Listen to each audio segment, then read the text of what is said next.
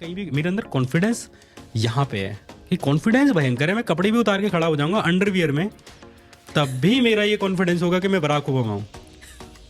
ये यूट्यूबर तुम्हारी बात उठा के ये पैसे वाला बन गया। जो जर्नलिस्ट टॉप पे पहुंचेंगे वो पैसे वाले बनेंगे। ऑब्वियस है कि जो टीवी में जो सुधीर चौधरी है वो गरीब थोड़े ना है। कुछ दिन पहले मुझे एक चीज समझ में आई कि कोई ये क्यों लिख रहा है कि वो कट्टर इस्लामी है या कोई कट्टर हिंदू है, क्योंकि उसके पास डॉक्टर लगाने को नहीं है। अगर उसके पास डॉक्टर होता लगाने के लिए, प्रोफेसर होता तो वो प्रोफेसर लगाता। जब आप सेक्युलर आदमी बनते हो तो एक पीसफुल नेशन बनते हो, तब आप दुबई की तरह ग्रोथ करते हो। जब आप एक कट्टर मुसलमान की तरह कट्टर हिंदू होना चाहते हैं तो आपकी डेवलपमेंट भी पाकिस्तान जैसी होगी। मुस्लिम फ्रेंड्स बने कॉलेज में, जब एक ने अपना नाम लिया था अफजल, मुझे बड़ा लगा कि किसी आदमी का नाम अफजल हो सकता है। अफजल तो गुरु था तो मेरे लिए पहचाना मुश्किल था कि किसी आदमी का नाम अफजल हो सकता है। और वो जो भी बोल रही है, जैसे ये लाइट जल रही है और मेरी गर्लफ्रेंड ये कही कि ये लाइट नहीं जल रही, मैं मान लूंगा कि ये जो खड़ा है भैंस खड़ी है यहाँ पे, मैं मानूंगा ही नहीं कि ये लाइट जल रही है। अब देखो आपकी कैसी लाइफ चलती है, क्या अच्छी मैरिड लाइफ चलेगी। हर दिन यही स्ट्रेस है, हिंदू मुस्लिम लड़ना है, मरना है, काटना है, रैलीज करनी है। उसके विचार में, दिमाग में ये विचार आएगा ही कैसे कि E बराबर MC² बनाना है मुझे। कितना इतना नार्सिसिस्ट भगवान किसी का कैसे हो सकता है? तो ये तो किसी ने अपने आप से बनाया है। जैसे हम मान रहे हैं कि वो इंसानों से ऊंचा है, तो यार इंसानों से समझदार भी तो ज्यादा होगा। वो तो ऐसा होगा कि मेरे को तो फर्क ही नहीं पड़ रहा, मुझे तो गाली दे लो तब भी नहीं फर्क पड़ रहा।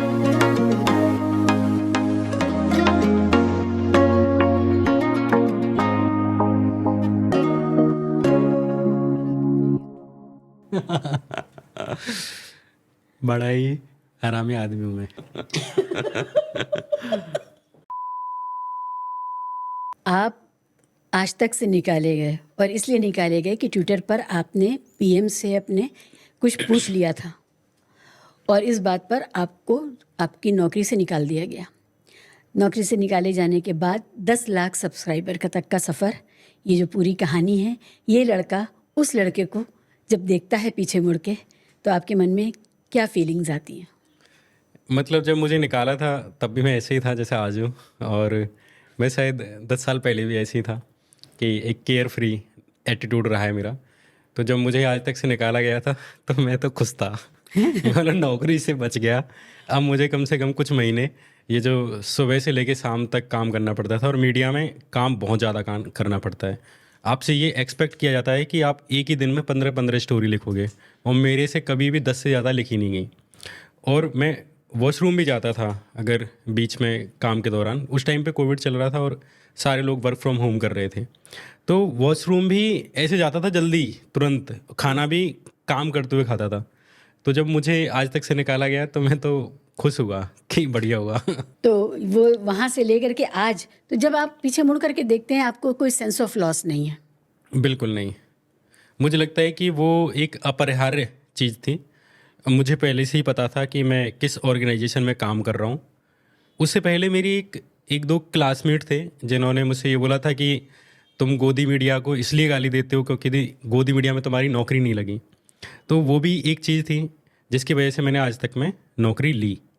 और एक ये रहता है कि एक अच्छी जगह है, आपके नाम के पीछे आज तक जोड़ेगा, आपके पास और कुछ है नहीं बताने को।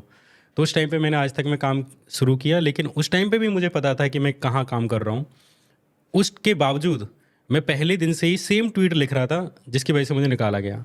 उस टाइम पे भी मैं ट्विटर स्पेस करता था और उन जो तमाम मुद्दे हैं जिन पे मुझे लगता था कि मुझे बोलना चाहिए, उन पे मैं बोलता था। तो ये अच्छा हुआ आपके लिए। एक तरह से आपने अपने पंख फैलाए, आपने नए तरह से सोचना शुरू किया और ये अपने लिए क्या जगह बनानी है, कैसे जगह बनानी है। मुझे लगता है कि अच्छा, मैं पास्ट को कभी ऐसे नहीं देखता कि इसमें अच्छा क्या था, इसमें बुरा क्या था, और ना फ्यूचर को मैं ऐसे देखता कि इसमें अच्छा क्या है या बुरा क्या है। पास्ट को अगर आप देखोगे तो जैसे ओशो ने एक बार बात कही थी कि आपके पास्ट में और आपके सपने में कोई अंतर नहीं है, कोई अंतर नहीं है। जैसे आप अपना सपना देखते हो और कुछ नहीं मिलता है, सेम जब पास्ट देखते हो तो आपको कुछ नज़र नहीं आता कि कुछ है या नहीं है। दुख था तो भी उसके कोई वैल्यू नहीं है, सुख था तब भी कोई वैल्यू नहीं है। तो मैं पास्ट को ऐसे ही देखता हूँ कि उसमें चाहे अच्छी थी चीज़ें चाहे बुरी थी, वो कोई मैटर ही नहीं करती। क्या ही था, आप भूखे पेट थे या भरे पेट थे, कोई फ़र्क नहीं पड़ता। काफ़ी दार्शनिकता है आपके जवाब में। आप कहाँ से आते हैं और ये जो आपके अंदर ये जो समझ पैदा हुई है, ये जो ठहराव है शख्सियत में, ये अभी का है या हमेशा से ऐसे ही था? अभी मुझे लगता है कि पिछले 1-2 साल में ज़्यादा चेंजेस आए हैं मुझे। मैं बहुत ज़्यादा सोचता हूँ डीपली लाइफ के बारे में, जीवन के बारे में या मौत के बारे में और लोगों के जेंडर्स के बारे में कि जेंडर कैसे अलग-अलग हैं, रिलीजन्स कैसे अलग-अलग हैं। कोई किसी चीज़ को अगर बोल रहा है, जैसे मैंने कुछ दिन पहले मुझे एक चीज़ समझ में आई कि कोई ये क्यों लिख रहा है कि वो कट्टर इस्लामी है या कोई कट्टर हिंदू है, क्योंकि उसके पास डॉक्टर लगाने को नहीं है। अगर उसके पास डॉक्टर होता लगाने के लिए, प्रोफेसर होता तो वो प्रोफेसर लगाता, वो कभी कट्टर सनातनी हिंदू नहीं लगाता। तो वो जो लोग हैं ना जो आज कट्टर हिंदू बन रहे हैं या ठाकुर बन रहे हैं, कट्टर ब्राह्मण, कट्टर भूमिहार, कट्टर यादव, तो ये ज़्यादातर वो लोग हैं जिनके पास पहचान के लिए वाकई में कोई दूसरी चीज़ नहीं है, जिनके पास एजुकेशन नहीं है, जिनके पास जॉब्स नहीं है। अगर उनके पास, अगर कोई भी आपने डॉक्टर देखा है कि उसने डॉक्टर हटा के कट्टर हिंदू लगाया हो, कट्टर डॉक्टर लगाया हो तो इसे मैं ऐसे देखता हूँ। बहुत खूब। यानी जो अपनी कमी है या अपनी पहचान की कमी है या जो मेहनत उन्हें अपने ऊपर करनी चाहिए थी वो उनमें नहीं कर सके हैं, तो अब वो अपने पहचान को इस तरह से भर रहे हैं। हाँ, ये बहुत अच्छा नज़रिया है सोचने का कि कोई इतनी बड़ी तादाद एक देश में अचानक इस तरह से कैसे व्यवहार करने लगी। इसके नॉन अचीवर्स। हाँ, उसको मैं ऐसे देखता हूँ कि इस देश जो साउथ एशियन कंट्रीज़ हैं या जहाँ पे भी रिलीजन ज़्यादा हैं, वो मुझे लगता है कि वो इमोशनल कंट्रीज़ हैं, और जहाँ इमोशन होगा वहीं रिलीजन पैदा हो सकता है। तो ये जो लोग हैं इनको आप सेकुलर भी बना सकते हो और इनको आप बहुत ईजिली कम्युनल भी बना सकते हो। इनको आप जातिवादी भी बना सकते हो और आप इनको देखोगे, मतलब मेरा ये है कि भारत में चाहे पाकिस्तान में चाहे बाकी जगहों पे आप लोगों से बात करके देखो और आपको पता चलेगा कि वो आदमी अत्यधिक भावुक है और अत्यधिक हरामी है। वो दोनों चीज़ें एक ही टाइम पे हैं। तो उसके कौन से पार्ट को आप कुरेद रहे हो वो वैसा बन जाएगा। आज भारत में मान के चलो कांग्रेस के टाइम पे हिंदू मुस्लिम एकता, ईसाई एकता, इन सब के गाने चलते थे, गांधी जी अच्छे हैं, अहिंसा होनी चाहिए, तो भारत वैसे ही सोचता था, लोग भी वैसे ही सोचते थे, लोग अपने तर्कों में भी वही बात रखते थे। लेकिन जब उनको बताया गया कि नहीं नहीं ऐसे तुम तो खतरे में हो, तुम्हें इसको वोट देनी चाहिए, तुम्हें ये बचाएगा, तुम्हें वो बचाएगा, तो उनके थॉट्स भी वैसे ही हो गए। तो भारत के लोगों का अपना कोई ईमान धर्म नहीं है, उनको आप जैसे चाहोगे वैसे बना दोगे, बहुत जल्दी बहलाए जा सकते हैं। बहुत आराम से। और बहले हुए हैं तभी तो वो रिलीजन को मानते हैं ना। जो आदमी इस बात में बिलीव कर सकता है कि ऊपर भगवान रहता है, 7वें आसमान में, 8वें में स्वर्ग है, नरक है, जो इस बात में बिलीव कर सकता है जिस बिना देखे, तो वो मोदी की बातों में क्यों बिलीव नहीं करेगा, या वो ट्रंप की बातों में क्यों नहीं बिलीव करेगा, वो करेगा। तो मेनली वो लोग हैं जो कच्ची मिट्टी की तरह, आप उनको जो चाहोगे वैसे बना लोगे। यही रीजन है कि भारत में राजा वाली व्यवस्था रही, सामंतों वाली व्यवस्थाएं रहीं, जमींदारी व्यवस्थाएं रहीं, क्योंकि हमें एक नेतृत्व चाहिए था, हमेशा हमें एक राजा चाहिए था, और वो जो बता दे हम उसी के अनुसार काम करें। और यही रीजन है कि भारत में नौकरी का क्रेज ज़्यादा है व्यापार के बजाय, बिजनेस के बजाय, क्योंकि हमें वहाँ पे भी बॉस चाहिए, एचआर चाहिए हर जगह। हमें अगर आप परिवार सिस्टम को देखेंगी तो वहाँ पे भी एक पितृ सत्ता बनाई गई, एक मुखिया बनाया गया। आपको ये सोचने के लिए मजबूर किया गया कि आपका बड़ा भाई जो डिसीजन लेगा वो सही है, आपको उसको मानना है हर हाल में। बाबा ने कुछ कहा है तो उसको आपको मानना है, पंडित जी ने कुछ कहा है आपको मानना है। आपकी ट्रेनिंग ही सिर्फ मानने की गई, आपको क्वेश्चन करने की ट्रेनिंग ही नहीं की गई। यही रीजन है कि भारत में अगर आप देखेंगी जो सबसे पहले डेमोक्रेसी कैसे ख़त्म की गई, तो सबसे पहले बीजेपी और आरएसएस ने ये चीज़ फैलाई लोगों को कि इस देश में जो पढ़े लिखे लोग हैं ना, उनकी फ्रीडम ऑफ स्पीच बहुत ज़्यादा है। तो उन्होंने क्या तर्क लगाया कि आप फ्रीडम ऑफ स्पीच के नाम पे ये नहीं बोल सकते हो, आप फ्रीडम ऑफ स्पीच के नाम पे ये नहीं बोल सकते हो। तो उन्होंने लिमिट करना शुरू किया, क्योंकि हमारे अंदर हमेशा से ही लिमिटेड रहने की आदत थी, और चूंकि आपने लिमिट वर्जन लोगों को दिया इसलिए आप मेजोरिटी में आए। जहाँ पे लोग ये कह रहे थे कि नहीं फ्रीडम ऑफ स्पीच होना चाहिए, वो कम थे, क्योंकि वो उस बॉक्स से बाहर बात कर रहे हैं। और हमें जो बीजेपी आई या आरएसएस आई, उन्होंने कहा कि लोकतंत्र के नाम पर आप ये नहीं कर सकते हो। तो मतलब राजशाही वाली चीज़, आपको कहा जाएगा कि आप सेकुलरिज्म के नाम पे ये नहीं कर सकते हो, आप डेमोक्रेसी के नाम पे ये नहीं कर सकते हो। तो ये जो पूरी चीज़ें आप देखोगे ना, ये सारी सामंतवाद, फ्यूडलिज्म और राजशाही, इन्हीं सारी चीज़ों से होकर गुजरते हैं कि भारत के लोगों की ट्रेनिंग फालतू चीज़ों की है, मानने की है, हाँ के जाने की। हाँ के जाने की है। मैं अपना एक एक्सपीरियंस शेयर करूं। मैं एक बहुत अच्छे और पढ़े लिखे संभ्रांत पैसे वाले ग्रुप का हिस्सा हूं। दोस्त हैं सब हमारे और बहुत अच्छे लोग हैं। उन्होंने अपने व्हाट्सएप ग्रुप पे हमारे एक चीज़ डाली और उसमें 5-6 पॉइंट्स थे और वो इस बारे में थे कि हमसे ये सब छुपाया गया हिंदू धर्म का गौरवशाली इतिहास। तो उसमें कुछ मथुरा का शहर यहाँ मिला, राम सेतु के बारे में कुछ था, कुछ ये बहुत 7-8 चीज़ें थी। तो मैंने जब उनको देखा तो मुझे याद आ गया ये तो सारी चीज़ें हम लोग, क्योंकि मैं जर्नलिज्म से आती हूँ, तो ये तो फैक्ट चेक हो चुका है और ये सारी की सारी बकवास चीज़ें हैं, ये झूठी चीज़ें हैं और ये AI के ज़रिए बनाई गई चीज़ें हैं, तस्वीरें हैं। तो मैंने उनको ईच केस के बारे में ग्रुप में डाल दिया। तो उनमें से एक ने जवाब दिया कि सदियों से हिंदू धर्म को दबा करके रखा गया, हमें अपने धर्म के बारे में गर्व करने के लिए इजाज़त ही नहीं थी। आज हमारे धर्म के बारे में कुछ बात होती है तो लोग फैक्ट चेक करते, लेकिन हम उसको नहीं मानते। तो पढ़ा लिखा आदमी और वो फैक्ट्री चलाते हैं, ओनर हैं और बहुत पैसे वाले हैं।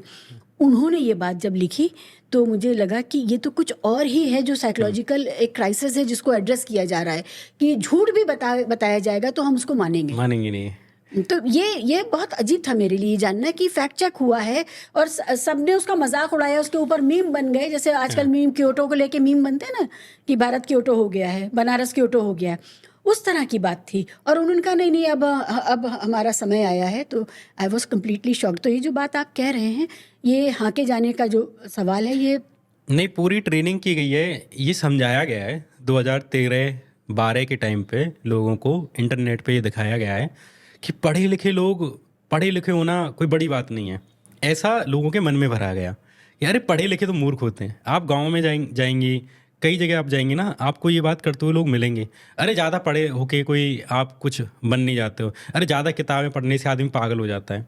तो पहले इन्होंने बीजेपी और आरएसएस का ये पूरा एक उनकी जो ट्रेनिंग रही है, उन्होंने समाज में ये चीज़ भरी कि JNU, BHU, DU या हैदराबाद सेंट्रल यूनिवर्सिटी या कोलकाता यूनिवर्सिटी, इनके जो बच्चे जो बात कह रहे हैं ये तो मूर्ख हैं।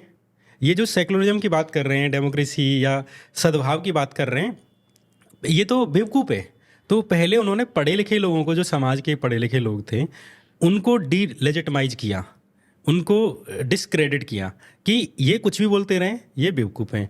तो वही चीज़ है कि आज अगर मान के चलो आपको ये बोला जाए कि गणेश जी की मूर्ति जो है वो पानी पीती है, या मान के चलिए कई सारे पुजारियों की एक तस्वीर आती है कि जिसमें वो ऐसे करते हैं ओम क्लीम लीम लीम करके और उसमें आग लगा देते हैं, वो है ना। तो जबकि वो कपूर से और केमिकल से आग लगाते हैं। आप जाके उनको बोल दीजिए लोगों को कि देखो ये तो टेक्निकली ऐसे लगा जा रहा है, लेकिन वो मानेंगे ही नहीं, उनको मानना ही नहीं है, क्योंकि उनके दिमाग में ये कर दिया गया कि आप पढ़े लिखे लोगों को मानो ही मत और आप उन्हें इग्नोर कर सकते हो कि ये तो मूर्ख हैं। तो ये पूरी ट्रेनिंग का हिस्सा है। हाँ, पढ़े लिखे लोग जो हैं वो बात बिगाड़ रहे हैं, खेल ख़राब कर रहे हैं, या हमारे दुश्मन हैं या हमारे धर्म के दुश्मन हैं। अगर आप देखोगे पढ़े लिखे वाला ये लेके ही इसलिए आए कि इनको पता था कि हमारी इंटेलेक्ट को या हमारे प्रोपेगेंडा को केवल कम्युनिस्ट बस्ट कर सकते हैं। तो कम्युनिस्टों के बारे में इन्होंने क्या करा कि कम्युनिस्ट मतलब ज़्यादातर पढ़े लिखे थे और यूनिवर्सिटियों में ही बचे। तो इसलिए उन्होंने ये कहा कि अरे हमारा सबसे बड़ा दुश्मन कौन है? मुसलमान नहीं है, हमारा सबसे बड़ा दुश्मन कम्युनिस्ट है, हमारा सबसे बड़ा दुश्मन ये पढ़े लिखे सेक्युलर लोग हैं। तो उन्होंने सबसे पहले अपने ही समाज के जो पढ़े लिखे लोग थे उनको डिलेजिटिमाइज किया, उनको डिस्क्रेडिट किया, ताकि लोग उनकी सुने नहीं। मैंने एक चीज़ कहीं पढ़ी थी कि किसी समाज की नति या पतन तब नहीं होता है कि जब उस समाज में बुरे लोगों की संख्या बढ़ जाती है, तब नहीं होता है। उस समाज की नति तब होती है जब अच्छे लोग निष्क्रिय हो जाते हैं, जब अच्छे लोग बोलना बंद कर देते हैं, उनकी बोलती बंद कर दी जाती है। बस। तो पिछले 10 साल में केवल यही हुआ कि इस देश में धीरे धीरे हर मुद्दे पे, पहले जैसे अगर आप देखेंगी दीपावली के टाइम पर हम सारे लोग जो हिंदू ही थे और जो दीपावली बड़े दिल से मनाते थे, वो लोग अपनी शुभेच्छाओं में या ये कहें कि अपने कार्ड्स में ये लिखते थे कि हैप्पी दिवाली, भगवान आपको समृद्ध करे, भगवान आपकी सारी तकलीफ़ें दूर करे, आप पूरे परिवार को हैप्पी दिवाली। और नीचे लिखते थे कि अपनी सावधानी रखें, पटाखे कम बजाएं, ग्रीन हैप्पी दिवाली मनाएं। वो सब हिंदू थे 2013 और 12 में। लेकिन आज आप ये बात बोल नहीं सकते हो, आप ट्विटर पे लिख नहीं सकते हो, आप हिंदू हैं, आप भगवान को मानते हैं, पर आप ट्विटर पे ये नहीं लिख सकते हो कि मेरे दोस्त, मेरे भाई, ये पर्यावरण हम सबका है, हमारा है, आपका है।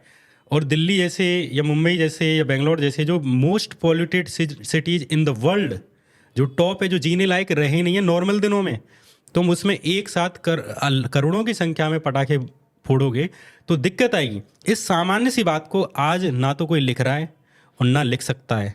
आज कितने बॉलीवुड सेलिब्रिटीज़ को आपने देखा है कि उन्होंने ये बात लिखी हो? किसी ने नहीं लिखी। पहले एड्स आते थे, आज टीवी कोई ऐड नहीं आता है इस तरह का जिसमें आप ये बात बोल दो, क्योंकि आपके पढ़े लिखे वर्ग को धीरे धीरे धीरे कर करके एकदम चुप करा दिया गया है। पहले अगर 100 लोग बोलते थे तो आज उसकी संख्या केवल 2 है। आज आप अगर टीचर भी हैं, आप अपने व्हाट्सएप ग्रुप में किसी गलत बात का जिक्र नहीं कर सकते हैं। आप प्रोफेसर हैं, आप अपने प्रोफेसरों के ग्रुप में किसी गलत बात का विरोध नहीं कर सकते। आप बैंक कर्मी हैं, आप अग्निवीर हैं, आप किसान हैं, आपको डिफरेंस रखने की अनुमति ही नहीं रही, जबकि देश आपका है। आप हिंदू भी हैं, आप सब कुछ हैं, अपनी तकलीफ भी नहीं बता सकते। डीजे जो चलता है किसी पर्व पर, उसमें बीमार थे घर में, उनके वजह से उन्होंने जाकर के कहा कि धीमा कर लीजिए। हाँ। तो उसको मारा गया बाकायदा। तो वो एंटी हिंदू मान लिया होगा ना कि आप हिंदू विरोधी कर रहे हो।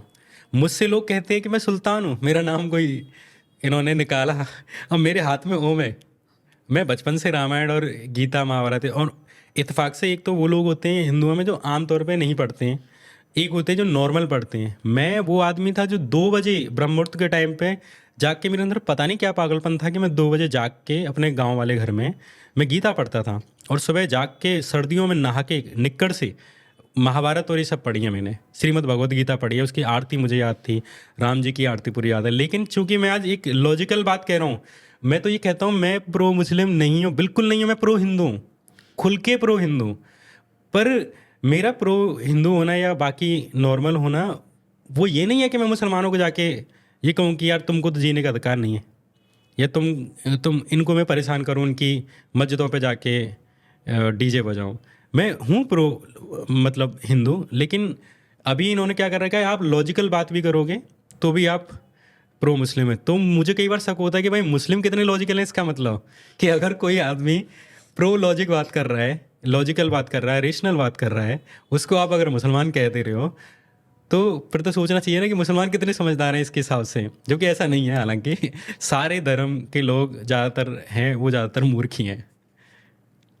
धर्म सोचने पर ही तो पाबंदी लगाता है। सबसे पहले वो कहता है जो लिख दिया गया उसको ऐसे ही मान लो, और वो इंसानों का लिखा हुआ है सब कुछ, जो हर धर्म के पुजारियों ने और मौलवियों ने लिखा है। लेकिन सोचने पर रोक लगाई है कि जो हमने बताया उसके आगे सोचना नहीं है।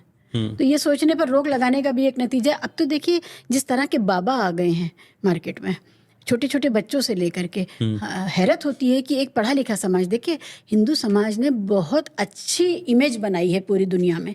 वो पढ़े लिखे होते थे, विदेशों में जब जो हिंदू समाज के लोग काम कर रहे थे उनको लेकर के ये था, ये पढ़े लिखे होते हैं, मेहनती होते हैं, मृदुभाषी होते हैं, सॉफ्ट स्पोकन होते हैं, लड़ने झगड़ने में यकीन नहीं रखते हैं, इस तरह की इमेज थी। आज हिंदू होने का ये मतलब खत्म हो गया है।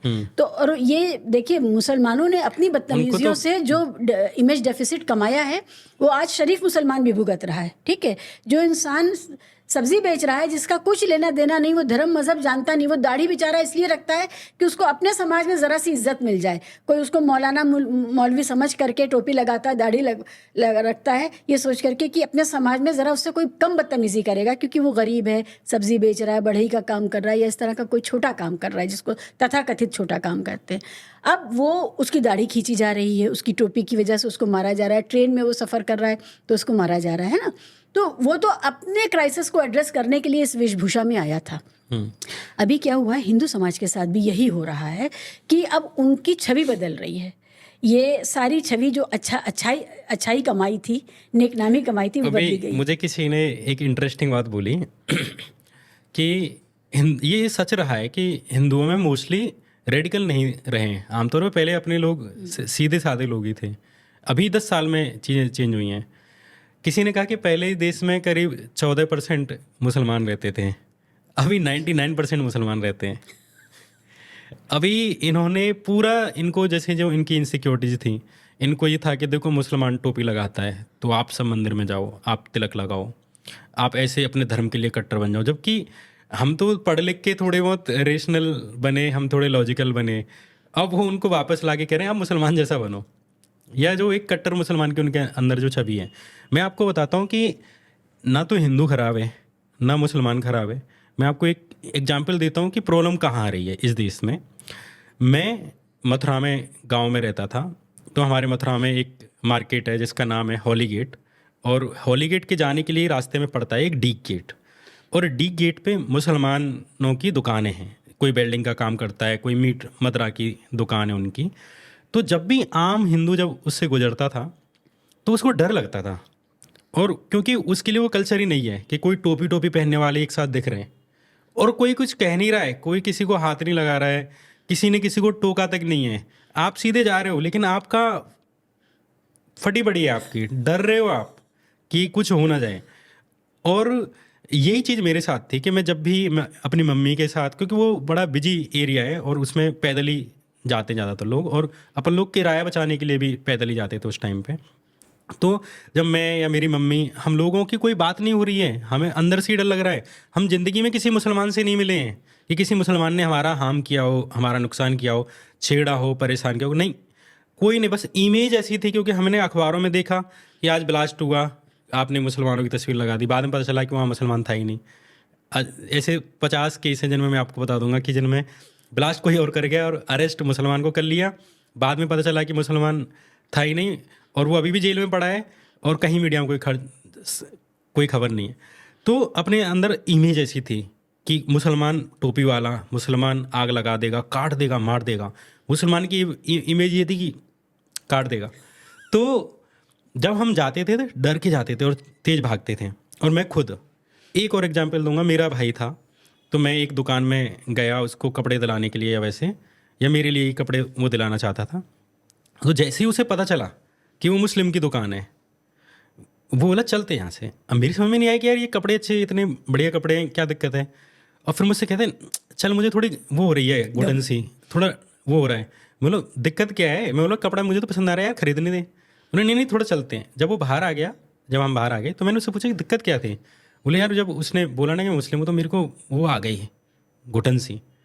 अब मैं आपको अंतर बताता हूँ आगे का, कि जब मैं दिल्ली आया और मेरी पहली बार मुस्लिम फ्रेंड्स बने कॉलेज में, जब एक ने अपना नाम लिया था अफजल, मुझे बड़ा लगा कि किसी आदमी का नाम अफजल हो सकता है।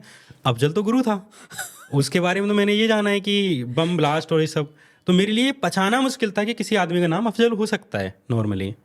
ये मेरा दिल्ली आने तक था।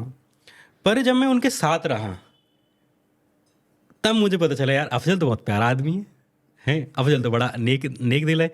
अफजल ने तो मुझे उधार भी दिए, अफजल ने मुझसे भी उधार लिए, अफजल ने मुझे खाना भी खिलाया, मैंने भी उसे खाना खिलाया, हम फ्रेंड बने। अफजल मुझे अलग अलग जगहों पे ले गया, मैं उसके साथ मस्जिद पे गया, कई बार हम गुरुद्वारे भी गए।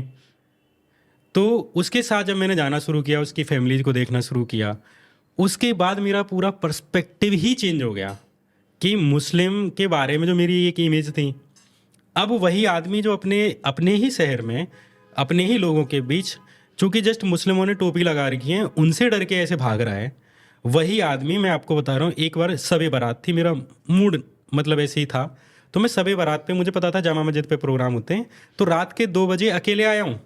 मुझे पता है मेरे हाथ में ओम है, और मैं कितनी बार जामा मस्जिद ऐसे ही कुछ खाने पीने के लिए यहाँ जो पूरे एरिया में ऐसे ही चल देता हूँ, पूरी मार्केट में ऐसे ही जाता हूँ, और यहाँ तो केवल मुस्लिम है, मुझे इतना डर नहीं लगता। क्यों? क्योंकि मैं मुसलमानों से मिल लिया। मुझे पता है कि अगर कोई बात भी होगी तो मैं बता दूंगा यार मेरी गलती नहीं है या कुछ ऐसा है, मैं बात कर लूँगा, हो जाएगा। पर वो जो एक्स्ट्रा डर है कल्चर का, जो हमें इंटरेक्शन ही नहीं हुआ किसी का, उस वजह से प्रॉब्लम है आज। वही ना जानने का डर, ना जानने का डर, और उसी का फ़ायदा ये पॉलिटिकल नेता उठाते हैं।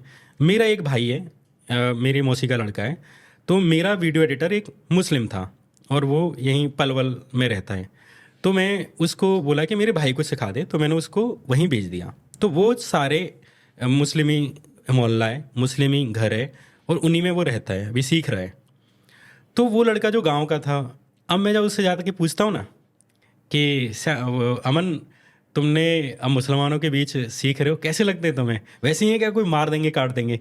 बोलो भैया वो तो बहुत ही अच्छे आदमी हैं। ये मेरे मौसी के लड़के के वर्ड हैं जो ज़िंदगी में कभी मुसलमानों से नहीं मिला, पहली बार मुसलमानों के बीच रह रहा है। अभी कल उसने इंस्टाग्राम पे एक स्टेटस डाला थोड़ा फ़नी वाला, और जो कट्टर मुस्लिम वाला एक मतलब थोड़ा फ़नी वे में। तो आज वो उनके साथ बिरयानी खाने की उसने तस्वीर डाली, उनके साथ सिनेमा के जाता है। तो अब मैं मुझसे तो कह रहा भैया वो हिंदुओं से भी अच्छे हैं, उसके ये एग्जैक्ट वर्ड है, मैं बिल्कुल एग्जैजरेट नहीं कर रहा। मैं ये बात नहीं मानता कि कोई भी व्यक्ति किसी कास्ट से, कोई भी व्यक्ति किसी रिलीजन से अच्छा है। सारे लोग इक्वली खराब हैं, इक्वली अच्छे हैं। पर मैं आपको ये बता रहा हूँ कि मुसलमानों के बारे में जो एक इमेज बना रखी है, हाय काट देगा मार देगा, वो है ही नहीं, एग्जिस्ट ही नहीं करती है कहीं। वो अपने जैसे लोग हैं और थोड़े डरे हुए लोग हैं इस टाइम पे। बस उनके साथ ये है कि वो इमोशनल हैं और अपने रिलीजन से थोड़े ज़्यादा जुड़े हुए हैं। आप थोड़े कटे हुए हो क्योंकि आप कम इमोशनल हो। मैं तो ये कहता हूँ जो आदमी जितना कम इमोशनल होगा वो अपनी लाइफ में उतनी तरक्की करेगा। आज यही रीज़न है कि मुस्लिम समाज के लोग इमोशनल बहुत ज़्यादा हैं अपने नेता के प्रति, अपने रिलीजन के प्रति, अपनी चीज़ों के प्रति।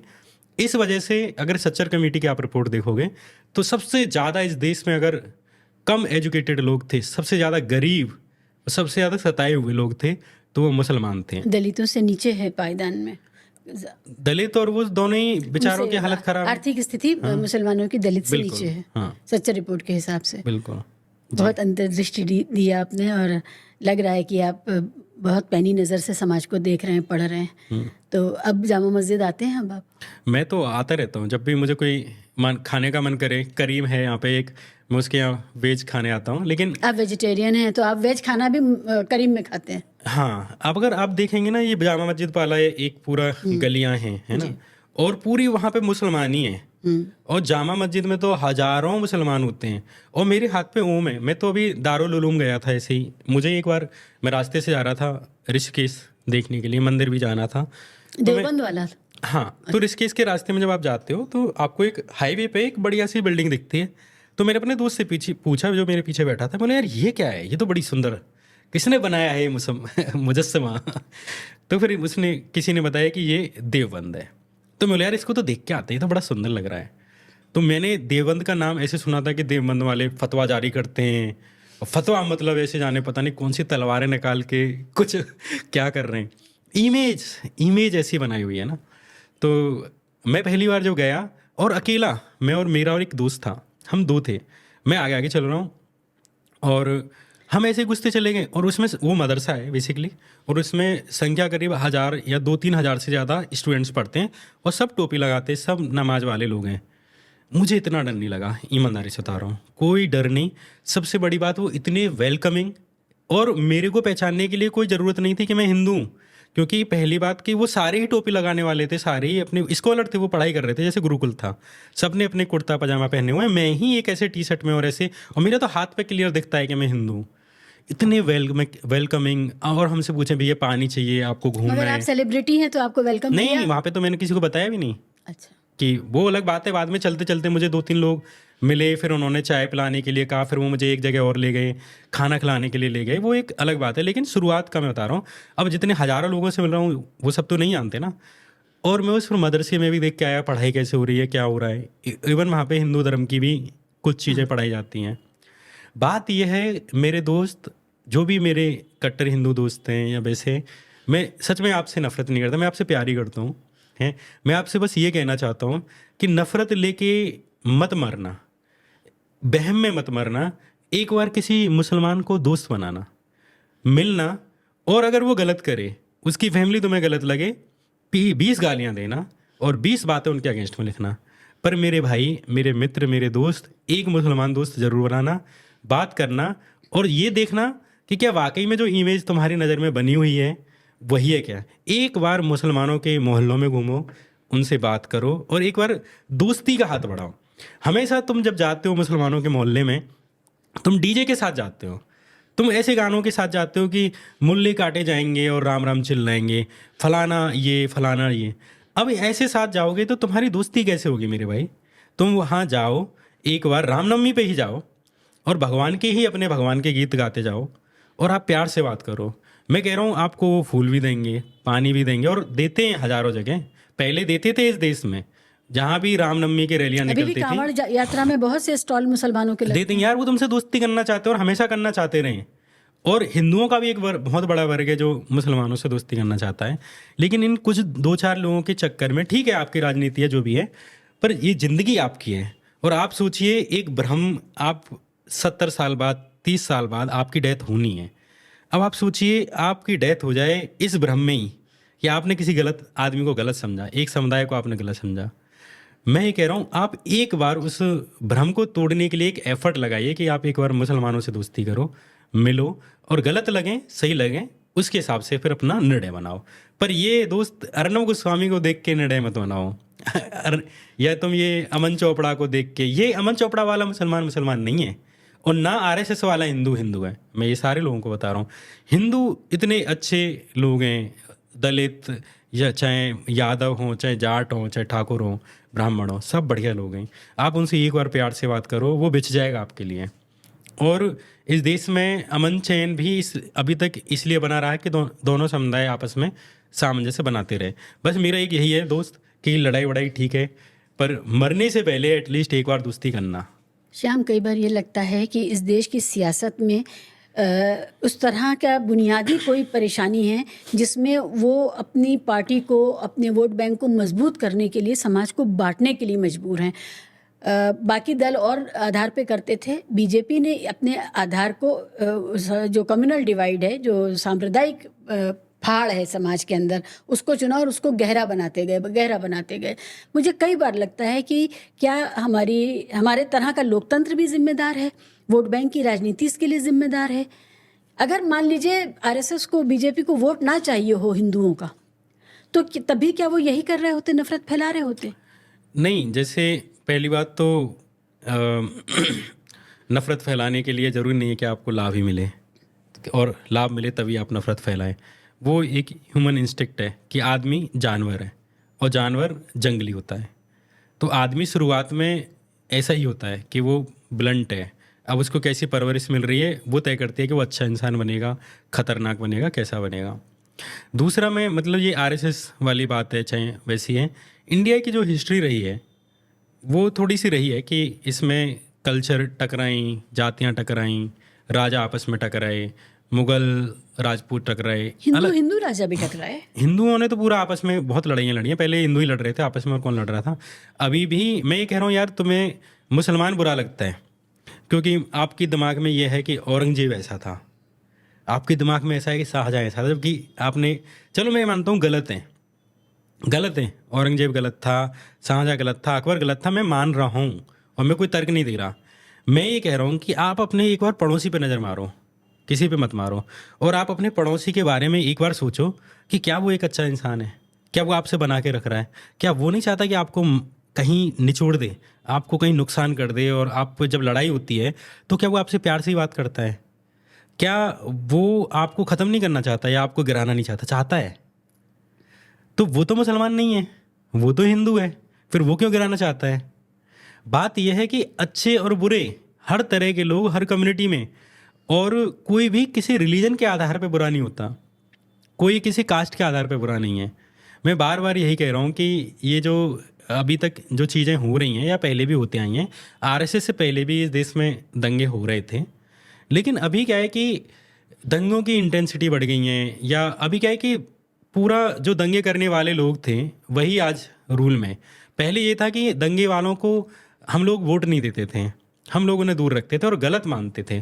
किसी से कोई नफ़रत करे, जैसे आज से अगर मैं 10 साल पहले अगर इमेजिन करूं, 15 साल पहले, कि अगर कोई ये कहे कि मूल्य काटे जाएंगे, या किसी के भी बारे में ऐसे कहे कि इनकी ये कर दो, इनका वो कर दो, हम उसे एक बुरे आदमी की तरह देखते थे कि ये कितना बदतमीज़ और असभ्य आदमी है। लेकिन आज वही हमें रूल कर रहे हैं।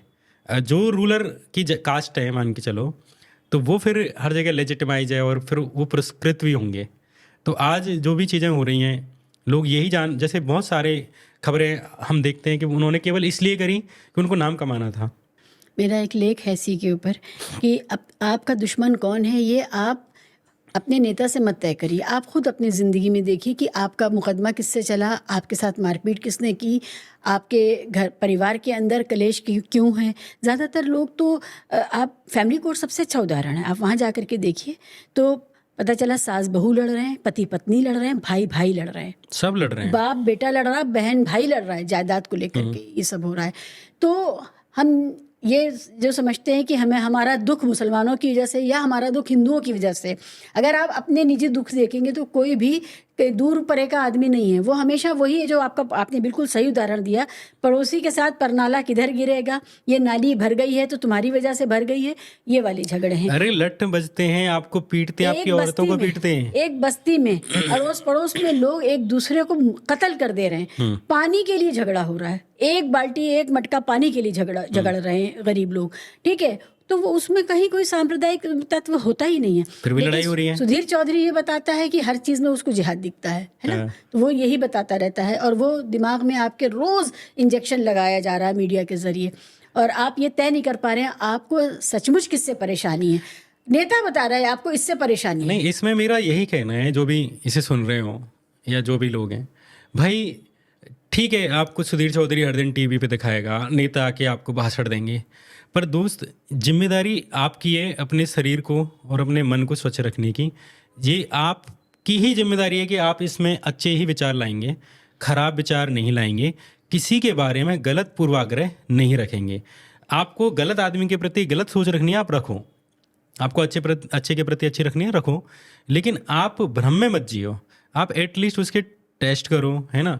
तो ये आपकी जिम्मेदारी है कि आप मत अलाउ करो कि सुधीर चौधरी शो कर रहा है या अर्नब गोस्वामी कर रहा है तो हम उससे प्रभावित हों, योगी आदित्यनाथ कुछ भी बोल रहे हैं तो हम उससे प्रभावित हों। भाई सिर्फ आप हो मेरे दोस्त, मैं यही कह रहा हूँ कि मरने से पहले अपने ये जो भी टॉक्सिटी है, जो भी जहर है, इसको निकालना। मरने के बाद वो कब ना, तो वैसे हालांकि कोई फ़र्क भी नहीं पड़ता इससे कि मरने के बाद आप, मरने से पहले आपने कैसा जीवन जिया, इससे कोई फ़र्क नहीं पड़ता मरने के बाद। हाँ, पर फिर भी मैं यही कह रहा हूँ, पर मेरा यही है कि दोस्त नफरत लेके क्यों जी रहा है यार, एक बार बात करो और सुलटाओ ना ये मामला क्या है। बहुत अच्छा। हाँ। तो ये आपकी शख्सियत का ये पहलू मुझे नहीं पता था कि आप इतना डीप थिंकर भी हैं। हाँ। और इन विषयों के बारे में सोचते हैं। मुझे ये लगा था कि एक नौजवान है जो काम जानता है, मीडिया से आए हैं, तो उन्होंने सोचा कि हम इन्वेस्टिगेटिव रिपोर्टिंग करेंगे और इन्वेस्टिगेटिव स्टोरीज करेंगे। पूरा आपका सफ़र क्या है, श्याम मीरा सिंह का जो यूट्यूबर है उसका सफ़र क्या है, कैसे आपने अपने लिए तय किया कि मैं इस जॉनर में जाऊंगा, ये वाली तरह की किस्म की? जैसे शायद नवाजुद्दीन सिद्दीकी का ही एक डायलॉग एक मूवी में कि साला हमें ही नहीं पता हम कुछ कर क्या रहे हैं यहाँ, है ना। तो मेरा भी यही है कि मुझे भी नहीं पता कि मैं क्या कर रहा हूँ, और मैं थोड़ा सा चला गया हूँ मैं वैसे थोड़ा डीप थॉट्स में कि करके भी कुछ हो नहीं रहा, और मैं इस भ्रम में नहीं जीता कि मेरे कुछ भी करने से कोई फ़र्क पड़ता है। ये ईगो मेरे पास नहीं है कि मैं कोई महान कार्य कर रहा हूँ या मैं कुछ अच्छा कर रहा हूँ और या मेरे करने से कुछ फ़र्क भी पड़ेगा। पहली बात तो मैं मानता भी नहीं हूँ कि फ़र्क पड़ेगा, पड़ रहा हो तब भी मेरा उससे कोई लेन देन नहीं है।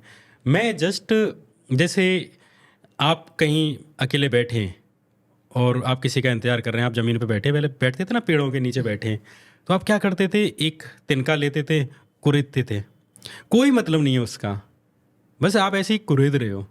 मैं भी बस कुरेद ही रहा हूँ यूट्यूब पे कि जो पुरानी टॉपिक्स हैं, पुरानी वीडियोज़ हैं, पुराने मामले हैं, उनके बारे में लोगों को याद दिला रहा हूँ, उनको बता रहा हूँ, और थोड़ी अच्छी रिसर्च के साथ और थोड़े बेहतर तरीके के साथ। इसके अलावा मेरा कोई उद्देश्य नहीं है। मुझे पता है कि इस देश को ना तो मेरी सुधारने का जिम्मा और ना मैं उस जिम्मा को उठा भी रहा हूँ। ऐसा कई लोगों को मेरे मतलब मान के चलिए मुझे देखते होंगे, उनकी मुझ में बहुत आस्था रही होगी और वो मुझे बहुत पॉजिटिवली देखते होंगे, लेकिन मेरा ऐसा कोई उद्देश्य नहीं है कि मैं समाज सुधारने के लिए कर रहा हूँ। मैं एक जस्ट क्योंकि मैं कुछ और क्या ही करूँ, सच को कुरेद रहे हैं आप। क्या ही है मेरे पास, मैं बस कर रहा हूँ और एक दिन हिसाब हो जाएगा, चले जाएंगे। तो तब तक जब तक सांसें हैं तब तक बेहतरी के लिए कोशिश कर रहे हैं। बस यही है कि मेरा ये कोशिश है कि मैं इस पूरी दुनिया में किसी एक भी आदमी से नफ़रत ना करूं।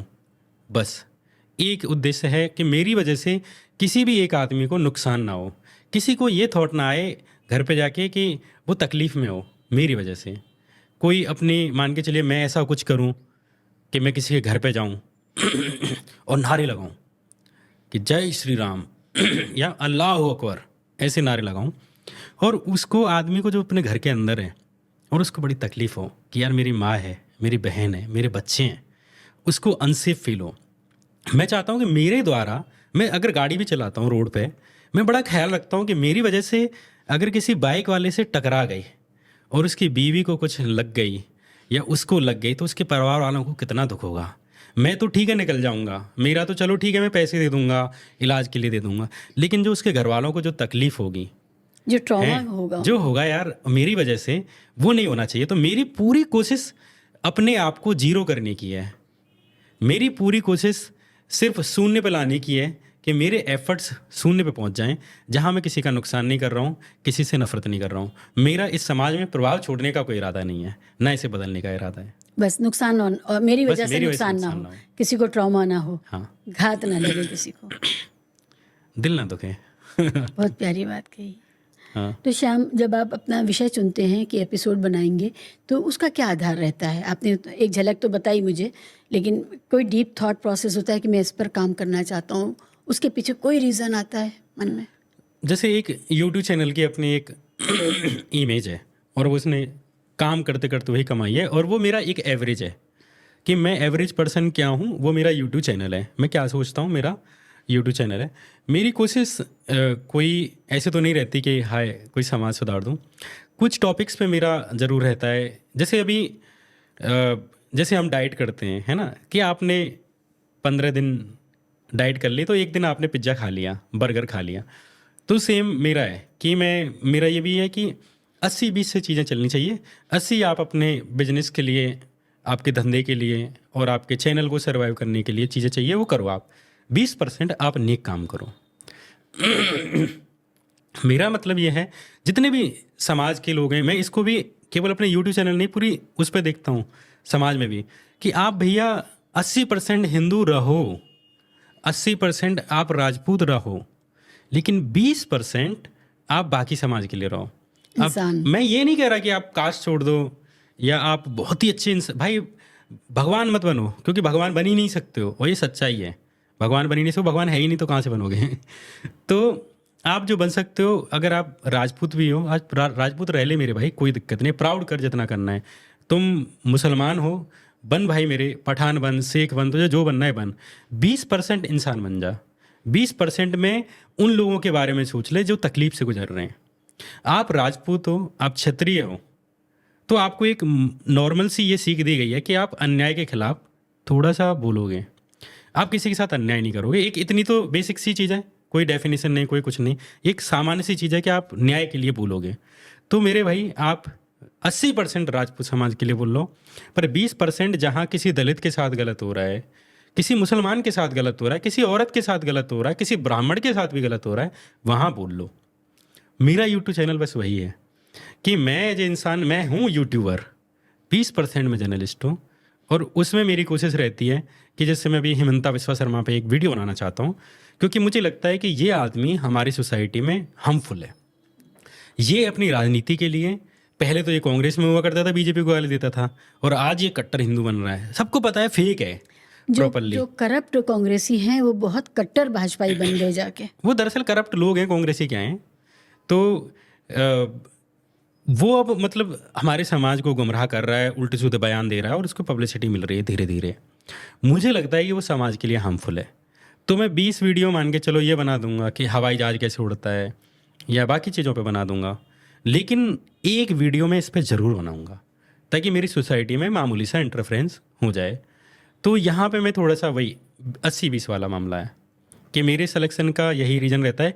80% कि चैनल के लिए कौन सी चीज़ें अच्छी हैं, लॉन्ग टर्म में कौन सी वीडियो चलेंगी, और लंबे समय तक कौन सी देखी जाएंगी। जैसे मैंने लादेन पे बनाई तो लादेन पे वीडियो बनाई, सद्दाम हुसैन पे बनाई, तो मुझे पता है ये ऐसे टॉपिक्स हैं, इन पे लोग सालों देखेंगे। इसके अलावा 20% मेरी ऐसी रहती हैं जिन पे मैं सोचता हूँ कि इसको मैं सोसाइटी पे करूँगा 20%, और यही मेरी पूरी लाइफ में दिखता है कि मैं 80% अच्छा हूँ, 20% अपने हरामपने के लिए रिजर्व रखी हुई हैं। 80% सच बोलूँगा, 20% झूठ बोलूँगा, 80% ईमानदार रहूँगा, 20% चोरी करूँगा। तो मेरा 80-20 वाला है। अब यहाँ पे कमेंट्स आएंगे आ जाए, कोई दिक्कत नहीं है।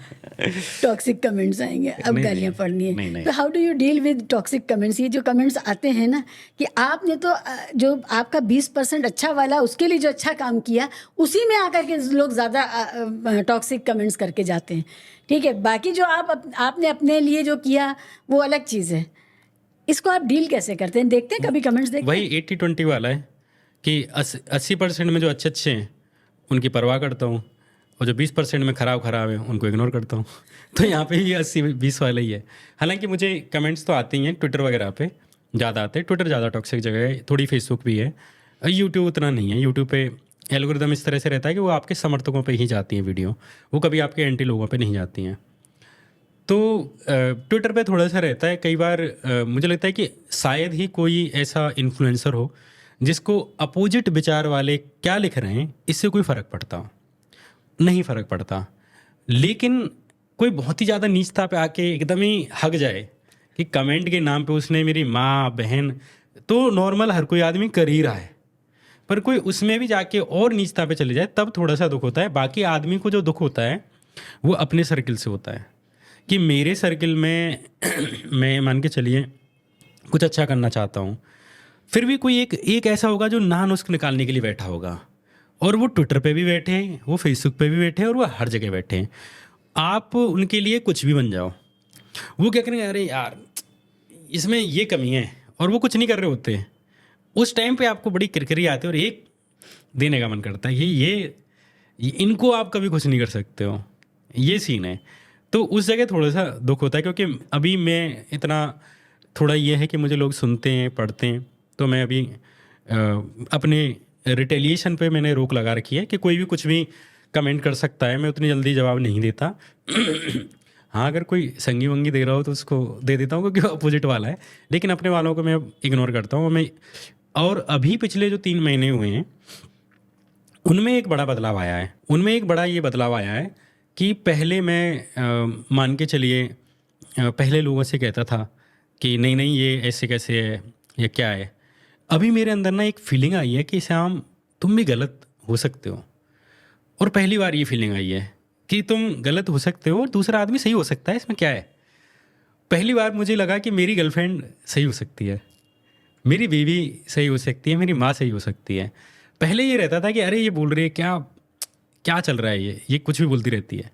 पर फिर मुझे ये लगा कि बहुत सारे ऐसे मामले आए, मैं अपनी गर्लफ्रेंड से ही लेता हूँ, और उसी से ही मुझ में ये टॉलरेंस आई कि मैं बहुत सारे मुद्दों पे मैं ऐसे कुछ भी खरीदता हूँ, तो मैं वो किसी चीज़ को खरीदने चला गया और उसने मुझे कमेंट कर दिया कि नहीं नहीं ये मत कर। मैं बोला यार तू हर चीज़ में ये टांग मत अड़ाया कर, या और ऐसी ही 50 चीज़ें हुई आने जाने पे, किससे मिलूँ या किस पे नहीं, हर चीज़ में मैं बोला टांग मत अड़ा यार, मेरी तुमने टॉक्सिक कर दिया चीज़ें, हर चीज़ में तुम्हें टांग अड़ानी है, हर चीज़ में तुम्हें ओपिनियन देना है। और वो है थोड़ी डोमिनेटिंग है वो, ये सच है। पर मैंने फिर ये देखा कि पता नहीं क्या होता कि लास्ट में वो सही निकलती हैं। तो मैं बोला यार ये हो क्या रहा है, ये कैसे सही निकल रही है बार बार। फिर मुझे ये रियलाइज़ हुआ कि अगर कोई लोग लिबरल समाज में भी अगर वो कुछ कह रहे हैं ना तो वो सही हो सकते हैं। तो अब मैंने ना वो स्पेस छोड़ दिया है कि क्या पता वो सही हो तो छोड़ दें। अभी मेरी जैसे मैं उनके बारे में, शादी के बारे में सोच रहा हूँ जिससे, तो मेरे अंदर 2-3 थॉट्स थे कि यार इन पे नहीं बनती है, ये बहुत डोमिनेटिंग है और इसे झेलना बड़ा मुश्किल है, तो टॉक्सिक हो जाएगा। मैं वैसे इस चीज़ पे मैंने अपने घर पे भी बात करी, दोस्तों से भी बात करता, फिर भी मैं उससे शादी के लिए तैयार। ये बड़ी दिलचस्प बात कि भाई जैसे आप तुम ये मान रहे हो कि डोमिनेटिंग है, टॉक्सिक भी हो जाएगी और चढ़ती है आपके ऊपर ओपिनियंस पे, सुनती नहीं है आपको, और इवन रिफॉर्म भी नहीं करती है, आप कुछ एडवाइस करोगे नहीं करेगी। फिर भी आप क्यों उसके साथ रहना चाहते हो। मुझे ये रियलाइज़ हुआ, मैंने ये माना कि हो सकता है कि मैं ये जो सोच रहा हूँ उसके बारे में कि ये डोमिनेटिंग है, क्या पता ये डोमिनेटिंग ना हो, और क्या पता जिन चीज़ों के बारे में आज हम दोनों में बहस है, कल को मान के चलो इन बहसों का निर्णय निकलेगा, रिजल्ट निकलेगा, क्या पता यही सही निकलेगी, और मुझे पता है, पूरा भरोसा है कि वही सही निकलेगी। तो इसलिए मैं उसे फ्यूचर में ही मान के कि आगे जाके सही निकलेगी, इसलिए मैं शादी के लिए तैयार हो गया। हाय हाय। तो मेरा भी अब ये लोगों पे ये आ गया कि अब मैं किसी आरएसएस का हो, बीजेपी का हो, कम्युनिस्ट हो, कांग्रेसी हो, आम आदमी पार्टी का हो, मैं अगर कोई मुझसे कोई बात कह रहा होता है तो मैं उसे 20% ये जगह देता हूँ कि वो राइट हो सकता है, इसलिए मैंने अब उन चीज़ों में बहस करना छोड़ दिया है।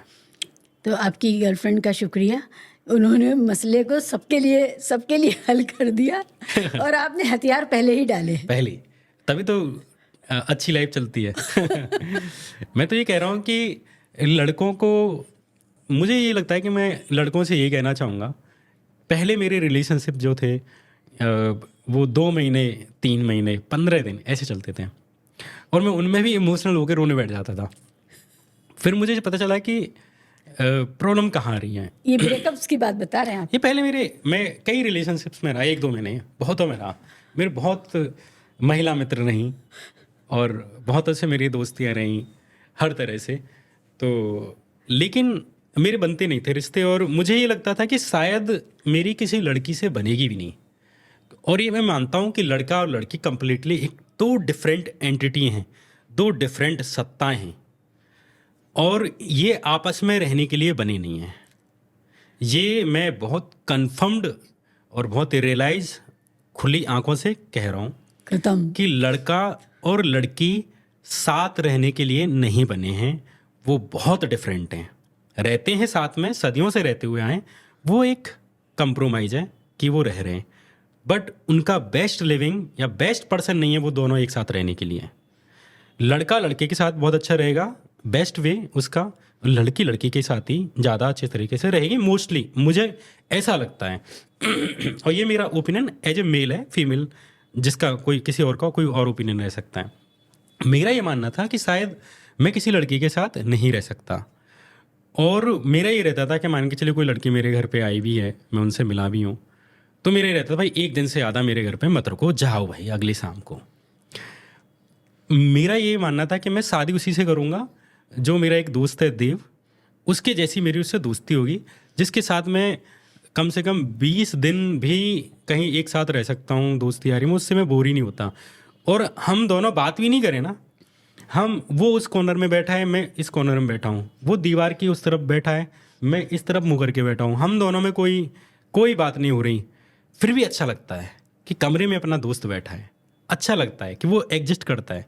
तो मेरा ये था कि जब तक मुझे इस तरह की लड़की नहीं मिल जाती जिसके साथ मेरा ये वे हो कि एज ए रूम पार्टनर या एज ए फ्रेंड, कि वो कमरे में कहाँ रह रही है, कहाँ, लेकिन अच्छा लग रहा है, तब तक मैं शादी नहीं करूँगा। तो फिर मुझे ये रियलाइज़ हुआ बाद में, जब मेरे रिलेशंस टूटे, बार बार टूटे, मेरी करीब 6-7 रिलेशन टूटे। फिर जब मैं जो अपनी प्रेजेंट वाली महबूबा हैं, जो अभी की सनम हैं, उनसे जब मैं मिला तो वो डोमिनेटिंग थी और उससे थोड़ा ऐसे ही बात कर करके मुझे ये रियलाइज़ हुआ कि वाकई में लड़का लड़की डिफरेंट हैं और लड़कियों को सर्टेन चीज़ें चाहिए कि आप उनकी बात मान लो, उनको इसके अलावा लड़के से कुछ नहीं चाहिए। आपने अगर उनकी बात मान ली, वो जो भी कह रही हैं आप बस मान लो। ये मैं कुछ दिन पहले कुछ रील्स देख रहा था, इवन जब मैं इनसे मिला इससे पहले मैंने कुछ रील्स देखी थी, उनमें क्या है कि कुछ जैसे यूट्यूबर्स होते हैं, वो जाते हैं कपल्स के पास, अंग्रेज़ों की रील थी वो, कि उसमें कपल्स के पास जाते हैं और बड़े बूढ़े कपल्स के पास उनसे पूछते हैं कि आपकी मैरिज लाइफ की सक्सेस का क्या एक राज है और क्या आप कहोगे। तो जितने भी मेल थे और जो अच्छी लाइफ बिता रहे थे, उन सब ने कि हम बहुत ही हैप्पी मैरिड लाइफ में, उन सब ने सिर्फ एक ही चीज़ कही कि आप अपनी वाइफ की बात मानो, उनको सुनो, और वो जो भी बोल रही है, जैसे ये लाइट जल रही है और मेरी गर्लफ्रेंड ये कहे कि ये लाइट नहीं जल रही, मैं मान लूँगा कि ये जो खड़ा है भैंस खड़ी है यहाँ पे, मैं मानूंगा ही नहीं कि लाइट जल रही है। टोटल सरेंडर किया आपने। तो अब देखो आपकी कैसी लाइफ चलती है, क्या अच्छी मैरिड लाइफ चलेगी भाई। आप मर्द मानते हो अपने आप को, दुनिया में चलाओ यार, इतनी सारी जगहें आपको, आप जहाँ कंपनी में काम करते हो, सड़क पे चलाओ, ट्रैफिक में चलाओ, सेमिनार्स में चलाओ, अपने यूट्यूब चैनल पे चलाओ। क्यों आपको घर पे चलानी है? क्यों आपको हर जगह बताना है कि नहीं नहीं यहाँ पे यही वाला कलर लगेगा, नहीं नहीं यहाँ पे टेबल यहाँ पे खड़े हुए? Let her decide, let your wife decide यार, तुमको क्यों हर चीज़ में इंटरफेयर करना है? केवल महिलाओं को, या मेरा जो एक्सपीरियंस रहा, मुझे यही लगा कि वो कुछ चीज़ें चाहती हैं कि उनकी ये बात मान ली जाए, आपने उतनी मान ली, वो आपके पैरों में रही। यानी वो आपको उनका जो दुनिया संसार है छोटा सा, वो उसको अपने ढंग से चलाना चाहती हैं। और कई बार ये भी होता है श्याम कि मर्द बहुत सारे चीज़ों में उलझे हुए हैं, काम कर रहे हैं। घर में एक महिला, माँ भी हो सकती है, बहन भी हो सकती है, गर्लफ्रेंड भी हो सकती है, वो आपको ज़्यादा ऑब्जर्व कर रही है। जितना आप खुद को ऑब्जर्व कर रहे हैं उससे ज़्यादा आपके रिश्तों को ऑब्जर्व कर रही है, आपके जो इंटरेक्शंस हैं उनको ऑब्जर्व कर रही हैं। तो वो उस नतीजे पे पहुंच रही हैं जिन पर आप एनालिसिस करके नहीं पहुंच रहे हैं। एक उदाहरण देता हूँ। लड़के क्या है, भ्रम में रहते हैं, उनके एक अलग वर्ल्ड बन रहा है। जैसे मान के चलिए कोई लड़की देख भी गई, वो तब तक वरमाला डाल चुके होते हैं अपने मन में। तो जैसे एक उदाहरण दूंगा, एक मैंने कहीं जोक पढ़ा था, लेकिन वो जोक रियलिटी है। वो लड़का मतलब मैंने एक जोक पढ़ा, उसमें वो एक लड़का कहता है कि मेरी एक्स ने 6 साल बाद आज अपनी शादी की तस्वीरें डाली हैं कि आज उसकी शादी हो गई है। बताओ 6 साल हमारे ब्रेकअप को हो गए और ये आज भी मुझे जलाने के लिए क्या क्या चीज़ें डाल रही है ना। तो आप सोचो कि लड़का कितना भ्रम में है। लड़के ऐसे ही भ्रम में रहते हैं कि उनको लगता है कि मतलब खासकर रिलेशनशिप के मामले में लड़के एकदम मूर्ख होते हैं, एकदम निहायत मूर्ख। और उनकी कैलकुलेशंस जैसे 2 और 2 4 होते हैं लड़कियों की नज़र में, किसी किसी लड़के की नज़र में 2 + 2 5 हो सकते हैं, लेकिन लड़कों की नज़र में जब वो प्यार में होते हैं तो 2 + 2 4,581 होते हैं। मतलब उनके लिए इतना एग्जेजरेट करके होता है। लड़की को जैसे ये चीज़ माइक है तो वो माइक ही दिख रहा है, उनको ये माइक एक बड़ा माइकल जैक्सन का बैंड दिखेगा कि बहुत बड़ा बैंड चल रहा है, डांस चल रहा है, म्यूजिक चल रहा है। लड़के इस तरह से भ्रम में रहते हैं रिलेशनशिप में।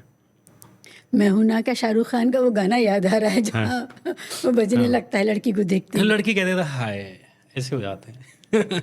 लड़के कुछ भी बोल दे, ये सच्चाई है। लड़के पागल हैं, लड़के प्यार में पागल हैं। अच्छा, तो फिर ये जो इतना कुछ समाज में गड़बड़ चल रहा है और बहुत डार्क पक्ष है, ये इतनी खूबसूरत बात हम लोग कर रहे हैं, लेकिन मुझे लाना पड़ेगा 2 चीज़ें। एक ये जो महिलाओं की लिव इन रिलेशनशिप में जो दुर्गति हो रही है, ख़ासकर काट काट के, कोई फ्रिज में पाई जा रही, कोई सूटकेस में पाई जा रही, और ये सिर्फ महिलाओं को, सिर्फ उनके प्रेमी ही नहीं कर रहे हैं, वो तो समाज में ऑनर किलिंग्स भी हैं। पिता ने भी किया है, कर रहा है, भाई कर रहे हैं, पिता भी मार रहे हैं, काट रहे हैं लड़कियों को, भाई भी मार रहे हैं। ये समाज में महिलाओं के प्रति इतनी हिंसा आपको क्या लगता है क्यों हुई है? ये काफ़ी कठिन सवाल है और कहीं ना कहीं ये सवाल ही महिलाओं से ही पूछा जाना चाहिए। और अभी तक ये सवाल, पुरुष मानसिकता में कौन सी ऐसी बात है? मुझे ये लगता है कि उनका दंभ ये है कि मेरी मर्जी के बिना इसने अपने जीवन का कोई भी फैसला क्यों किया। मैं तय करूँगा कि ये शारीरिक सुख किस आदमी से प्राप्त करेगी। पिता और भाई का ये रवैया है। बेटों का ये रवैया है कि वो मेरी माँ है, उसका पूरा वजूद सिर्फ इतने ही में सिमट जाना चाहिए। वो तो अपने बाप के साथ भी अपनी माँ को खुश देख के शायद खुश ना हो। बेटों का ये हाल है। तो बेटे भी अगर विधवा है माँ या सिंगल है माँ किसी वजह से, तो बेटे भी कभी ये नहीं देख पाते कि माँ नॉर्मल ज़िंदगी जीने के लिए एक जीवन साथी का प्रबंध किया जाए, या अगर वो जा रही है कहीं तो उसको जाने दिया जाए। पुरुष जो है वो अपने रिश्ते की महिलाओं को के अस्तित्व को अपने अलावा कहीं और स्वीकार नहीं कर पा रहा है। ये बड़ा अजीब है। मैं इसमें एक चीज़ कहूँगा कि लड़के या पुरुष या मर्द, ये जब बात लेडीज़ की आती है, खासकर आपकी बहन या आपकी माँ और आपकी पत्नी, इनके प्रति जो उनका व्यवहार है वो इतना टॉक्सिक है, मैं ये कहूँगा कि, और इतना अन्यायपूर्ण है। उनको नहीं लगेगा, उनको पता ही नहीं है कि ये कितना अन्यायपूर्ण है। मैंने अपनी फैमिलीज में भी देखा है, औरों को भी देखा है कि जो मर्द है ना, जो बाप है, वो इतना हरामी है, इतना हरामी है कि वो अपनी वाइफ को चाहता ही नहीं है कि वो बैठ जाए काम से, कोई हेल्प नहीं करते। ज़्यादातर के पिता, जितने भी पिता हैं सब पूरे देश में, वो सारे पिता ऐसे हैं कि उनको चाहिए कि मैं ऐसे बैठा हूँ और मेरे लिए ये दूध गर्म करके लाए, चाय बना के लाए, कॉफ़ी बना के लाए, खाना बना के लाए, मेरे कपड़े पे प्रेस करें, यही पूरे दिन लगे रहे। तो मैं ये कह रहा हूँ कि जो सबसे बड़ा स्कैम है ना, एक अडानी स्कैम है, एक राफेल स्कैम है, एक बोफोर्स स्कैम था, पर ये सारे स्कैम एक तरफ हैं, और जो मर्दों का स्कैम है महिलाओं के प्रति, उनकी लेबर का जो स्कैम है, वो जैसे किसी ने बोला भी था कि जब भी महिलाओं के लेबर का जब हिसाब होगा तो सबसे बड़ा स्कैम बाहर आएगा, सबसे बड़ी चोरी पकड़ी चोरी पकड़ी जाएगी। तो मुझे ही लगता है कि चाहे वो मेरे पिता हों, चाहे वो किसी और के पिता हों, सबका नज़रिया लगभग एक आध को, देखो एक्सेप्शन को मैं ले ही नहीं रहा, एक्सेप्शन अच्छे होंगे हैं, मैं मानता हूँ, लेकिन ज़्यादातर मर्द जो पति हैं, पति के रूप में इतने क्रूर, हरामी, नीच और दोयम दर्जे के लोग हैं, स्वार्थी, एकदम स्वार्थी हैं। वहीं जब वो अपने बेटे के प्रति उनका व्यवहार बड़ा सॉफ्ट है, बहुत अच्छे बेटे, वो बहुत अच्छे पिता हैं, अपने बेटे के प्रति वो जान दे देंगे, हो सकता है अपनी बेटी के लिए भी वो जान दे दें, है ना, बहुत सभ्य है, बहुत ही पढ़े लिखे, एजुकेटेड, लेकिन जब वो उनकी पत्नी की बात आती है तो राक्षस बन जाते हैं।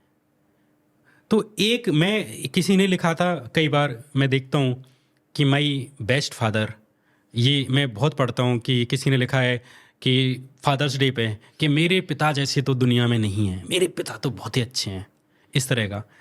मैंने उस पे लिखा था कि अच्छा पिता बिना अच्छा पति हुए नहीं हो सकता। जो अच्छा पति नहीं है वो अच्छा पिता है ही नहीं। हो सकता है वो आपके प्रति अच्छा हो, आपको टाइम पे फीस दे देता है, तुमको प्यार से बात करता है, लेकिन अगर वो अपनी पत्नी के प्रति निर्दयी है और उसके प्रति समानता का व्यवहार नहीं रखता तो वो अच्छा पिता भी नहीं है। आपका रिश्ता आपकी माँ से कैसा है?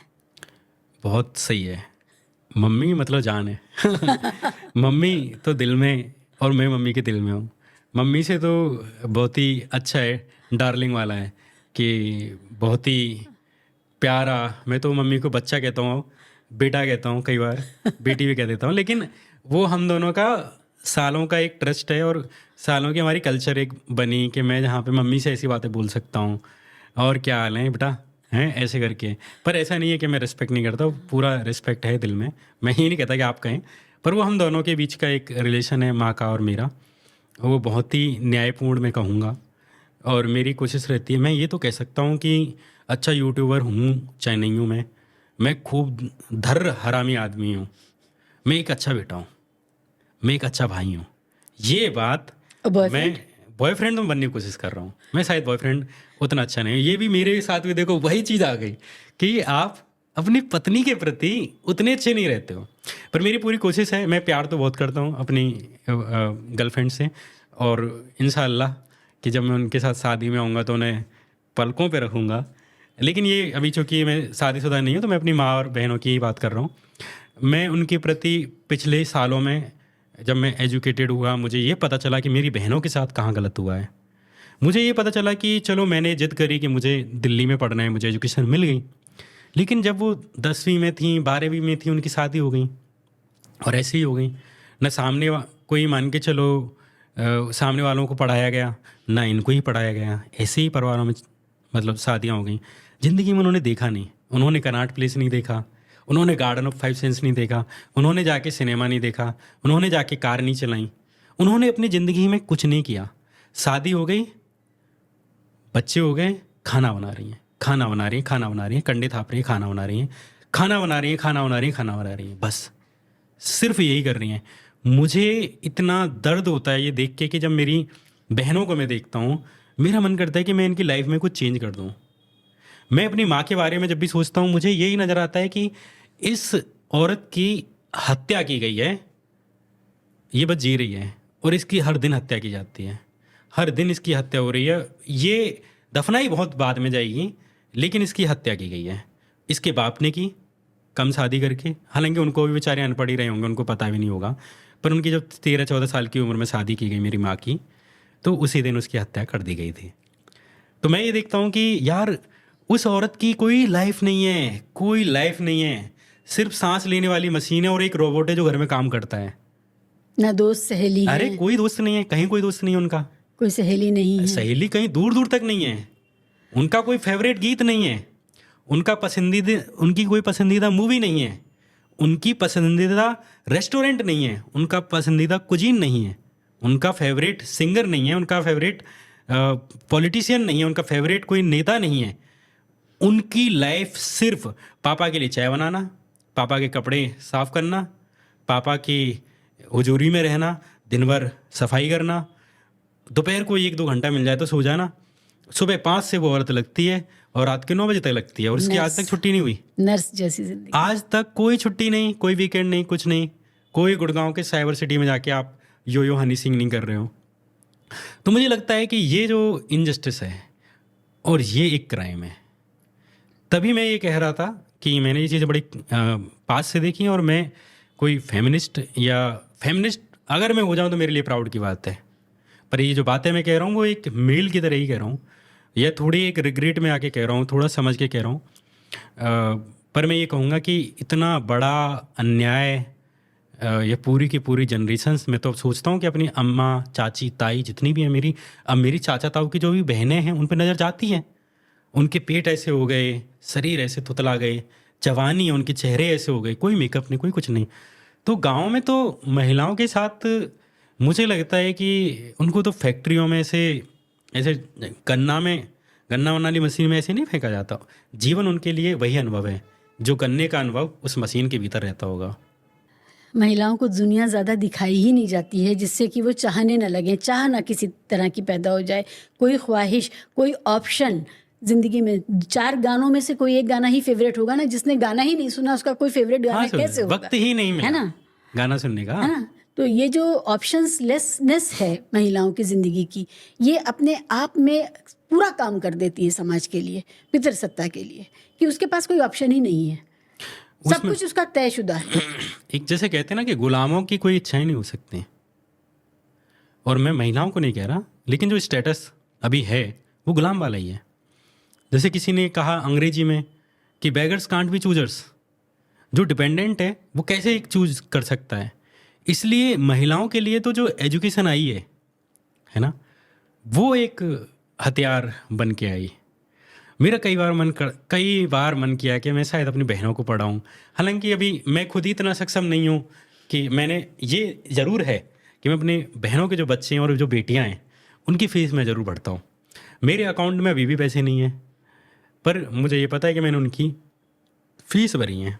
और उनको मैं चाहता हूँ कि जैसे मैं लाइन में खड़ा होता था, मेरा तो ऐसा कोई महीना ही नहीं गया कि जिस महीने में मुझे खड़ा नहीं किया गया हो स्कूल में कि फ़ीस नहीं भरी है या बाहर नहीं निकाला गया हो। मैं तो हर महीने ही फ़ीस की वजह से बाहर खड़ा हुआ। और मैं पैसे वाले स्कूलों में भी नहीं पढ़ा, सरकारी में 1 साल पढ़ा था। इसके अलावा मैं जो मथुरा में लोकल गांव के जो स्कूल होते हैं प्राइवेट, उनमें पढ़ा। उनकी दोनों की बिल्डिंग नहीं है आज, और उनकी फ़ीस 150 रुपये थी। ये नहीं है कि कोई ज़्यादा थी, और ये भी नहीं कि कोई मैं आदम खाने, मतलब कोई पुराने ज़माने का आदमी था। मेरी 10th 2010 में हुई है, 2012 में 12वीं हुई है। उस टाइम पे मेरी अम्मा थी, तो मैं जब भी फीस मांगता था पापा से, तो एक तो मैं बहुत अच्छा बेटा रहा हूँ। मैं ये बात बार बार कहूँगा कि मैं अपने पिता को तकलीफ़ ही नहीं देना चाहता था। मुझे पता था कि वो कितनी मुश्किलात से हम सबको पाल रहे हैं। और ये दोनों चीज़ें देखो कॉन्ट्राडिक्टरी हैं इसी पॉडकास्ट में, कि मैं उनको क्रूएल भी कह रहा हूँ, उनको स्वार्थी भी कह रहा हूँ जब वो मम्मी के प्रति उनका व्यवहार है। लेकिन परिवार को चलाने में उनकी जो तकलीफ़ें उन्होंने जो गुजारी, उनने जो अपना श्रम दिया, उनकी भी लाइफ नहीं है। असल में वो पति के तौर पे परंपराओं का निर्वहन कर रहे हैं। परंपराएं हमारी बहुत अन्यायपूर्ण हैं। हाँ। उनको यही बताया गया कि पति होने का मतलब ये होता है कि पानी भी खुद उठ करके मत पियो, ठीक है, और पत्नी होने का मतलब ये होता है कि तुम सेविका हो। तो ये परंपराओं को, जब आप अन्याय को परंपरा बना देते हैं, जो दलितों के साथ भी यही तो हुआ, तो ये आपने परंपराओं, अन्याय को परंपरा की शक्ल दे दी। उसके बाद आपको किसी भी तरह का विरोध झेलना ही नहीं पड़ता है, सब कुछ अपने आप होने लगता है। मैं तो ये कह रहा हूँ, एक बार की बात है, अभी कुछ दिन पहले मैं सो रहा था और मैंने अचानक से, मुझे पता नहीं क्यों ऐसा सपना आया कि, और शायद विश्वास नहीं करें लोग क्योंकि ये इतना फनी और अनरिलेटेड और एकदम मतलब ऐसी वाला सपना था कि कोई इस पर विश्वास नहीं करे, बहुत आर्टिफिशियल लगेगा। कि उसमें ये था कि महिलाएं मर्दों को मार रही हैं, पीट रही हैं, है ना, और डंडे से, और मैं भी भाग रहा हूँ। ये मुझे सपना आया। मैंने अपनी गर्लफ्रेंड को भी कॉल करके ये बात बोली थी कि यार आज मुझे बड़ा डिफरेंट और बड़ा फनी सपना आया है कि ऐसे ऐसे अपन भाग रहे हैं और मैं बड़ा डर रहा हूँ, भाग रहा हूँ। मैं ये बात सोचता हूँ कि ये दिन आएगा तो सही, है ना, कि या तो मेरे भाई आप सुधर जाओ, हालांकि इतनी जल्दी सुधरने वाले नहीं हैं लोग। मैं दलितों के प्रति भी, जो अपर कास्ट का, ओबीसी का भी, कई सारे ओबीसी जाते हैं ऐसी हैं जो दलितों के प्रति उतनी ही क्रूएल हैं जितनी सवर्ण हैं। तो जो दलितों के प्रति आपका व्यवहार है, मैं कहता हूँ किसी को इतना मत सताओ कि जैसे कहा था ना कि तुमने मक्तल में खून दबाना चाहा, आज वो कैसे एक शायरी थी कि आज वो बाजार में निकल आया है, कहीं सोला कहीं नारे तो कहीं पत्थर बनकर, तुमने जिस मक्तल में खून को दबाना चाहा, कुछ ऐसी थी। तो ये चीज़ें आएंगी एक दिन। महिलाएं जो आज कोई लड़की ये कह रही है कि ऑल मेन आर डॉग्स, वो ये नहीं, मैं देखो इस स्टेटमेंट से कोई सहमति नहीं रखता, लेकिन वो उसकी फ्रस्ट्रेशन है। मैन ने उसको एक्सपीरियंस क्या दिया है? मैंने ये एक्सपीरियंस दिया है कि वो चौराहे पे जा रही है तो उसको ऐसे ही देखा जा रहा है, और सारे ही मर्द देख रहे हैं, सब देख रहे हैं। एक लड़की रिक्शे में बैठ के जा रही है, जितनी भी दुकानों उनकी से निगाहें उसको वो पूरी गुजर रही सड़क है, में नुक्कड़ तक छोड़ के आती 100 है। दुकानें हैं तो 100 दुकानों में जितने भी मर्द खड़े हैं वो उसे देख रहे हैं। मेट्रो में जा रही है तो उसे देख रहे हैं, और जहां उनको मौका मिल रहा है तो छेड़ भी जा रहे हैं, और रेप भी कर रहे हैं, मार भी रहे हैं, हत्याएं कर रहे हैं, उनके प्राइवेट पार्ट्स में क्या क्या नहीं कर रहे हैं। तो वो क्यों नहीं कहेगी ऑल मैन आर डॉग्स? कहेगी। वो तुम्हारे बाप के बारे में नहीं कह रही है, तुम्हारे बारे में भी नहीं कह रही है, वो एक्सपीरियंस के बारे में कह रही है। लोग, लड़कियां अगर ये कहें कि ऑल मैन आर इक्वल, क्यों ना कहें? कितने लोगों ने उन्हें अच्छे एक्सपीरियंस दिए हैं, सारे ही ऐसा एक्सपीरियंस देके जा रहे हैं। मोस्टली मर्दों का जो व्यवहार है महिलाओं के प्रति या लड़कियों के प्रति, सबको पता है कि क्या बातें होती हैं, मैं भी जाके क्या बात कर रहा हूँ, या मैं उनकी किन बातों को प्रायोरिटी दे रहा हूँ और किस चीज़ के लिए दे रहा हूँ, ये सबको पता है कि मर्दों का सबका व्यवहार लगभग एक ही रहा है महिलाओं के प्रति। तो वो क्यों ना कहें, और वो क्यों ना कहें कि हम शादी नहीं करेंगे, क्यों ना कहें कि हम बच्चे नहीं करेंगे। तो हालांकि ये एक सॉल्यूशन नहीं है, लेकिन ये जब होता है ना कि जैसे आप कोई चीज़ कर रहे हैं, जब आपको किसी चीज़ में समाधान नहीं दिखता और आपको कंफर्ट नहीं मिलता, आदमी उसका फिर जस्ट उल्टा कर देता है। यही पॉलिटिक्स में जब आप देखेंगे कि जब हमको कांग्रेस से एज ए जनता, जब हमें लग रहा था कि कांग्रेस से हमारी प्रॉब्लम सॉल्व नहीं हो रही, तो हमने ये नहीं सोचा कि हम कांग्रेस में ही कुछ सुधार देखें, हम एकदम उल्टे हो गए कि इधर बीजेपी की तरफ चले गए। ऐसे ही अमेरिका जैसे देश में इतने वो लोग प्रोग्रेसिव हैं, वहाँ पे वेमेन आज़ाद हैं, वहाँ के बच्चे आज़ाद हैं, बच्चे को आप चिल्ला के बात नहीं कर सकते हो। उस देश में ट्रंप चुन के आ जाता है। कैसे? कि उन्होंने देखा कि जो डेमोक्रेट्स हैं, या ये ह्यूमन की आदत है कि उसको आज अगर इसमें मज़ा नहीं आ रहा ना, वो उल्टा करके देखता है। हद तो ये है कि मुसलमानों ने ट्रंप को वोट दिया वहाँ पर सिर्फ इसलिए क्योंकि उन्होंने देखा कि जो बाइडेन और कमला हैरिस किस तरह से फ़िलिस्तीन के मामले में एक दिन भी उन्होंने इंसाफ की बात नहीं की और सच नहीं बोला और लगातार झूठ बोला। इसलिए पूरा जो अमेरिकन मुस्लिम है उसने ट्रंप को वोट दिया, जबकि ट्रंप का क्या नज़रिया है एक्सपर्ट्स के बारे में, वो आया ही ऐसे ही है, वो ऐसे ही आया है। और सिर्फ मुसलमानों के लिए नहीं है, हर एक्सपर्ट के लिए, हर वो आदमी जो वाइट कॉकेशियन अमेरिकन नहीं है या ब्लैक अमेरिकन नहीं है, उसको तो वो फेंक ही देना चाहता है ना बाहर। तो उसमें तो भारत के हिंदू भी शामिल हैं, पाकिस्तान के मुसलमान शामिल हैं, और वहाँ के नेपाल के और चाइना के बाकी समाज के लोग शामिल हैं जो ना हिंदू हैं, जो मुसलमान भी नहीं हैं। तो ये बात सही है कि ये जो नी जर्क रिएक्शन होता है ये बहुत हेल्दी नहीं होता है, लेकिन त्रस्त होता है जब इंसान क्या करे, क्या करे। वो चाहता है बस जो अभी है ये बदलना चाहिए। एक बचपन में एक कहानी सुनता था मैं कि एक जो बकरी चलाने वाले होते हैं, जिनको बघेल समाज, गडरिया समाज या धनगर समाज से कहते हैं, कोई एक ऐसा आदमी था और उसको गांव के लोग बड़े तंग करते थे, परेशान करते थे, और बड़ा कमज़ोर आदमी था। एक दिन उसने क्या करा, तंग आके बकरी बेची और बंदूक ले ली। फिर बंदूक से जो भी किया उसने, तो उसने एकदम एक्सट्रीम वर्जन लिया। मैं यही कह रहा हूँ कि यार, मैंने अपने पापा को, या वैसे भी मैंने उनको बहुत मैसेज लिखे हैं कई बार कि आप प्लीज़ अपना व्यवहार थोड़ा सा सॉफ्ट रखिए। हमारे प्रति तो आपका बहुत अच्छा है, हमसे, मैं तो अपने पापा के प्रति इतना कृतज्ञ हूँ कि मुझसे वो कहें कि तुझे मैंने तेरी ज़िंदगी के लिए जो भी किया है, तुझे तेरा ये जो हाथ है ये कट करना है, उसका एहसान चुकाने के लिए कर। मैं आंख बंद कर लूँगा, ये कहूँ काट दो अपने पिता के लिए, ठीक है। मैं ये सोचूंगा, मैं बोलूँ ठीक है, आपके मन में, आपने मेरी ज़िंदगी में इतना योगदान दिया है, आप कर दो। मैं उनके लिए इतना समर्पित हूँ। उनको तमाम मैसेज किए कि आप ये चीज़ें थोड़ा अपने व्यवहार में अच्छे इंसान बनिए या बाकी चीज़ें करिए। तो मेरा मतलब अभी मैं शायद टॉपिक से भटक गया हूँ। हम लोग इस पर बात कर रहे थे कि कैसे एक टॉक्सिसिटी से निकलने के लिए हम दूसरा गलत फैसला कर लेते हैं, जैसे ट्रम्प का फैसला हुआ। हाँ हाँ, तो मैं यही कह रहा था कि हमें मतलब अच्छे बनने की तरफ थोड़ा सा बेटर ह्यूमन बनने के लिए हम जैसे मान के चलो, जब हम जैसे मैंने एक जगह स्पीच दिया था कि कैसे अपर कास्ट का जो सिस्टम है जातिवाद का, कैसे वो उनको एक अच्छे ह्यूमन बनने से रोक रहा है।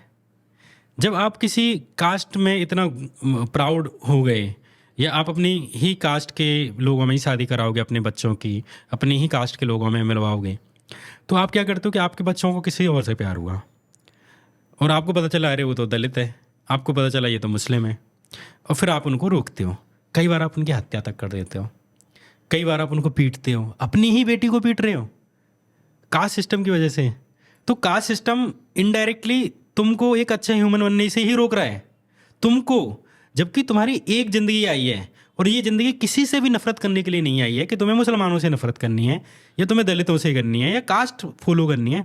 एक ज़िंदगी मिली थी भाई, सॉफ्ट क्यूट अच्छे इंसान बनो, प्यारे इंसान बनो, और उसमें तुम क्या कर रहे हो कि तुम यहाँ इधर उधर नफरत फैला रहे हो, इधर किसी को मारने काटने की बात कर रहे हो। तो मैं यही कह रहा हूँ कि आप जब एक अच्छे बेटा हैं, जब आप एक अच्छे भाई भी हैं, यार एक अच्छे पति बन जाओ, क्या दिक्कत है। और उसके बाद देखो तुम्हारी लाइफ में कितनी हैप्पीनेस आती है। आप जब मम्मी को सताते हो तो मम्मी रिटेलिएट करेगी, और पूरे देश में यही हो रहा है कि पति परेशान करता है, पत्नी रिटेलिएट करती है, उस घर में लड़ाई होती है, बच्चे पढ़ नहीं पाते। तो अब जैसे ही आप एक अच्छा पति बनते हैं, आपने अपनी पत्नी की मानना शुरू कर दिया या उसे परेशान करना कम शुरू कर दिया, तो वो आपके प्रति अच्छा व्यवहार रखेगी और उस घर में ऑटोमेटिकली अच्छी चीज़ें होंगी। आपका खुद का जीवन जो आप हर दिन स्ट्रेस ले रहे हो, आपने चलो एक पुरुष होकर एक औरत में थप्पड़ मार दिया, आपने उसे गाली दे दी, तो बदले में तो कुछ आएगा, वो लौट के तो आना है। मैं अभी इस दीवार में कुछ थप्पड़ मारूँ मुझे लौटेगा, मैं किसी भी ह्यूमन में मारूँ वो लौटेगा मुझे, इनडायरेक्टली डायरेक्टली, टेंशन से, मानसिक तौर पे। तो जब आप अच्छा इंसान बनते हो ना, आप उस स्ट्रेस को रिलीज कर देते हो, उससे बच जाते हो, उसका जो स्पेस था आपका वो दूर हो गया, अब आपकी पीसफुल लाइफ है। तो मैं यही कह रहा हूँ कि जब आप सेक्युलर आदमी बनते हो तो एक पीसफुल नेशन बनते हो, तब आप दुबई की तरह ग्रोथ करते हो, तब आप सिंगापुर की तरह ग्रोथ करते हो, तब यूएसए की तरह करते हो। पर जब आप एक कट्टर मुसलमान की तरह कट्टर हिंदू होना चाहते हैं तो आपकी डेवलपमेंट भी पाकिस्तान जैसी होगी, फिर बांग्लादेश जैसी होगी। और कोई भी देश या कोई भी एक समाज जिसके दिमाग पे सिर्फ यही स्ट्रेस है हिंदू मुस्लिम हिंदू मुस्लिम, हर दिन यही स्ट्रेस है हिंदू मुस्लिम, लड़ना है, मरना है, काटना है, रिलीज करनी है, उसके विचार में, दिमाग में ये विचार आएगा ही कैसे कि E = MC² बनाना है मुझे। उसके दिमाग में तो सिर्फ यही आएगा कि दशहरा आ रहा है तो अपनी तलवारें पहनाते अच्छी अच्छी फ़ोटो डालेंगे, है ना। उसके विचार में यही आएगा कि एक गाना ऐसा बनाता हूँ कि मुल्लों की एस्थेसी कर देता हूँ, उसके दिमाग में यही विचार आएगा ना, और इससे मैं पॉपुलर हो जाऊँगा। एक ऐसी वीडियो बनाता हूँ कि मुसलमानों को गाली पड़ेंगे और हिंदू भाई मेरा सपोर्ट करेंगे। ऐसे रैली पे चढ़ जाता हूँ, जैसे अभी बाराबंकी में हुआ कि मैं चढ़ जाता हूँ, मैं झंडा फेंक देता हूँ, मेरी ऐसी बहराइच में हुआ कि मेरी ऐसी तस्वीर बनेगी, मैं एक हीरो की तरह दिखूंगा, मेरी इज्जत होगी। तो ऐसा आदमी तो वही सोचेगा ना उस चीज़ में टॉप होने की, जो टॉपिक चल रहा हो, तो उसके दिमाग में साइंस आएगा ही नहीं। और शुरू में आपने कहा कि ये वो लोग हैं जो डॉक्टर, प्रोफेसर, इंजीनियर नहीं हैं, तो इनकी पहचान का क्राइसिस मैं वही कह रहा हूँ कि वहीं अगर मान के चलो जिस समाज में सिर्फ हिंदू मुसलमान की बात होगी, तो हिंदू मुसलमान में टॉपर होने के लिए क्या बनना पड़ेगा, तो वो आदमी वो करेगा। लेकिन जिस समाज में साइंस की बात होगी, पेटेंट्स की बात होगी, आविष्कारों की बात होगी, फिजिक्स पे, केमिस्ट्री, मैथ पे बात होगी, हमारे नॉवेल में कितने बंदे आते हैं, नहीं आते साइंस में, और उसमें हमारे यहाँ से कोई ज़्यादा आविष्कार ही नहीं हो रहे, कोई होती ही नहीं है, बिल्कुल नहीं हो रहा। कहाँ हो रहे ना, हमारे स्टार्टअप ऐसे ग्लोबली जाते हैं। फेसबुक हमारा नहीं है, गूगल हमारा नहीं है, याहू हमारा नहीं था, है ना, जीमेल हमारा नहीं है, कुछ भी हमारा नहीं है। मोस्टली हमारा क्या है, जो राम को लाएं उनको लाएंगे, वो गाना लास्ट, ठीक है। तो जब हमारे सोसाइटी में केवल एक ही चीज़ पर डिस्कशन होता है ना, वो सोसाइटी कभी डेवलप नहीं कर सकती है, पीसफुली नहीं रहेगी वो। वहीं जिस समाज में पेटेंट्स की बात हो रही होगी, तो वो उसका बच्चा अब उसमें टॉप करने के लिए क्या करेगा, वो अच्छे से पढ़ेगा, एजुकेशन लेगा। तो दरअसल ये जो हिंदू मुसलमान वाला पूरा मामला चल रहा है ना, ये दरअसल पूरा एंटी पुअर है, एंटी पुअर है। चूँकि हमारे यहाँ पे ज़्यादातर पुअर भी दलित ओबीसी लोग ज़्यादा हैं, अपर कास्ट में भी बहुत है, ठाकुरों में भी बहुत गरीब हैं, पंडितों में भी बहुत गरीब हैं।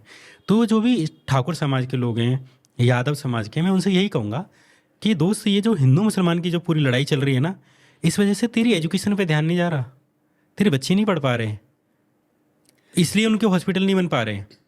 शाम 2012-13 में जो लोग इस नफ़रत के एजेंडे का शिकार हो गए, आज उनकी उम्र 10 साल आगे बढ़ चुकी है, 12 साल आगे बढ़ चुकी है और उनकी ज़िंदगी में कुछ अच्छा नहीं हुआ। अब वो इस नफ़रत को तो पाल ही रहे हैं, लेकिन एक अवसाद भी है नाकाम होने का। उनको कौन लड़की देगा? उनके ऊपर कौन भरोसा करेगा कि वो एक सुचारू ज़िंदगी जी सकते हैं और दे सकते हैं परिवार को? तो वो जो फ्रस्ट्रेशन है, वो भयानक फ्रस्ट्रेशन है, वो पूरी जनरेशन को बर्बाद कर रहा है। आप अपने हम उम्र या अपने से 2-4 साल बड़े पुरुषों से जब मिलते हैं, हिंदू समाज के ही, तो आपको प्राइमरीली क्या बातें होती हैं, क्या डिस्कशन होते हैं, उनकी फ़िक्रें क्या हैं?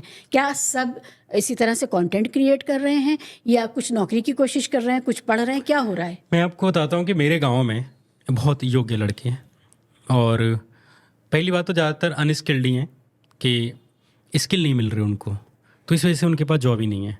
इस मैंने शहर में भी देखा है, मेरे पास बहुत सारे CV आते हैं, लोग कहते हैं भैया 5,000 दे दो उधार, ऐसी रैंडम 500 रुपये दे दो, मुझे दवाई लानी है ना। और ना तो उनके पास जॉब है। पिछले सालों में खासकर उत्तर प्रदेश में 5-5 साल में वो नौकरियाँ नहीं निकल रही। और जो बच्चे 2017 में तैयारी कर रहे थे वो 2022 आते उन्होंने एग्ज़ाम नहीं दिया और वो एग्ज़ाम के लिए डिस्क्वालीफाई हो गए क्योंकि उनकी ओवर एज हो गई। ये तो एक ये वाला मामला है ना।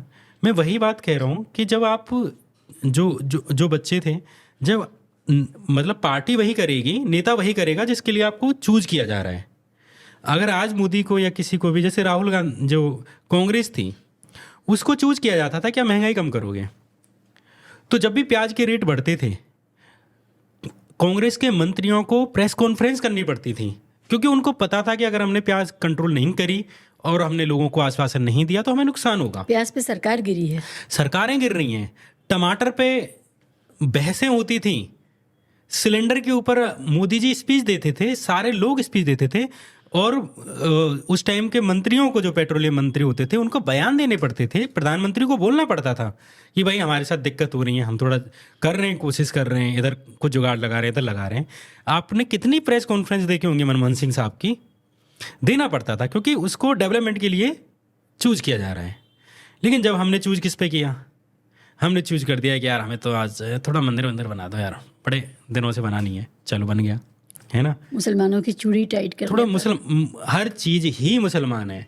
और मुसलमानों के प्रति भी मैं ये कह रहा हूँ कि आम हिंदू जो नफरत कर भी रहा है वो दरअसल नफरती है नहीं। जो आपके आसपास के लड़के हैं जो बेरोजगार थे उस वक्त, लेकिन उम्मीद थी, आप बता रहे हैं कि वो ओवर एज हो गए, उनकी ज़िंदगी में वो सारे सपने जो थे, ठीक है, पॉलिटिक्स भी आई उनकी ज़िंदगी में, उन्होंने किसी से समाज से नफरत की, लेकिन सपने अपने बेचे नहीं थे।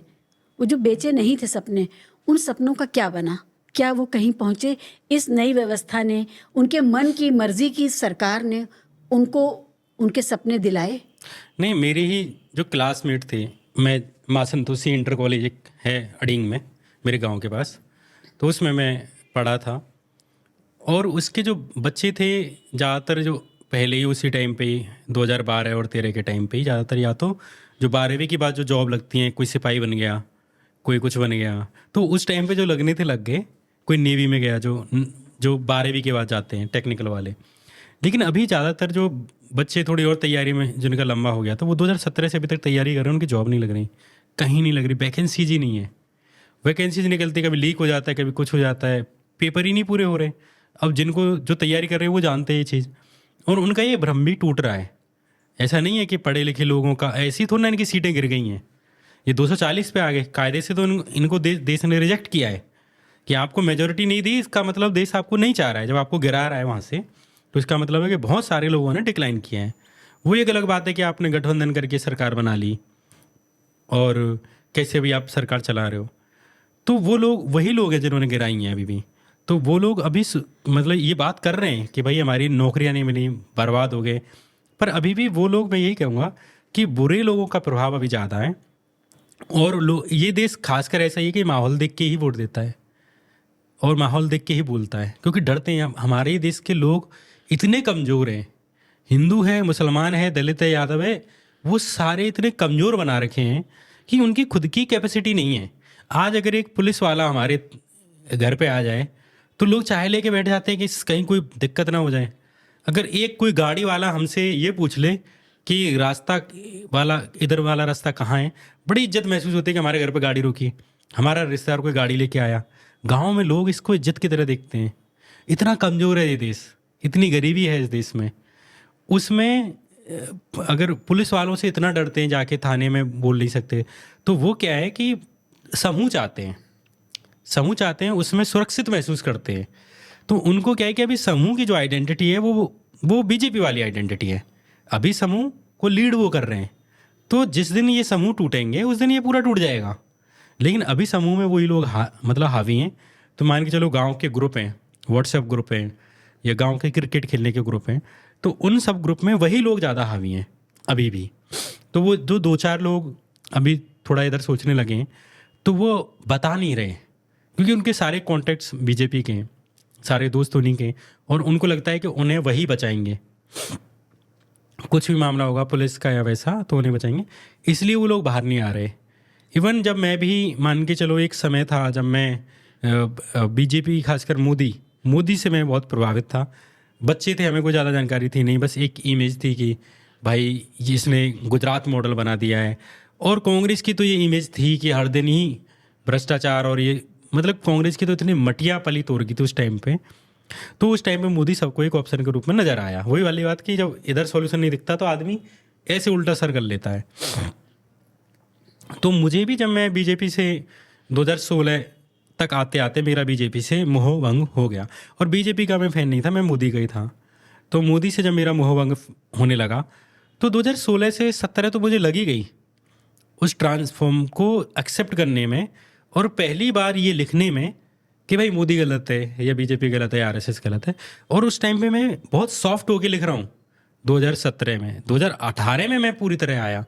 तो मुझे मान के चलिए 2013 से 2015 तक 2 साल तक मैंने मोदी को पसंद किया और सपोर्ट किया। 2015 से के बाद जो 16 वाला है, 16 से 17 तक मैं ट्रांजिशन में था। मेरा दिमाग फिर चुका था कि अच्छा ये तो गड़बड़ है। और 2018 से मैं बहुत वोकल हो गया। 2024 चल रही है, अभी तो 6 साल हो गए। तो एक आइडियोलॉजी से, ये तो मैं था, पढ़ा लिखा था, दिल्ली आ गया, रिसोर्सेज मिले, और एटलीस्ट मैंने एक्सेप्ट किया कि मैं गलत हूँ तो मैंने एक्सेप्ट किया, मैं चेंज हुआ। लेकिन वो जो लोग गांव में हैं उनको तो वो मौका ही नहीं मिल रहा, उनको दोस्त भी नहीं मिल रहे, मुसलमान फ्रेंड भी नहीं मिल रहे, पढ़े लिखे टीचर नहीं मिल रहे। तो उनकी आइडियोलॉजी चेंज होने में बहुत समय लगना है। इवन आफ्टर वो ये रियलाइज़ करके कि वो बेरोजगार हैं। बात यह है कि हम कहते हैं राहुल गांधी या कोई भी अखिलेश यादव हैं, वो कहेंगे कि भाई देश में संविधान खतरे में है, कहेंगे कि डेमोक्रेसी खतरे में है। लेकिन बात यह है कि डेमोक्रेसी का जो लाभ है वो तो इस जनता ने कभी लिया ही नहीं। उसको कभी अपना स्वर्णिम काल रहा ही नहीं है जिसके बारे में तुम बात कर रहे हो। अगर मैंने कोई स्वर्णिम काल देखा है कि मेरी लाइफ बहुत अच्छी थी बचपन में, मान के चलें, तो मुझसे कोई आके कह के यार श्याम बचपन जैसा लेके आना है और ये लोग बचपन को ख़त्म कर रहे हैं, तो मैं तुम्हारा साथ दूंगा। लेकिन मेरा बचपन ही कूड़ा रहा है, मेरी जवानी ही कूड़ा रही है। तुम मुझसे कहो कि यार देखो पहले बचपन में क्या मौज थी, भाई मौज होंगी तुम्हारी होंगी, मेरी मौज तो कभी थी ही नहीं। तो आम हिंदू जनता, आम मुस्लिम जनता, उसके लिए इस देश में आम दलित, आम अल्पसंख्यक या जो भी हैं, उनके लिए स्वर्णिम काल रहा ही नहीं है। तो आप कैसे तुम पुराने टाइम को बता के कि यार पुराना टाइम अच्छा था, संविधान अच्छा था, मैंने संविधान का लाभ ही नहीं लिया। गांव का आदमी इसलिए सरवाइव करता है गांव में कि उसके 4 बच्चे हैं, लड़के हैं, डंडा है उसके पास, तो वो सरवाइव कर जाता है गांव में। लेकिन वो आदमी गांव में सरवाइव नहीं कर पाता जिसके घर में 6 डंडे नहीं हैं, 6 मर्द नहीं हैं, वो उस गांव में दब्बू बन के रहता है। तो उसको तो डेमोक्रेसी वहाँ पे इंटरफेयर कर सकती थी। डेमोक्रेसी का काम ये होता कि जिसके घर में 6 लट्ठे हैं और जिसके घर में एक भी नहीं है, उनको बराबर रिस्पेक्ट मिले। और अगर 6 वाला जिस दिन दबंगई करे उस दिन बीच में पुलिस आ जाए। ये डेमोक्रेसी है। ये डेमोक्रेसी इस देश में कभी नहीं देखी। अब आते सेकुलरिज्म पे या वैसी चीज़ों पे, हमने उनको कभी गांव से निकाला नहीं, हमने उन्हें एजुकेशन दी नहीं। एजुकेशन मिली ऐसे जैसे बारिश में 2-4 बूंदें पड़ गई, इस तरह की एजुकेशन मिली है हमारे देश के लोगों को, तो उसका दिमाग नहीं बढ़ा। अब कोई बंदा मान के चलिए ऑक्सफोर्ड जाएगा, DU जाएगा, JNU जाएगा, तो ऑब्वियस सी बात है कि वो संगी होके भी वायलेंट नहीं होगा। संगी होके भी वो ये कोशिश करेगा कि मुझे अच्छे लोगों में गिना जाए। बहुत सारे लोग जो BJP RSS से हैं, जिनके दिल में BJP से मान के चलिए मुसलमानों से नफरत है या किसी के लिए भी नफरत है, फिर भी वो अपने आप को कभी ये नहीं कहेंगे कि वो संगी हैं, कभी नहीं कहेंगे कि वो BJP के। वो क्या कहेंगे, यार मैं भी ना पहले लिबरल था, मैं पहले सेकुलर था, बट यार मैंने इनका मुसलमानों का ये देखा तो मैं ऐसा हो गया। वो दरअसल था ऐसा ही, पर फिर भी उसे लिबरल होने का एक टैग लेना पड़ रहा है। इसका मतलब यह है कि लिबरल आइडिया या सेकुलरिज्म का जो आइडिया है, आज भी उस विचार की इज्जत है समाज में, पढ़े लिखे में, तभी वो उसका आड़ ले रहा है कि मैं एक टाइम पे सेकुलर था, और उसे डीलेजिटिमाइज कर रहा है, डिस्क्रेडिट कर रहा है, ताकि उसको इज्जत मिल पाए आज के रूप में। तो समाज में अभी भी डेमोक्रेसी और सेकुलरिज्म की इज्जत है, पर इसकी इज्जत वही करेगा जिसने इसका लाभ लिया है। वो लाभ डेमोक्रेसी का, सेकुलरिज्म का आम हिंदू को कभी पहुंचा ही नहीं। तो मैं क्यों बनूं भैया सेकुलर, जब मुझे सेकुलर होने का कोई फ़ायदा ही नहीं दिखता। मुझे फ़ायदा कम्युनल होने का दिख रहा है, और चीज़ें हमेशा फ़ायदे से ही रन होंगी, मार्केट से ही रन होंगी। आज दुबई जैसा देश कट्टर नहीं है मान के चलिए, और वो एक तरह से सेकुलर ही है ना, और उनके यहाँ लॉ एंड ऑर्डर इतना अच्छा है, वो इसलिए क्योंकि वो बिजनेस में safest cities of the world में, पूरी दुनिया की सबसे सेफेस्ट सिटी है। अभी हनी सिंह का एक पॉडकास्ट देख रहा था, उसने कहा कि मैं जो दुबई में फील करता हूँ सेफ, मैं वेस्टर्न कंट्रीज में नहीं करता, कहीं नहीं करता। दुबई इतनी सेफ है। इंडोनेशिया, तुर्की, ये सारे देश मतलब खूब बढ़िया तरह से डेवलप कर रहे हैं, और मुस्लिम ही हैं इन देशों में। ब्रुनेई मुस्लिम मेजोरिटी का देश है और दुनिया की सबसे अमीर देशों में से एक है, वहाँ कोई लड़ाई नहीं है। इन सब ने टैग लगाया है इस्लामी देश होने का। ये अपने को इस्लामी देश कहते हैं, सिर्फ मुस्लिम नहीं है, धर्म को अपना नीति बनाते हैं, बना रखा है। लेकिन वो कभी ऐसा जो मान के चलिए पाकिस्तान में जो धर्म के नाम पे हो रहा है या बांग्लादेश में हो रहा है, वो कभी अलाउ नहीं करेंगे इस चीज़ को। क्यों? क्योंकि उनके पास दूसरा विकल्प है। तो मेरा ये कहने का मतलब है कि जब तक आप डेमोक्रेसी का लाभ लोगों को नहीं पहुंचाएंगे और लोगों को एग्जैक्टली नहीं समझाएंगे कि क्यों सेकुलरिज्म उनके लिए अच्छा है, उनके बच्चों के लिए अच्छा है, इस देश की शांति के लिए कैसे अच्छा है, तब तक वो सेकुलरिज्म का साथ नहीं देंगे। मैं उम्मीद करती हूँ कि जिस तरह का थॉट प्रोसेस आपके अंदर है, इस तरह की थॉट प्रोसेस की सोचने की शुरुआत हो कि एक विषय को, एक समस्या को सोचें और सिरे तक सोचें, आखिर तक सोचें, तब जाकर के इस देश के युवा अपने निर्णय खुद करना शुरू करेंगे। वरना जो हेट कमेंट्स करते हैं, जो टॉक्सिक कमेंट्स करते हैं, या जिनको ये लगता है कि समझदारी की बात करना हिंदू विरोधी होना है, तो वो उसी में गर्त में पड़े रहेंगे। अरे ये हमारे लोग हैं जो मस्जिद पे भी चढ़ा, या मान के चलो इसकी जो कौन सी जगह थी मैंने बहराइच में जैसे एक लड़का मस्जिद पे चढ़ा और मारा गया, है ना। अब मेरा ये कहना है कि एक चीज़ देखिए कि उसके अंदर ऐसी क्या चुल थी कि उसको मस्जिद पे चढ़ना था। सॉरी, मस्जिद पे नहीं, किसी के घर पे चढ़ा था वो तो। अब आप सोचिए आपके घर पे कोई चढ़े, कितना टेरिफाइड फील करोगे। आपके घर पे एक तो ये कि नॉर्मली चढ़ गया, कितने के घरों पे हम चढ़ते ही हैं, जाते हैं छतों पे जाते हैं दोस्ती यारी में। एक ये है कि आप भीड़ लेके, डंडा लेके आप मेरे घर पे चढ़े हुए हो, ठीक है, तो ये मैं किसी के घर पे चढ़ जाऊं, ये ताकत मुझे कौन दे रहा है, कहाँ से आ रही है, तोड़फोड़ करूं? तो मैं तो ये देखता हूँ कि ये एक केवल पागल ही आदमी कर सकता है, या जो बहुत चतुर बन रहा हो, जिसको हीरो बनना है, वो कर सकता है। 2 ही आदमी कर सकते हैं। तो मैं ये देखता हूँ कि ये जो अधिकतर लोग हैं ना, ये हमारे लोग हैं, और इनको एकदम मतलब देखो, अच्छा आदमी होना तो सब डिजर्व करते हैं, और कोई उन्हें पागल बना रहा है, मूर्ख बना रहा है, और उनमें नफरत भर रहा है। उनके दिल में, जिसमें बहुत सारे अच्छे विचारों की जगह होनी चाहिए थी, वहाँ कचड़ा भर दे रहा है ना। तो मैं ये देखता हूँ विक्टिम है, मैं विक्टिम की तरह देखता हूँ उनको कि वो विक्टिम है, और उनको हमारे स्नेह की ज़रूरत है, उनको हमारे सॉफ्ट हैंड्स की ज़रूरत है कि हम उनसे प्यार से बात करें। मैं जब भी देखता हूँ ना कोई गाली दे जाता है, मैं यही कहता हूँ, देख कितना बेवकूफ़ आदमी है, और इसको देखो कोई बेवकूफ़ बना रहा है, ये कितने भ्रम में जी रहा है। लिंचिंग कर रहे हैं लोग इस नफरत में, कर रहे हैं। मैं कह रहा हूँ वो कितने भ्रम में जी रहा है, जबकि उसको तो एक ही जीवन मिला है, उसको प्यार से सही तरीके से सही सोच के साथ जीना था, लेकिन उसके दिमाग पे तो इतने झूठ और आडंबर लाद दिए कि उसके दिमाग में अलग ही विजुअल चल रहे हैं हिंदू राष्ट्र के। तो मेरा यही है कि इन लोगों को हमारी जिम्मेदारी है पढ़े लिखे लोग होने के नाते कि हम अपने लोगों को, भले ही वो ज़ॉम्बी बन चुके हैं, भले ही वो नफ़रत में यहाँ तक डूब चुके हैं, हमें ही मानने को तैयार हैं। आज तो यही हाल है कि वो आज हमें ही मानने को तैयार है। उनको हमें अकेले नहीं छोड़ना है, उनसे हमें बातें करते रहनी है, इंगेज करते रहना है। और ये मुझे पूरा भरोसा है कि इस देश में ये जो ऐसे ये नाव की तरह कभी ऐसे चल रही है, कभी ऐसे चलेगी, फिर ऐसे चलेगी। ये दौर भी जाएगा, पक्का जाएगा। मुझे भगवान पे भरोसा है, सब पे भरोसा है। भगवान को तो मानता नहीं हूँ, इस बात में भरोसा है। और भगवान को मैं अपने मतलब के लिए मानता हूँ। अच्छी चीज़ों पे जहाँ भरोसा मनवाना हो, मैं भगवान पे बिलीव करता हूँ। वैसे नहीं करता मैं। वो देखिए, भगवान का जो आइडिया ऑफ गॉड है ना, वो हमारे मुहावरे का हिस्सा है। मुझे पता है कि ये एग्जिस्ट नहीं करती है चीज़, मैंने देखी नहीं तो मैं मानूंगा नहीं। बट मैं इस आइडिया की बड़ी रिस्पेक्ट करता हूँ कि चलो कोई एक ऐसा है जो न्याय करने के लिए खड़ा है, जो हमें बच्चे की तरह देखता है, ईश्वर हैं, हमारे दुख में साथ है। तो मुझे आइडिया से कोई तकलीफ नहीं है। मेरा जब भी दुख होता है तो मैं आ जाता हूँ कि जय हो, पर वैसे मेरे को नहीं है। मैं ये बहुत क्लियर बोलता हूँ। हाँ, डे टू डे लाइफ में आप रैशनल और साइंटिफिक और तर्कशील फैसले करते हैं। मैं भगवान का मानना मेरा ये है कि मैं किसी के साथ गलत ना करूँ और अच्छे का साथ दो। यही मेरे लिए भगवान का मानना है। मुझे लगता है कि मेरा भगवान अगर होगा पूरी दुनिया में, कोई भी आदमी, जैसे हम किसी का जज करते हैं कि ये आदमी अच्छा है, कैसे जज करते हैं? हम ये कहते हैं कि यार इसको ना अपनी तारीफ पसंद नहीं है, बड़ा अच्छा आदमी है, बड़ा ग्राउंडेड आदमी है। और एक आदमी है जो अपनी तारीफ ही तारीफ सुनना चाहता है, मेरी तारीफ करो, मेरी तारीफ करो। हम क्या कहते हैं, अरे यार क्या ही आदमी है, ये पूरे दिन तारीफ सुनता है, नार्सिसिस्ट हैं।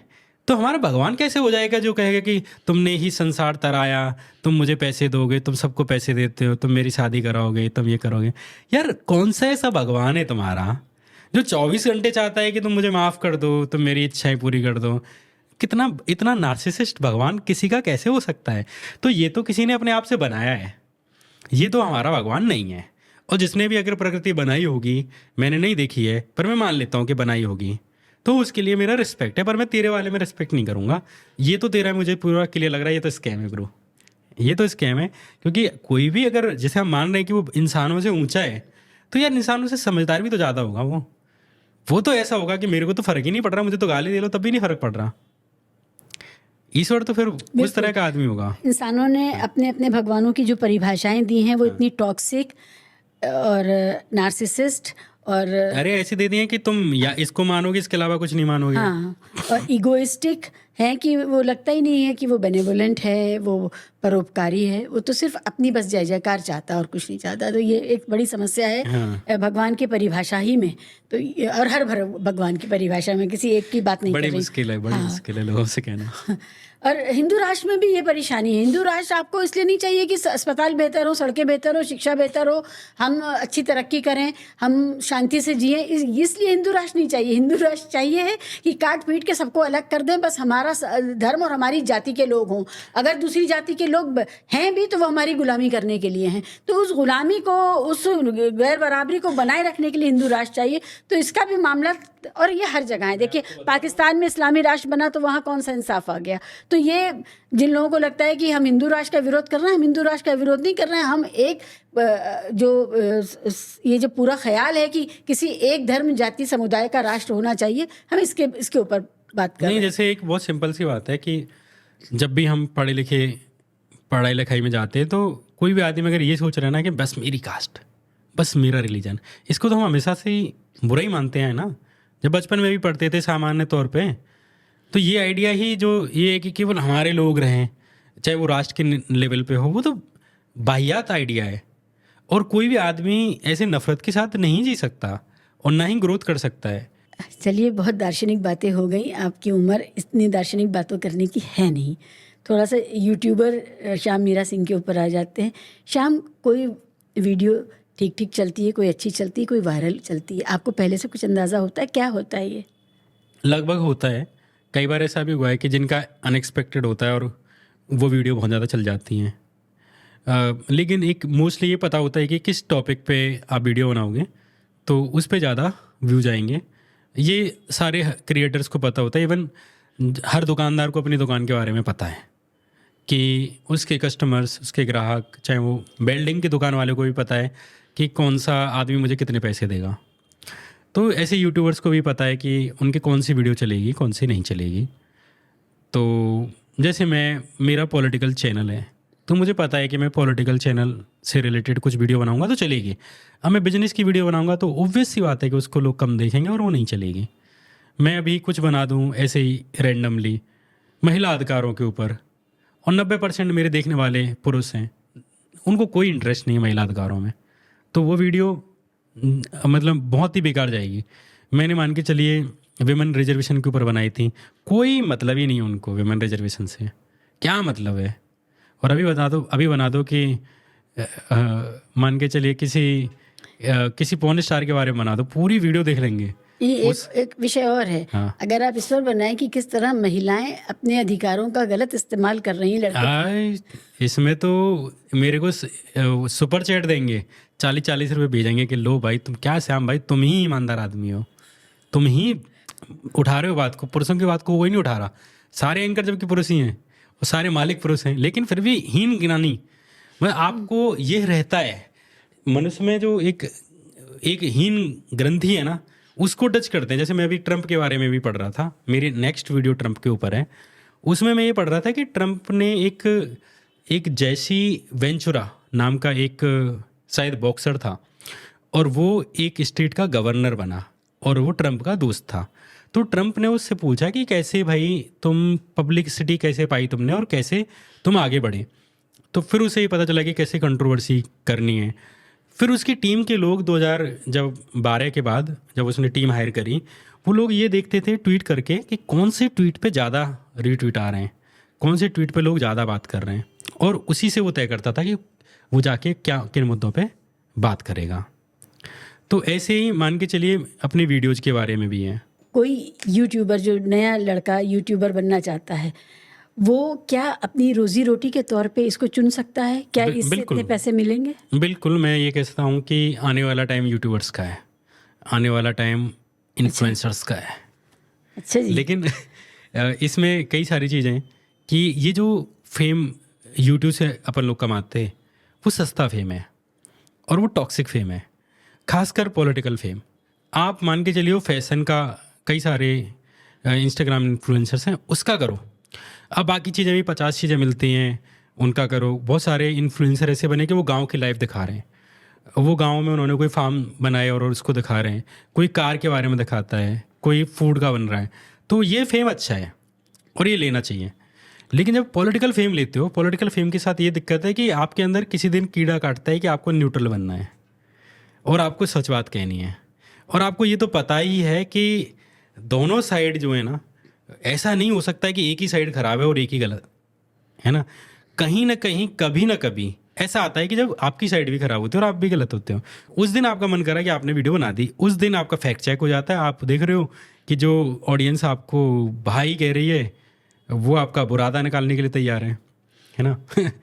तो ये फेम आपको, एक तो पॉलिटिकल फेम में ऐसा रहता है कि हमेशा सरकारें बदलती रहेंगी, हमेशा आपके दुश्मन बनेंगे, कोई विधायक बनेगा, कोई सांसद बनेगा। पॉलिटिकल फेम से बचें। पॉलिटिकल फेम बहुत ही टॉक्सिक फेम है, आपकी पीस को खाता है। बाकी इन्फ्लुएंसर आप बन सकते हो, दूसरा कोई भी आदमी इन्फ्लुएंसर बन सकता है और आने वाला टाइम इन्फ्लुएंसर्स का है। लेकिन मेरा, अगर मुझे ये मौका मिलता कि मैं, अगर मान के चलिए कोई IITian हूँ या मैं किसी बिजनेस मैन का बेटा होता, तो मैं चूज नहीं करता और मैं और ही बनना चाहता उस टाइम पे कि थोड़ी फेम चाहिए तो थोड़ा आगे मौज लेने के लिए। जिस दिन मन करा, आपने जो कैमरा वाले हैं वो बुला लिया, थोड़ा कुछ भी बोल दिया, किसी सारा अली खान के साथ फ़ोटो करा ली, इधर कोई पैसे वाला दोस्त है उसके साथ करा ली, फेम मिल गया। बाकी दिन आप चिल कर रहे हो, कहीं क्रूज़ पे मज़े ले रहे हो, हैं कहीं आप वियतनाम गए हो, कभी मैक्सिको गए हो, वहाँ पे मज़े ले रहे हो, ठीक है, वहाँ के कैफ़ेज में घूम रहे हो, डांस कर रहे हो। मैं वो लाइफ पसंद करता। या मान के चलिए गोवा में किसी एक बीच में, किसी गांव में जाके आप पढ़े हो ऐसे ही, दारू पी के, मज़े लेके किताबें पढ़ रहे हो, फ्रेंड्स के साथ हो, फैमिली के साथ हो, मैं वो मज़े लेना पसंद करता। क्योंकि लाइफ जो है एक है, हालांकि इसमें मज़े लेके भी मरोगे तब भी कुछ नहीं होना, और आप बर्बाद होके भी जाओगे तब भी कुछ नहीं होना। फिर भी मैं ये चूज करता है कि एक पीसफुल लाइफ हो जो इस तरह के फेम से अलग हो, जिसमें आप जनता की एकदम ही कनेक्ट होते हो। शाहरुख खान वाला फेम मिलना चाहिए ना, कि जनता से आपका कोई मतलब ही नहीं, आप आए यूँ करके चले गए और काम ख़त्म, आप अपने मन्नत में आराम से मौज ले रहे हो आर्यन खान के साथ, इधर गौरी खान है ना। ये वाला ऐसा फेम है जो यूट्यूबर्स वाला है। कोई इनबॉक्स में आ रहा है, हाँ रे ये लिख रहा है तो साले तू मथुरा में ही रहता है ना, तेरा ये है ना, तेरी माँ की आँख, तेरा ये तेरा वो, तो वो इतना कनेक्टेड है। उसमें ये भी है कि गांव वाले ही आपस में कुछ भी बोल दे रहे हैं। गांव के लोग मेरे तो हैं ही है ना, मुझे पता है, मैंने ये चीज़ें कभी जिक्र नहीं करता, लेकिन गांव में कितनी टॉक्सिसिटी है मेरे लिए मुझे पता है। मेरी फैमिली के लोग हैं, बाकी लोग हैं, 50 बातें बनती हैं, और वो गांव की चीज़ें झेलना अलग, क्योंकि गांव में तो डंडा निकल आती है 1 सेकंड के अंदर। तो उस चीज़ पे झेलना, शांत रहना और सौम्यता के साथ काम करना, ये बड़ी बात है। तो मुझे ये लगता है कि ये वाला फेम अच्छा नहीं है जो पॉलिटिक्स का और यूट्यूब का फेम है। बॉस शाहरुख खान को जान से मारने की धमकी भी ली है, उसके बेटे को उसके बेटा होने की सज़ा मिली थी, और उसको भी हेट मैसेजेस और हेट कमेंट्स बहुत आते हैं, तो बचा कोई नहीं है। हाँ, अभी तो ये वाला सीन हुआ है, पर मैं उसमें यही कहूँगा कि जैसे शाहरुख खान को तो खैर पता है कि अपन को क्यों मिली है ना, और मुस्लिम होने के कारण ही मिली है ना। आर्यन खान के नाम पे टीवी शो चलाए गए, थोड़ा, एक तो सुपरस्टार का बेटा है, ऊपर से खान है, एक सिंपल सी बात है। जिसने भी अरेस्ट किया उसने भी इसलिए किया, हाँ, जबकि उसका कुछ केस भी नहीं था, अदालत में वो साबित भी नहीं हुआ, इवन वो निर्दोषी पाया गया बंदा। तो मेरा कहने का मतलब दूसरा था कि अब सेलिब्रिटी, मैंने याद दिलाया कि ये दौर है जहाँ पर कोई अपने आप को कितना भी मोहब्बत का, भलमनसाहत का पुतला बना ले, इसके बावजूद कुछ लोग आ जाएंगे क्योंकि उसका नाम खान है, तो वो काफ़ी है उनसे नफरत करने के लिए। और हम देख रहे हैं बहुत सीरियस हो गया है, क्योंकि सलमान को जिस तरह की धमकी हो रही है, उससे पहले सलमान के दोस्त वही मुस्लिम का ही है, इसलिए मारा गया कि वो सलमान का दोस्त है। अगर ये, मैं ये आपको कह रहा हूँ, अक्षय कुमार को अगर कोई दे जाए कोई गैंगस्टर, तो सरकारों को कार्रवाई करनी पड़ती है, पब्लिक प्रेशर में आगे करनी पड़ती है। ठीक है, अगर आज कोई अजय देवगन को दे के रह ले, कोई धमकी दे के दिखा दे, लेकिन अगले दिन ही पुलिस को कुछ ना कुछ करना पड़ेगा, और नहीं तो एनकाउंटर करना पड़ता, बिश्नोई का करना पड़ता है, किसी का होता, सरकार कुछ ना कुछ करती। लेकिन इतने दिनों से हम देख रहे हैं हमारे ही देश में इतना बड़ा सुपरस्टार सलमान खान, और उसको कोई गैंगस्टर आके बोल जा रहा है कि मैं तुम्हें मार दूंगा, और हम इसको गोली चला चुके हैं, घर पे गोली चला चुके हैं, और उसके दोस्त को सिर्फ इसलिए मार दिया कि वो उसका मंत्री दोस्त को, है। हाँ, जो पूर्व में मंत्री रहा उसको मार दिया, और उसके बावजूद सरकार की कोई प्रतिक्रिया नहीं है। जीरो प्रतिक्रिया कैसे हो सकती है? अपराधी प्रेस कॉन्फ्रेंस कर रहे हैं, वो सब अपराधी तो कह रहे देश चला रहे हैं, और वो प्रेस कॉन्फ्रेंस भी नहीं कर रहे हैं, इंटरेस्टिंगली जो बड़े अपराधी हैं। अपराधियों की तो बात ही छोड़े, अपराधी तो मीटिंग ले रहे हैं, पुलिस अधिकारियों की, आईपीएस अधिकारियों ने मीटिंग दे रहे हैं। जो सीबीआई अमित शाह को जांच कर रही थी और दोषी भी पा रही है, जेल में भी भेज रही है, चार्जशीट भी दायर कर रही है, सबूत भी पा रही है कि किस तरह से अमित शाह गुजरात के जो व्यापारी थे उनको ब्लैकमेल करते थे, और वो तो हिंदू थे। हिंदू व्यापारियों को अमित शाह जी ब्लैकमेल करते थे, पैसे उगाते थे उनसे। इंटरेस्टिंगली जो सोहराबुद्दीन आदमी था, सीबीआई ने अपनी जांच में ये पाया कि सोहराबुद्दीन उन्हीं का ही आदमी था, और सोहराबुद्दीन के थ्रू ये गुजरात और राजस्थान जो बॉर्डर है, वहाँ के जो मार्बल व्यापारी हैं उनसे पैसे उगाते थे, वसूली गैंग था, और उससे मरवाते थे। इंटरेस्टिंगली जो हरेन पांड्या हैं उनकी हत्या में जो गायत्री प्रजापति और सोहराबुद्दीन का नाम आता है, और ये भी आता है कि हरेन पांड्या का जो कनेक्शन है, खुद हरेन पांड्या के पिता ये आरोप लगाते हैं कि मेरा बेटा नरेंद्र मोदी ने मरवाया है, ये मेरा आरोप नहीं है। उनकी जो पत्नी थी, उन्होंने, अब तो बीजेपी में चली गई, उन्होंने सालों तक ये लड़ाई लड़ी हरेन पांड्या के लिए। तो इनकी हरेन पांड्या की हत्या में सोहराबुद्दीन का केस था, है ना, और फिर सोहराबुद्दीन को भी मरवा दिया गया, वो भी फेक एनकाउंटर निकला, उसमें तो कुछ था भी नहीं। तो एक तरह से जो सबूत थे वो सारे मिट चुके हैं। तो आज जो सीबीआई कल को अमित शाह को जांच कर रही थी, आज वही सीबीआई उनको रिपोर्ट करती है। सीबीआई का हेड जाके सर सर सर ऐसे करते हैं वहाँ जाके। तो ये तो चल रहा है। तो उसमें तो आप वो छोटे मोटे अपराधियों से आपको दिक्कत है, वो तो बेचारे, उनको तो पता भी नहीं है कि वो किस कठपुतली का गेम, किस गेम का हिस्सा है। और उनके उनके परिवारों की वीडियो देख रहे हैं। अब वो साले पड़े रहेंगे, 2-4 लाख के लिए काम किया होगा, चलो 15 लाख के लिए काम कर लिया होगा। 15 लाख की गाड़ियाँ यहाँ के अमीर अमीर अमीर लोग जो हैं अपने बच्चों को, जैसे मेरा ही जो एक वो था प्रॉपर्टी डीलर जिसने मुझे मकान दिलाया, उसने अपने बेटे को 12वीं पास होने के बाद थार दिलाई है। नॉर्मल पैसे वाला आदमी है।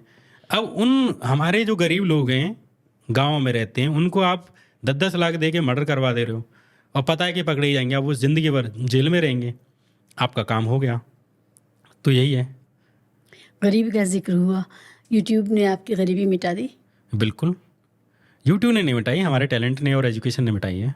बिल्कुल।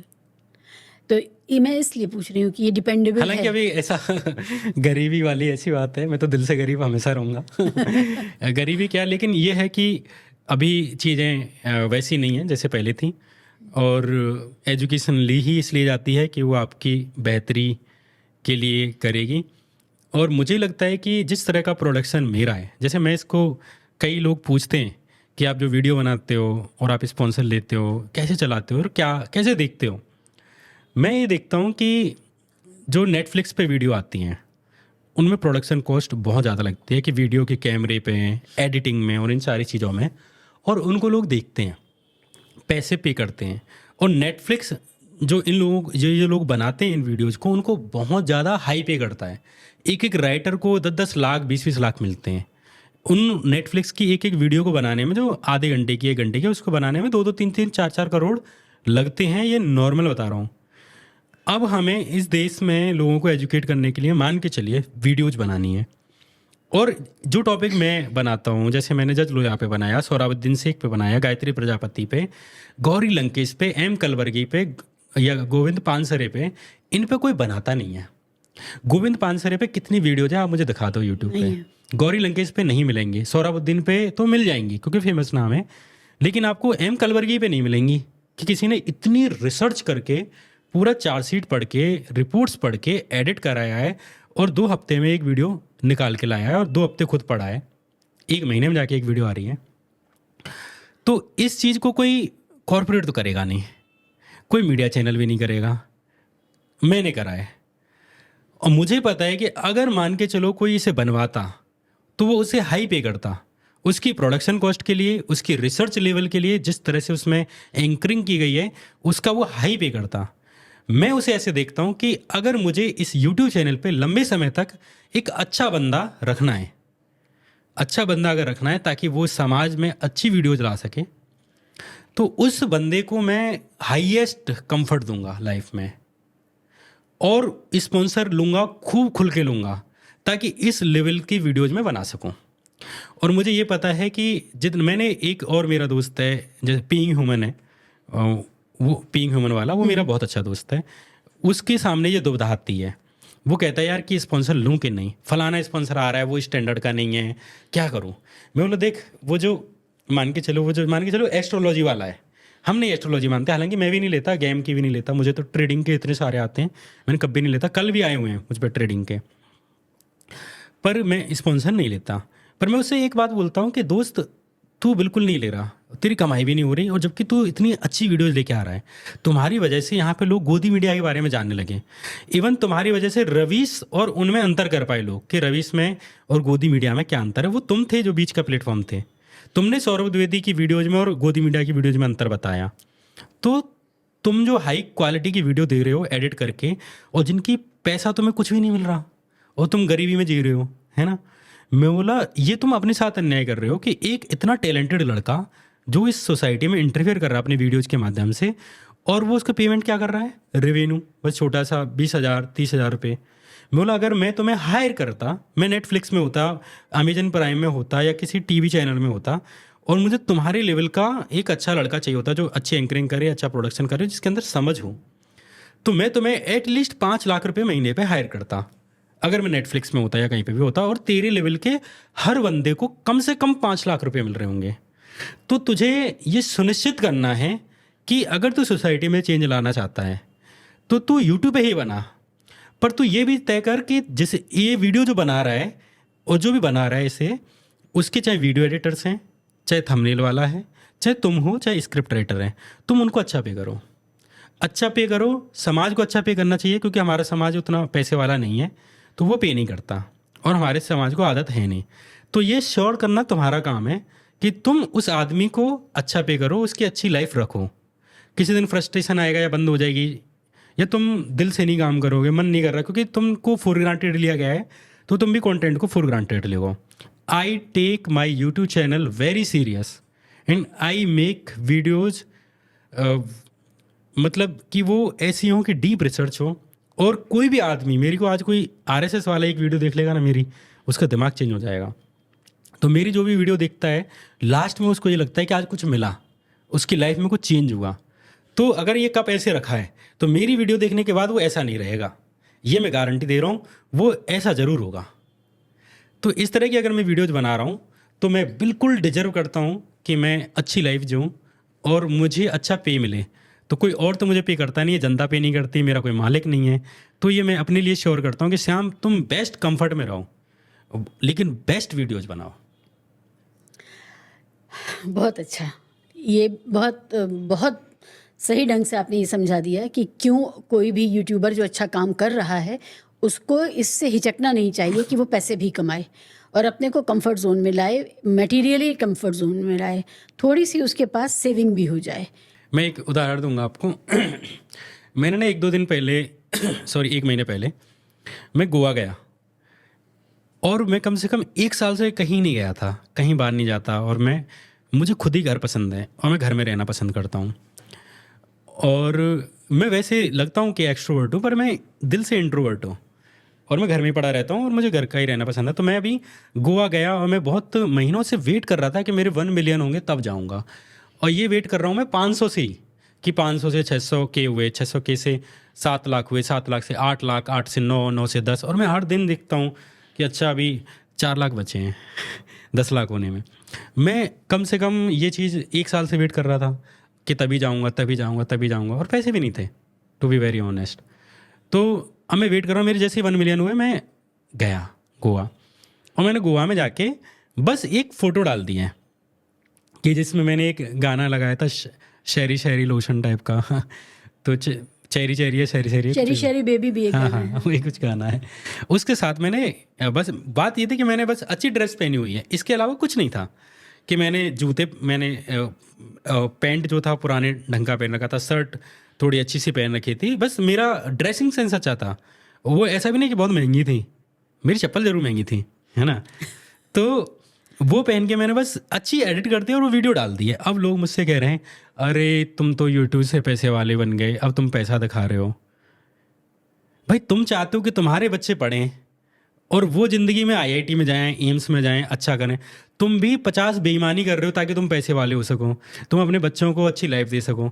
लेकिन एक यूट्यूबर मान के चलो वो किसी की न्याय की बात कर दे रहा है, तो तुम चाहते हो कि वो गरीब भी हो, वो गरीबों जैसा ही दिखे। मैं जब भी अपने, जैसे मेरे एक प्लॉट है, हमारी भैंस बनती है वहाँ पे, मेरा ये है कि मैं स्थित प्रज्ञ हूँ। सुख दुख, मज़े या डिप्रेशन मेरे लिए बराबर हैं। मुझे ना तो दुख में कोई दिक्कत, ना मुझे सुख में दिक्कत। एक हिंदू धर्म में एक राम सुखदास जी महाराज रहे, उनकी एक किताब थी, मैं समर्थ रामायण कुछ थी, मैं शायद सही नाम नहीं ले रहा, उसमें वो लिखते हैं कि दुख के ही 2 प्रकार हैं, सुख और दुख। दुख के ही 2 प्रकार हैं, सुख और दुख। तो मैं उस चीज़ को मानता हूँ। तो मैं तो भैंस के साथ बैठा हूँ तो भी मैं नहीं देखता कि मेरे पीछे बैकग्राउंड में क्या है, लोग मेरे बारे में क्या जज करेंगे, या वो क्यूट सी लड़कियाँ मेरे बारे में क्या सोचेंगी जो मुझ पे आज थोड़ी फिदाएँ, मेरे ऑरा से फिदाएँ। अब मान के चलो भैंस के साथ देखेंगी या देखेंगे क्या गरीब, मुझे नहीं फ़र्क पड़ता। मेरा अभिनव अरोड़ा वाला कि मुझे फ़र्क नहीं पड़ता जमाना मेरे बारे में क्या कहेगा। मेरा तो बंसी वाला है। तो मेरा भी यही सीन है कि मुझे सच में नहीं पड़ता कि मैं कहीं भी, मेरे अंदर कॉन्फिडेंस यहाँ पे है, इतना कॉन्फिडेंस है भर के कि अंदर चट्टान है, कि कॉन्फिडेंस भयंकर है। मैं कपड़े भी उतार के खड़ा हो जाऊँगा अंडरवियर में, तब भी मेरा ये कॉन्फिडेंस होगा कि मैं बराक ओबामा हूँ। तो मैं मान के चलो, मैं भैंस के साथ भी डालता हूँ, मैं गोवा पे भी डालूँगा। भाई आप, मतलब मेरा यही है कि समाज में ये एक इमेज बार बार बनाई गई, और ये भी विरोधियों के द्वारा बनाई गई कि देखो ये तुमको बेवकूफ़ बना के ये पैसे वाला बन गया, ये यूट्यूबर तुम्हारी बात उठा के ये पैसे वाला बन गया। ऑब्वियस है कि जो टीवी में जो सुधीर चौधरी है वो गरीब थोड़े ना है, अर्नब गोस्वामी जहाँ पे पहुंचा है वो गरीब थोड़े ना है। सब लोग जो एजुकेटेड लोग हैं वो तो पैसे वाले होंगे ही, IITians पैसे वाले हैं, वैसे ही जो जर्नलिस्ट टॉप पे पहुंचेंगे वो पैसे वाले बनेंगे ही। ध्रुव राठी पैसे वाला बनेगा, ध्रुव राठी करोड़ों कमाता है, नीतीश राजपूत कमाते हैं लाखों, शुभांकर मिश्रा कमाते हैं, ऐसे ही सुधीर चौधरी और ये सब कमाते हैं। मैं करोड़ों नहीं कमाता, मैं 1000 में हूँ। लेकिन मैं वही कह रहा हूँ कि मैं तो इस बात से खुश होता हूँ कि यार हमारे पास एटलीस्ट ध्रुव राठी जैसा बंदा तो है। ये हमारी साइड में ये कितनी बड़ी बात है।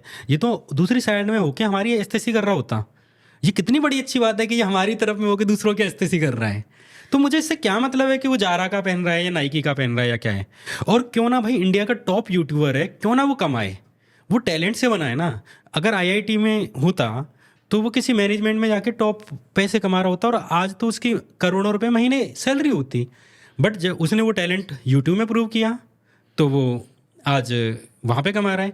अब वो कल को अमेजन किसी ने खोली है ना, नॉर्मल लोगों ने खोली है, गूगल खोला, फेसबुक खोला, नॉर्मल लोगों ने खोले हैं, तो उन्होंने खोले, वो आज अरबों में कमा रहे हैं। तो जो टॉप के लोग हैं वो कमाएंगे, एजुकेटेड लोग कमाएंगे। तो सेम मेरा है कि मैं अगर यूट्यूब नहीं खोल रहा होता, मैं बाबाजी भी बन गया होता, मैं वहाँ भी कमा रहा होता, सच में कमा रहा होता, और मैं बहुत सारे बाबाजियों की दुकान बंद करता। मैं कुछ भी कर रहा होता, मैं पैसे ही कमा रहा होता, क्योंकि मुझे पता है कि मुझ में टैलेंट था थोड़ा सा, कि मुझ में बुद्धि थी, विवेक था। और इसी विवेक की वजह से मुझे बीजेपी वाले और RSS वालों से मैं ज़्यादा दिन प्रभावित नहीं रहा। मैंने वो कचरी तोड़ दी, मैं उससे बाहर आ गया। और ये मेरे जैसे लोगों को ही रोकने के लिए कहते हैं कि अरे पढ़े लिखे तो मूर्ख हैं, क्योंकि ये जानते हैं कि पढ़े लिखे लोगों को इनके बारे में पता है। इवन बीजेपी के भी जो टॉप लीडर्स हैं जो पढ़े लिखे हैं, उनको पता है, वो कभी मस्जिद वाली भीड़ों में अपने बच्चों को नहीं भेजते, उनके बच्चे एजुकेशन में जाते हैं। और उनका बच्चा ज़िंदगी में कभी ना जाए एस्तेसी कराए, मुसलमान काट दें हिंदुओं को तब भी ना आए, वो तब भी अपने टीवी देखते हुए कहेंगे oh something is bad happening in India. Anyway coffee पीते हैं, उनका यही रहेगा। तो मेरा यही है कि मेरे दोस्त, मेरे भाई देश तो अपनाएं। मुसलमानों के साथ बिजनेस कर रहे हैं, पार्टनरशिप्स हैं उनकी। अरे आप देखो मोदी जी को मोदी जी जब अरब में जाते हैं तो अंग्रेजों के, फिरंगियों के आगे जाते हैं। फिरंगियों का किसी पार्लियामेंट में मान के चलो भाषण दे दिया, कहीं पे अगर वहाँ का कोई जिला का पार्षद भी मिल जाए, बस वो गोरा है, कोट पहना हुआ है, बस उसके साथ है, तुरंत आके उसके गर्दन पे हाथ रख देंगे, ऐसे करेंगे, मुझे कहेंगे आ जा गले लग जा, लग जाएंगे। इंडिया में आएंगे, सबसे पहले उसमें से निकलेंगे, हवाई जहाज में से पहले उसको करते हैं ऐसे, ऐसे चलते हैं, उससे जहाज से उतरते ना, नमस्कार, वो आएगा JP नड्डा, है ना, तो JP नड्डा वो करेगा जी नमस्कार। JP नड्डा को देखते भी नहीं है, वो बेचारा इतने सालों से इनको माला दे रहा है, फूल माला, उससे बात भी नहीं करते। अपने विधायकों से कभी देखा है आपने कि अंग्रेज, इनको कोई वो भी मिल जाएगा ना गाड़ी चलाने वाला भी, बस वो गोरा है, उससे मिल लेंगे। अपने देश के विधायक से भी नहीं मिलेंगे, वो तो हिंदू हैं। सेम इनका यही है कि यहाँ पे अपने देश के मुसलमान से इनकी बात नहीं करेंगे। यहाँ का इन्हें जावेद अख्तर जैसा पढ़ा लिखा इंसान भी इनको ख़राब लगता है, शाहरुख खान जैसा प्यारा आदमी भी इनको बेकार लगता है। बट वहाँ पे अगर कोई अरब होगा, वहाँ पे ही करके पूरा फोटो कराएंगे और वीडियो बनवाएंगे, क्योंकि वहाँ पे इनको इमेज करनी है और अच्छे बिजनेस भी लेने हैं। देशी लोगों के साथ वो परहेज करते हैं, चाहे वो अपनी पार्टी के भी विधायक हों। अब को याद है राजनाथ सिंह एक माला के अंदर घुसने की कोशिश कर रहे थे, फिर बेचारे खुद ही अपनी हैसियत समझ के बहुत बुरा लगा, क्योंकि राजनाथ सिंह अच्छा इंसान हाँ, है, वो भला आदमी। और इवन देखो अपने को ये नहीं है कि कौन करप्शन कर रहा है या कौन, अभी तो अपन एग्जिस्टेंस पे आ गए हैं कि भाई तू करप्शन कर ले मेरे भाई, तू मार मत हमें, बस जिंदा रहने दे। मैं ये कह रहा था कि जो अमीरों वाली मैं बात बताई कि जब अमीर शेख मिलते हैं मोदी से, या अमीर फिरंगी मिलते हैं, फिरंगी तो खैर नॉर्मल भी मिल जाए तो उससे आके दिल से मिलाते हैं, तो उससे बड़े प्यार से बात करते हैं, है ना।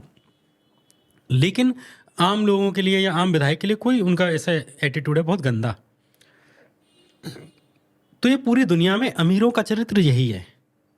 अमीरों का चरित्र ग्लोबली, वो हिंदू हो मुसलमान हो, चाहे वो विदेश का हो चाहे इंडिया का हो, अमीरों का चरित्र यही है कि वो अपने से ऊपर से ऐसे ही बात करते हैं। और ये पूरे ह्यूमन का यही चरित्र है कि नीचे वाले से ऐसे करते हैं। मैं यही कह रहा हूँ मेरे भाई, मैं ये पूरा उदाहरण मैंने इसलिए दिया कि ये जो नीचे वाले लोग हैं वो सब सेम है। वो मुसलमान भी बेचारा अपना जैसे तैसे रोटी काट रहा है, ठेले पे जा रहा है, उसको तुम पीट रहे हो, जाके आधार चेक कर रहे हो हैं। और कोई दुकान लगा रहा है, उसको कह रहे हो यहाँ मीट की दुकान मत लगा, खाने तुम ही जा रहे हो और उसको और पीट रहे हो। ये तो खैर मीट की दुकान है, जो आदमी सब्जी बेच रहा है वो कौन सी मीट की बेच रहा था, तुम उसे भी जाके पीट रहे हो। क्यों ऐसा माहौल बना रहे हो भाई? ये जो इस तरह का माहौल बनेगा ये नफरत का, इससे अमीरों के धंधे तो चलते रहेंगे, उनके नेताओं के जो होंगे वो होते रहेंगे, पर ये जो तुम कीचड़ जो बना रहे हो ना, तुम अपने ही आसपास बना रहे हो। गरीब की कसाई की दुकान बंद हो गई, लेकिन बीफ एक्सपोर्ट में हम सबसे ऊपर हो गए। तो जानवर तो कट रहा है हमारे देश का, लेकिन अब जो रोजी रोटी 2 पैसा गरीब भी कमा रहा था वो बंद किया जा रहा है। अब सारा जानवर बड़े बड़े बुचड़खानों में जा रहा है। हम तो इसमें डिबेट में ही नहीं जाते हैं, चलो छोड़ दो कि भाई मैं तुमसे बस यही कहूँगा सिंपल सा। मैं कल एक बात कर रहा था, मेरा एक बनिया दोस्त है और मैं और वो ऐसी बात करते हैं कि भाई बनिया अमीर क्यों है। तो अपन को पता चला कि मैंने एक चीज़ कही कि शहर में मैं कैसे सर्वाइव कर रहा हूँ, मेरे घर वाले क्यों नहीं करे, मेरे बहुत सारे लोग नहीं करे, और मैं क्यों ग्रो कर रहा हूँ, मेरे बाकी लोग क्यों नहीं कर रहे हैं, मेरी फैमिली से, मेरी परिवारों से। एक बहुत गंदा वर्ड है, मैं वो नहीं लेना चाहूँगा, लेकिन मैंने कहा कि आप उसका एक दूसरा वर्ड हुआ था कि दुबकू बने रहो, दुबकू बने रहो, डरपोक बने रहो, बहुत ग्रो करोगे मेरे भाई। आप दुबकू बन जाओगे, आप लड़ाई वड़ाई छोड़ दो, आपको कोई कुछ भी कही जा रहा, हाँ भैया ठीक है, आपकी वहीं पे ख़त्म हो गई बात। ना कोई केस, ना कोई प्रॉब्लम। गाड़ी टकराई, भैया सॉरी टकरा गई, आप उससे जाके ये कह रहे हो कि कैसे टकरा गई, तू कैसे टकरा रहा है, मेरी गलती है, तेरी गलती है, नहीं सॉरी भाई साहब मेरे से गलती हो गई यार, ये मुझे टकरानी नहीं चाहिए थी, मेरे से गलती हो गई, निकल गई, बात ख़त्म। तो मैंने एक चीज़ देखी कि बनिया समाज अपने काम से मतलब रखता है, कि उसको बिजनेस से मतलब है, और उस बिजनेस के बीच में जो भी चीज़ें आ रही हैं उसको हटा देता है। ना किसी से लड़ाई, ना किसी के दंगे में जा रहा।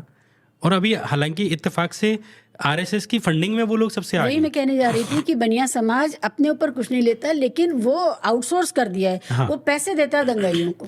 पर मैं वही कह रहा हूँ कि बी या बनिया, कि तुम्हारे हित में यही है मेरे भाई कि लड़ाई मत करो, तुम मत पड़ो इनके चक्कर में। ये तो देखो, ये कैलकुलेशन से, ये गणित हैं, और तुम उस गणित की एक संख्या भरो कि तुम इतना आ जाओगे तो मैं ये मुद्दा उठा दूंगा तो इतने लोग आ जाएंगे, मैं ये वीडियो बना लूँगा तो इतनी व्यूज़ दिख जाएंगे। तुम मार्केट का हिस्सा हो, हिंदू मुसलमान ये सब मार्केट का हिस्सा है। पॉलिटिकल पार्टीज़ का ये, जैसे राहुल गांधी कोई मुद्दा उठा रहा है तो उनको पता है कि इस मुद्दे से मुझे ये फ़ायदा होगा। समाजवादी पार्टी, अखिलेश यादव कोई मुद्दा उठा रहे हैं तो उनको ये पता है कि मेरी ऑडियंस क्या है और मुझे क्या लाभ मिलेगा। सेम बीजेपी का है, कोई अंतर नहीं है। पर मैं तुम्हें बस ये बता रहा हूँ, इनके चक्कर में जो आम हिंदू हैं उनको बता रहा हूँ कि तुम थोड़ा दिमाग से काम करो और केवल उन्हीं चीज़ों को सपोर्ट करो जिससे तुम्हारी गरीबी थोड़ी कम होती है, जिससे तुम्हें सहन करने लायक तुम्हारी ज़िंदगी होती है। तुम्हारे बच्चों के स्कूल के लिए अगर कोई चीज़ हो जाए, आप याद करेंगे हमारे टाइम पे मिड डे मील आया है ना, मैंने खुद मिड डे मील खाया, मैं बांटता इसलिए था कि लास्ट में हमारे लिए बच जाए, या हम पहले ही बांट के अपने लिए रख देते थे। खिचड़ी आती थी, सोमवार को खीर आती थी, और हम इतने नॉर्मल परिवारों से थे कि लिए हमारे लिए वो खिचड़ी ही नहीं थी कि अच्छा इस तरह की भी खिचड़ी बनती है जिसमें अलग अलग चीज़ें बनती हैं। खीर तो हमारे लिए, हम भले ही किसान परिवार से हैं लेकिन फिर भी मीठा, चीनी ये चीज़ें अफोर्ड नहीं करते थे घर वाले, तो वो खीर भी बड़ी अच्छी लगती थी, हम घर लेके आते थे, हम अपनी मम्मी को खिलाते थे, खुशी मिलती थी। आप सोचो कि उस टाइम पे एजुकेशन के लिए क्या चीज़ें हो रही हैं पहले, क्योंकि हिंदू मुसलमान उतना मुद्दा था नहीं, तो मिड डे मील आया कि भाई बच्चे स्कूलों में पहुँचें और वो कुछ ना करें तो कम से कम स्कूल पहुंचना शुरू करें। तो ये गरीबों के लिए था कि गरीबों के बच्चे स्कूल नहीं जा रहे थे, दलितों के बच्चे स्कूल नहीं जा रहे थे, तो बच्चों ने जाना शुरू किया। उस टाइम पे आप देखेंगे यूनिफॉर्म्स की शुरुआत हुई कि यूनिफॉर्म दी जाएं, बेल्ट दी जाए, बैग दिए जाएं, किताबें दी जाएं फ्री में कांग्रेस के टाइम पे किताबें शुरू हुई है ना। उसी टाइम पे मिड डे मील के अलावा एक और चीज़ आई कि भाई इसके बावजूद बच्चे नहीं आ रहे तो चलो एक कानून बना देते हैं, राइट टू एजुकेशन, कि आप किसी भी स्कूल में जाके पढ़ सकते हो। 25% बच्चे किसी भी स्कूल में जाके, चाहे कितना भी अमीरों का स्कूल हो, उसमें जाके गरीबों के बच्चे पढ़ सकते हैं किसी भी जाति के। ये चीज़ें 2009 में बनाई गई। लेकिन आज सोचो कि मुझे ऐसा एक नियम बता दो 2014 से 2024 तक जिसने गरीब बच्चों की एजुकेशन में सहूलियत दी हो, 2 बच्चों को ज़्यादा पढ़ने के लिए मौका दिया हो, नहीं मिला। उस टाइम पे नवोदय स्कूल बने। हमारे टाइम पे हम नवोदय का ये होता था कि अगर किसी एक बच्चे का नवोदय में एडमिशन हो गया तो उसका परिवार तर जाएगा, है ना। नवोदय की तैयारी करते थे बच्चे, है ना। हमें तो फिर जानकारी ही नहीं थी कि नवोदय की तैयारी कैसे होती है, फॉर्म कहाँ से भरता है। 1-2 बार हम फॉर्म लेने के लिए गए, हम फॉर्म तक ही नहीं पहुँच पाए कि फॉर्म कहाँ मिल रहा है।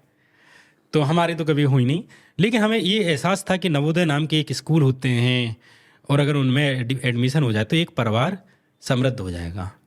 नवोदय किसने बनाए? कांग्रेस ने बनाए। ऐसे कौन से स्कूल बनाए इन्होंने क्या करा कि नवोदय में जाके मोदी जी की एक सेल्फी वाली, जो एक हर जगह इन्होंने पेट्रोल पंप पे भी लगाई, सेल्फी पॉइंट बनाए कि नवोदय के बच्चे मोदी जी के साथ सेल्फी पॉइंट ले सकते हैं। और अभी मैंने सुना शायद उसका नाम भी बदल दिया इन्होंने। उस टाइम पे कस्तूरबा स्कूल बने, है ना। पूरे दिल्ली में आप कस्तूरबा स्कूल देखेंगे सरकारी। ये सब किसके बनाए हुए? कांग्रेस के टाइम के हैं। इतनी अच्छी हॉस्टल फैसिलिटीज़ दी गई लड़कियों को। उस टाइम पे दलितों के लिए अलग हॉस्टल बनाए गए ताकि वो उनके भी बच्चे पढ़ें, आदिवासी समाज के बच्चे पढ़ें। तो वो बातें क्यों हो पा रही थी? क्योंकि इस देश में हिंदू मुस्लिम का जो मुद्दा था ना, उस पर डिबेट नहीं होती थी। तो डिबेट किस पे होगी? फिर एजुकेशन पे होगी, फिर वीडियो एजुकेशन पे बनेंगी, फिर ये होगा कि मिड डे मील के खाने में ये चीज़ की कमियां निकल रही हैं। पर जब हर दिन ही मौलाना और पंडित के बारे में बात करूंगा मैं, तो मैं मिड डे मील के बारे में बात क्यों करूंगा? उस जमाने में मिड डे मील में प्रोटीन की क्वांटिटी पे बहस होती थी। अरे पूरा लड़ाई होती थी। अब नमक के पानी में घोल के रोटी बच्चे खा रहे हैं, किसी ने रिपोर्ट कर दिया तो उस पत्रकार को एफआईआर हो गई, जेल चला गया वो। बाद में शायद उनकी डेथ हो गई कैंसर में। हाँ। तो ये सोचिए कि उस जमाने में जो जनता के हित की बात थी वो हो रही थी। करप्शन तब भी था। आप एक ही टॉपिक पे बात कर सकते हो लाइफ में, समझ रहे हो कि आप एक ही चीज़ पे बहस कर सकते हो। और आजकल इत्तेफाक से 10 साल से केवल एक ही चीज़ पे बहस हो रही है, वो है हिंदू मुसलमान पे। जब तक ये डिबेट बगल में नहीं होंगी तब तक दूसरे टॉपिक नहीं आएंगे। तो मैं यही कह रहा हूँ कि चाहे तुम हिंदू ही हो मेरे भाई, मैं खुद हिंदू हूँ भाई, जय श्री राम लेकिन मैं तुम्हें एक सिंपल सी बात बता रहा हूँ कि जब तक तुम्हारे टीवी पे हिंदू मुस्लिम होगा तो वो टीवी से पूरे देश में जाता है। जय श्री राम हमारा भी रहेगा। हाँ, तो वो हर जगह जाएगा।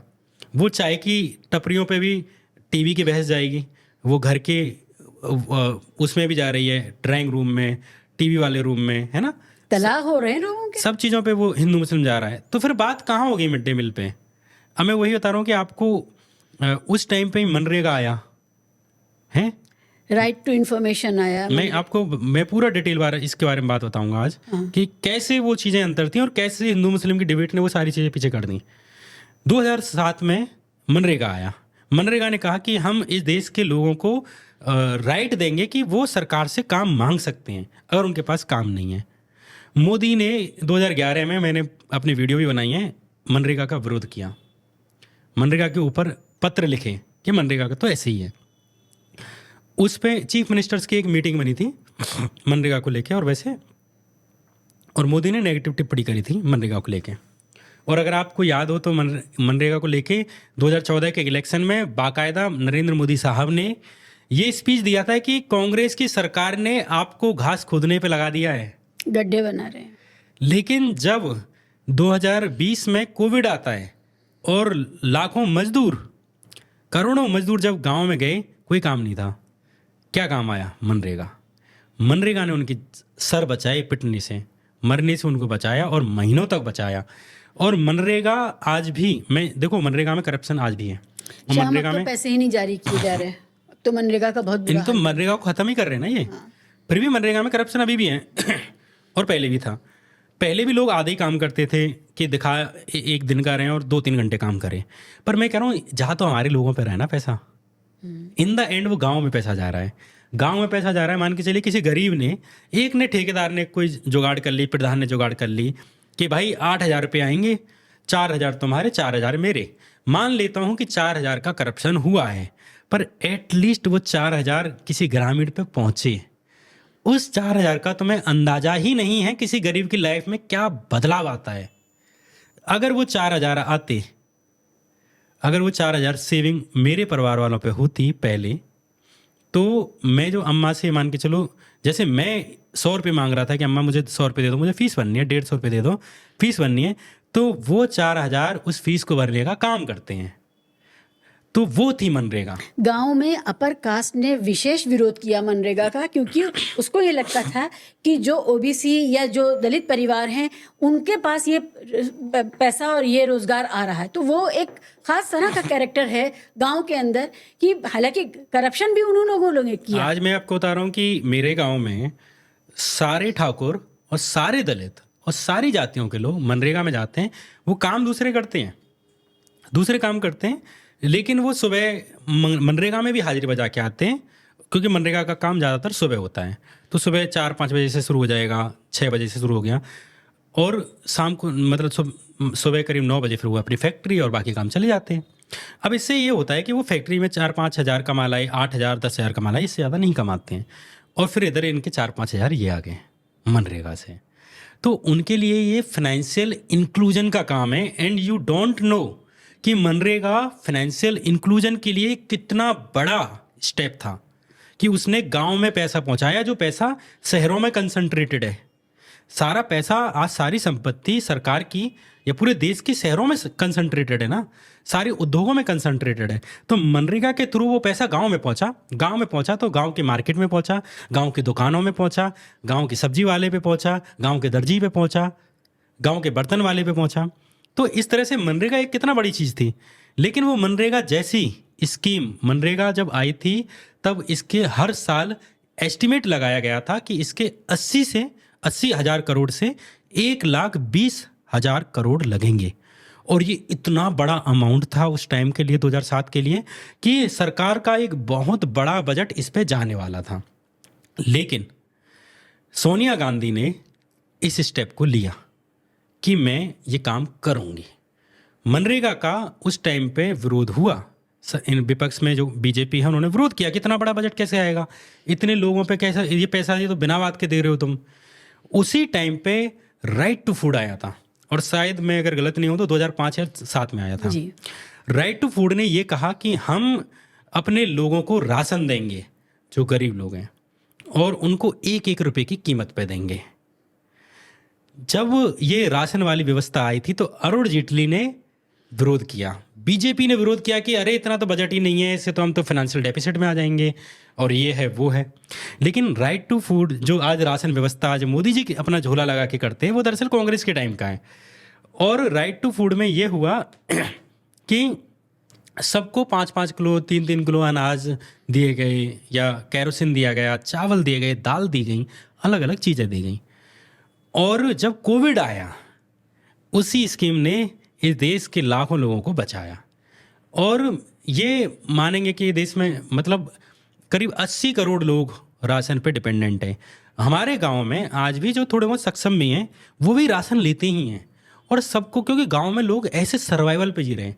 हम एडिडास, नाइकी, जारा के कपड़े पहनते हैं, लेकिन गांव में लोग पुराने तहमद में ही जी रहे हैं।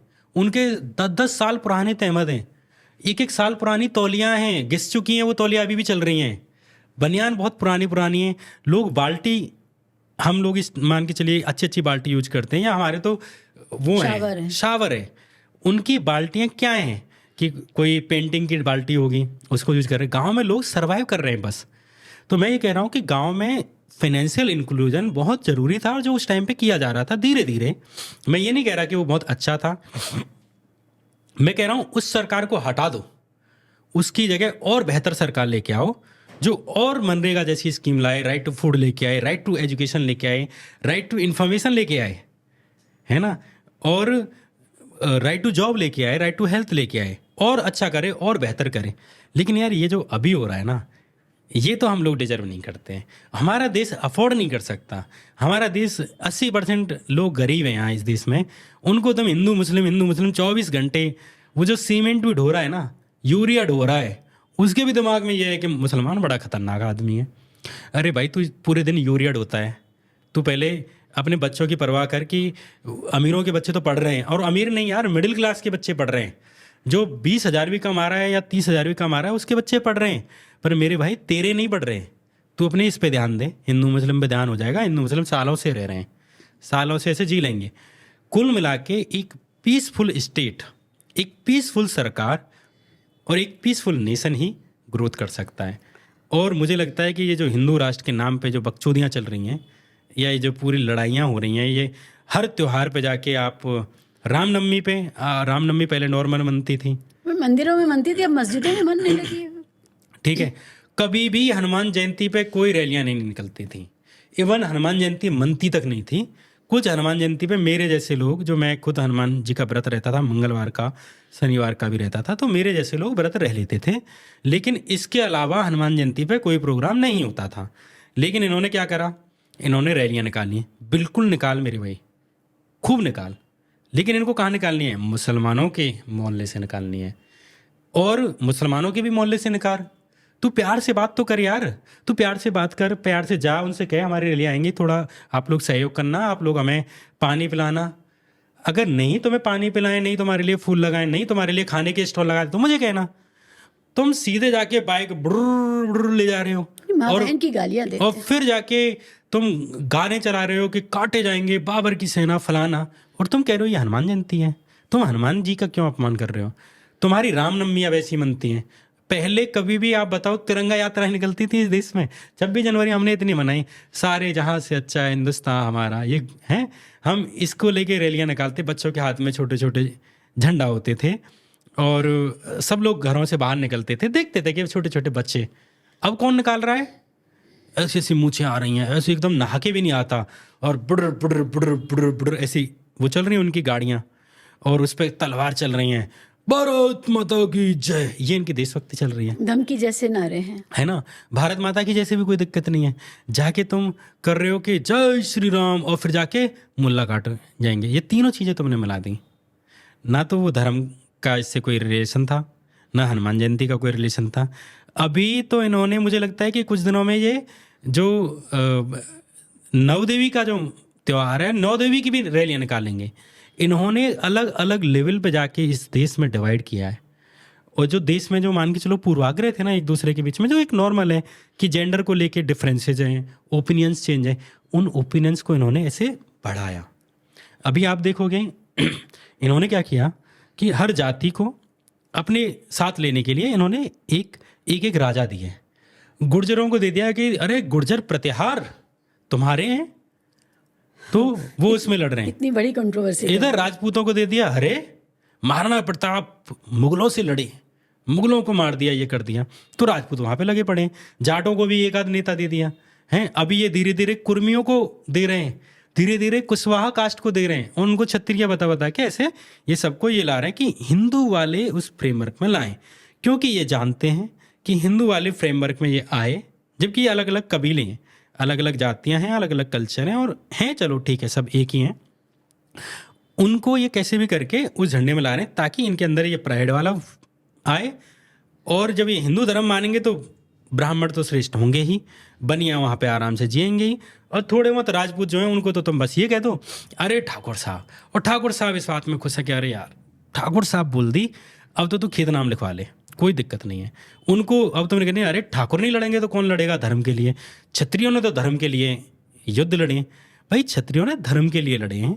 ये रामनवमी पे ये जो तुम दूसरों को जाके परेशान कर रहे हो इसके लिए नहीं लड़े।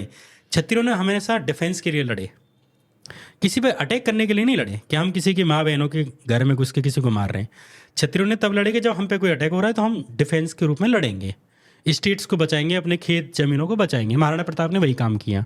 महाराणा प्रताप अकबर से ही नहीं लड़ रहे थे, और भी राजा थे उनसे भी लड़ रहे थे, वो अपनी ज़मीन खेत अपने लोगों को अपनी इज्जत को बचा रहे थे। और महाराणा प्रताप से भी जो लड़ रहे थे मान सिंह थे, है ना, और मान सिंह भी अपनी जिम्मेदारी निभा रहे थे, वो एक राजा वाला कर रहे थे, वो भी एक बहादुर नेता थे, बहादुर राजा थे, उन्होंने बहुत सारे युद्ध जीते, उन्होंने दक्कन से लेके उत्तर कश्मीर दुनिया में जाके जीते और दुनिया भर के मंदिर बनाए। लेकिन ये बीजेपी का एक एजेंडा है कि मानसिंह को तुम्हें ऐसे दिखाना है कि मानसिंह तो गद्दार था जयचंद्र तो गद्दार था, महाराणा प्रताप महान थे, और भी एक आधे से ये ले आएंगे। ये जो डिवाइड है ना, ये बारीकी से इसलिए किया जाता है ताकि आप मुसलमान से नफरत करो। मानसिंह से अगर नफरत करोगे, जबकि मानसिंह ने मथुरा का मंदिर बनवाया, मानसिंह ने इतने मंदिर बनाए, इस देश में किसी भी राजा ने, ये मैं लिख के कह रहा हूँ, इतने मंदिर नहीं बनवाए जितने मानसिंह ने बनवाए। और मानसिंह ने अकबर के साथ रहते हुए ही बनाए। राजा राजाओं की दोस्ती थी अपनी, राजा आपस में अपना संगठन बना रहे हैं, जो भी कर रहे हैं, सारे नौरत्न कौन थे अकबर के? ब्राह्मण थे, नहीं, बीरबल ब्राह्मण ही ठाकुर थे, थे। भट्ट साहब थे। ब्राह्मण ही थे मोस्टली। लेकिन आज देखो आज क्या हो रहा है। तो मैं ये कह रहा हूँ कि राजाओं की आपस में राजाओं से दोस्ती थी। तो मानसिंह को इन्होंने इसलिए उस ब्लैक उसमें दिखाया, जयचंद को इसलिए उस ब्लैक में दिखाया ताकि तुम मुसलमानों के प्रति एक हेट क्रिएट कर सको। और ये हर लेवल पे जाके ये चीज़ कर रहे हैं। इवन मानसिंह से लेके इसलिए कर रहे हैं कि लॉरेंस बिश्नोई तक का जो पूरा एक हिस्ट्री से लेके प्रेजेंट तक हर चीज़ में इनके वही को बने कि मुसलमान। मैं यही कह रहा हूँ कि भाई हिंदू मुस्लिम करके अगर आप इसी में उलझे रहोगे, हमें पॉडकास्ट तक की आज सोचिए कि अगर इस देश में हिंदू मुसलमान वाला मुद्दा नहीं होता तो इस पॉडकास्ट का 90% हिस्सा इस हिंदू मुसलमान वाले मुद्दे पे खर्च नहीं होता। हो सकता है मेरी पास्ट लाइफ पे बातें हो रही होती हैं, मेरी इतनी रिलेशनशिप रही हैं, इतनी अच्छी सेक्सुअल लाइफ रही है, उन पे बात हो रही होती है। मैं कर रहा होता, मैं ये बात कर रहा होता कि यूट्यूब का एल्गोरिदम क्या है, मैं ये बात कर रहा होता कि टाइटल्स कैसे बनाएं, तमाम चीज़ें हैं जिन पे मैं बात कर रहा होता। लेकिन इस पॉडकास्ट का भी 90% हिस्सा इसलिए खर्च हुआ कि हमारे आसपास इतना माहौल ख़राब है कि हमें उस पर बात करनी पड़ रही है, हम उसके बिना बात करे रह ही नहीं सकते। डस लिया हिंदू मुस्लिम ने हम लोगों को। तो मैं यही कह रहा हूँ कि पूरे दिन सर में दर्द रहता है यार, पूरे दिन और मेरे ही नहीं, सब पूरा देश टेंस्ड है। पूरा देश इन्होंने ऐसे कर रखा है कि आम लोग जो टीवी चला रहा है उसके देखो बांग्लादेश में ये हो गया, बहुत बुरा हुआ बांग्लादेश में, जबकि उन्होंने शेख हसीना भगाई है, उन्होंने अपनी ही पार्टी भगाई है। यही देश की एक नारी है, वो भी मुसलमान है। और तुम्हें क्या पता कि शेख हसीना ने क्या क्या किया है? क्या किया है? शेख हसीना ने कैसे इलेक्शन किए हैं? जब तक वो भगाई नहीं गई उससे 10 दिन पहले का तुम्हें पता नहीं कि वहाँ वो कर क्या रही थी। भाई शेख हसीना के लोग जो विपक्ष में बैठे थे उनके साथ क्या कर रहे, तुम्हें क्या पता? बिल्कुल। तो लेकिन उसको ऐसे दिखाना है। अब मैं टेंस्ड हूँ, मान के चलो महाराष्ट्र की कोई एक वीडियो लेके आएंगे, कोई मौलवी के कहते कि हम एक दिन भगवा वालों को देख लेंगे, ये हमें बहुत सता रहे हैं। अब वो बोल तो वैसे रहा है कि भाई हमें तुम सताओगे तो हम तुम्हें सताएंगे, लेकिन उसकी वीडियो काट के ऐसे लगा दे, देखो मौलवी ऐसे ही होते हैं, मौलवी क्या कह रहे हैं। अब उसकी वजह से अब तुम शिवा को भी ऐसे ही देखोगे। अब कोई तुम्हारे आसपास उम्र होगा नॉर्मल तुम्हारे शिवा, हाँ। तो मेरा वो शाह का, मैं अपना नाम सही नहीं लेता, पता है मैं अपना नाम श्याम मीरा सिंह बोलता हूँ, श्याम नहीं बोलता। तो यही है कि निपटा दिया है। तो पूरे दिन मुस्लिम हिंदू यही चलता रहता है। पता नहीं, अब बहुत ये महसूस होता है कि हम नॉर्मल रहे नहीं, एक समाज के तौर पे हम नॉर्मल नहीं रहे। हमारे डिफ़ॉल्ट सेटिंग में ही कुछ गड़बड़ हो गई है। जब हम बाहर निकलते हैं, जब हम किसी से बात कर रहे होते हैं, कुछ होता है तो हर जगह आप यकीन नहीं करेंगे, मेरी और मेरे पापा के बीच में हिंदू मुस्लिम मुद्दे के ऊपर ऐसी ऐसी लड़ाई हुई है कि पापा रो गए और मैं रो गया हूँ। अरे बाप रे। हाँ, इतनी बहस, क्योंकि पापा के दिमाग में एक स्टेब्लिश थॉट्स हैं जो उनकी लर्निंग रही है ना, और मेरी एक अलग लर्निंग रही है, ठीक है, या मेरी सही हुई गलत हुई जो भी है, चाहे मैं खुद प्रोपेगेंडा का शिकार हूँ मान लेता हूँ, पर हम दोनों में एक कल्चरल कन्फ्लिक्ट आया। पापा ने मुझे देशद्रोही तक बोला है। एक बाप अपने बेटे को देशद्रोही कैसे बोल सकता है? मैं हंस रहा हूँ, मेरे बाप कैसे बोल रहे हैं। और अभी धीरे धीरे उनके तार मैंने थोड़े खोले हैं।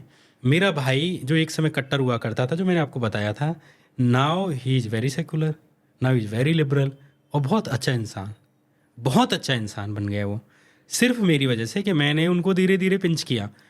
और लेडीज़, मैं वही कह रहा हूँ कि जो जितने भी रायते फैलाए हुए हैं इस देश में, वो इस देश में नहीं पूरी दुनिया में, वो सारे पुरुषों के।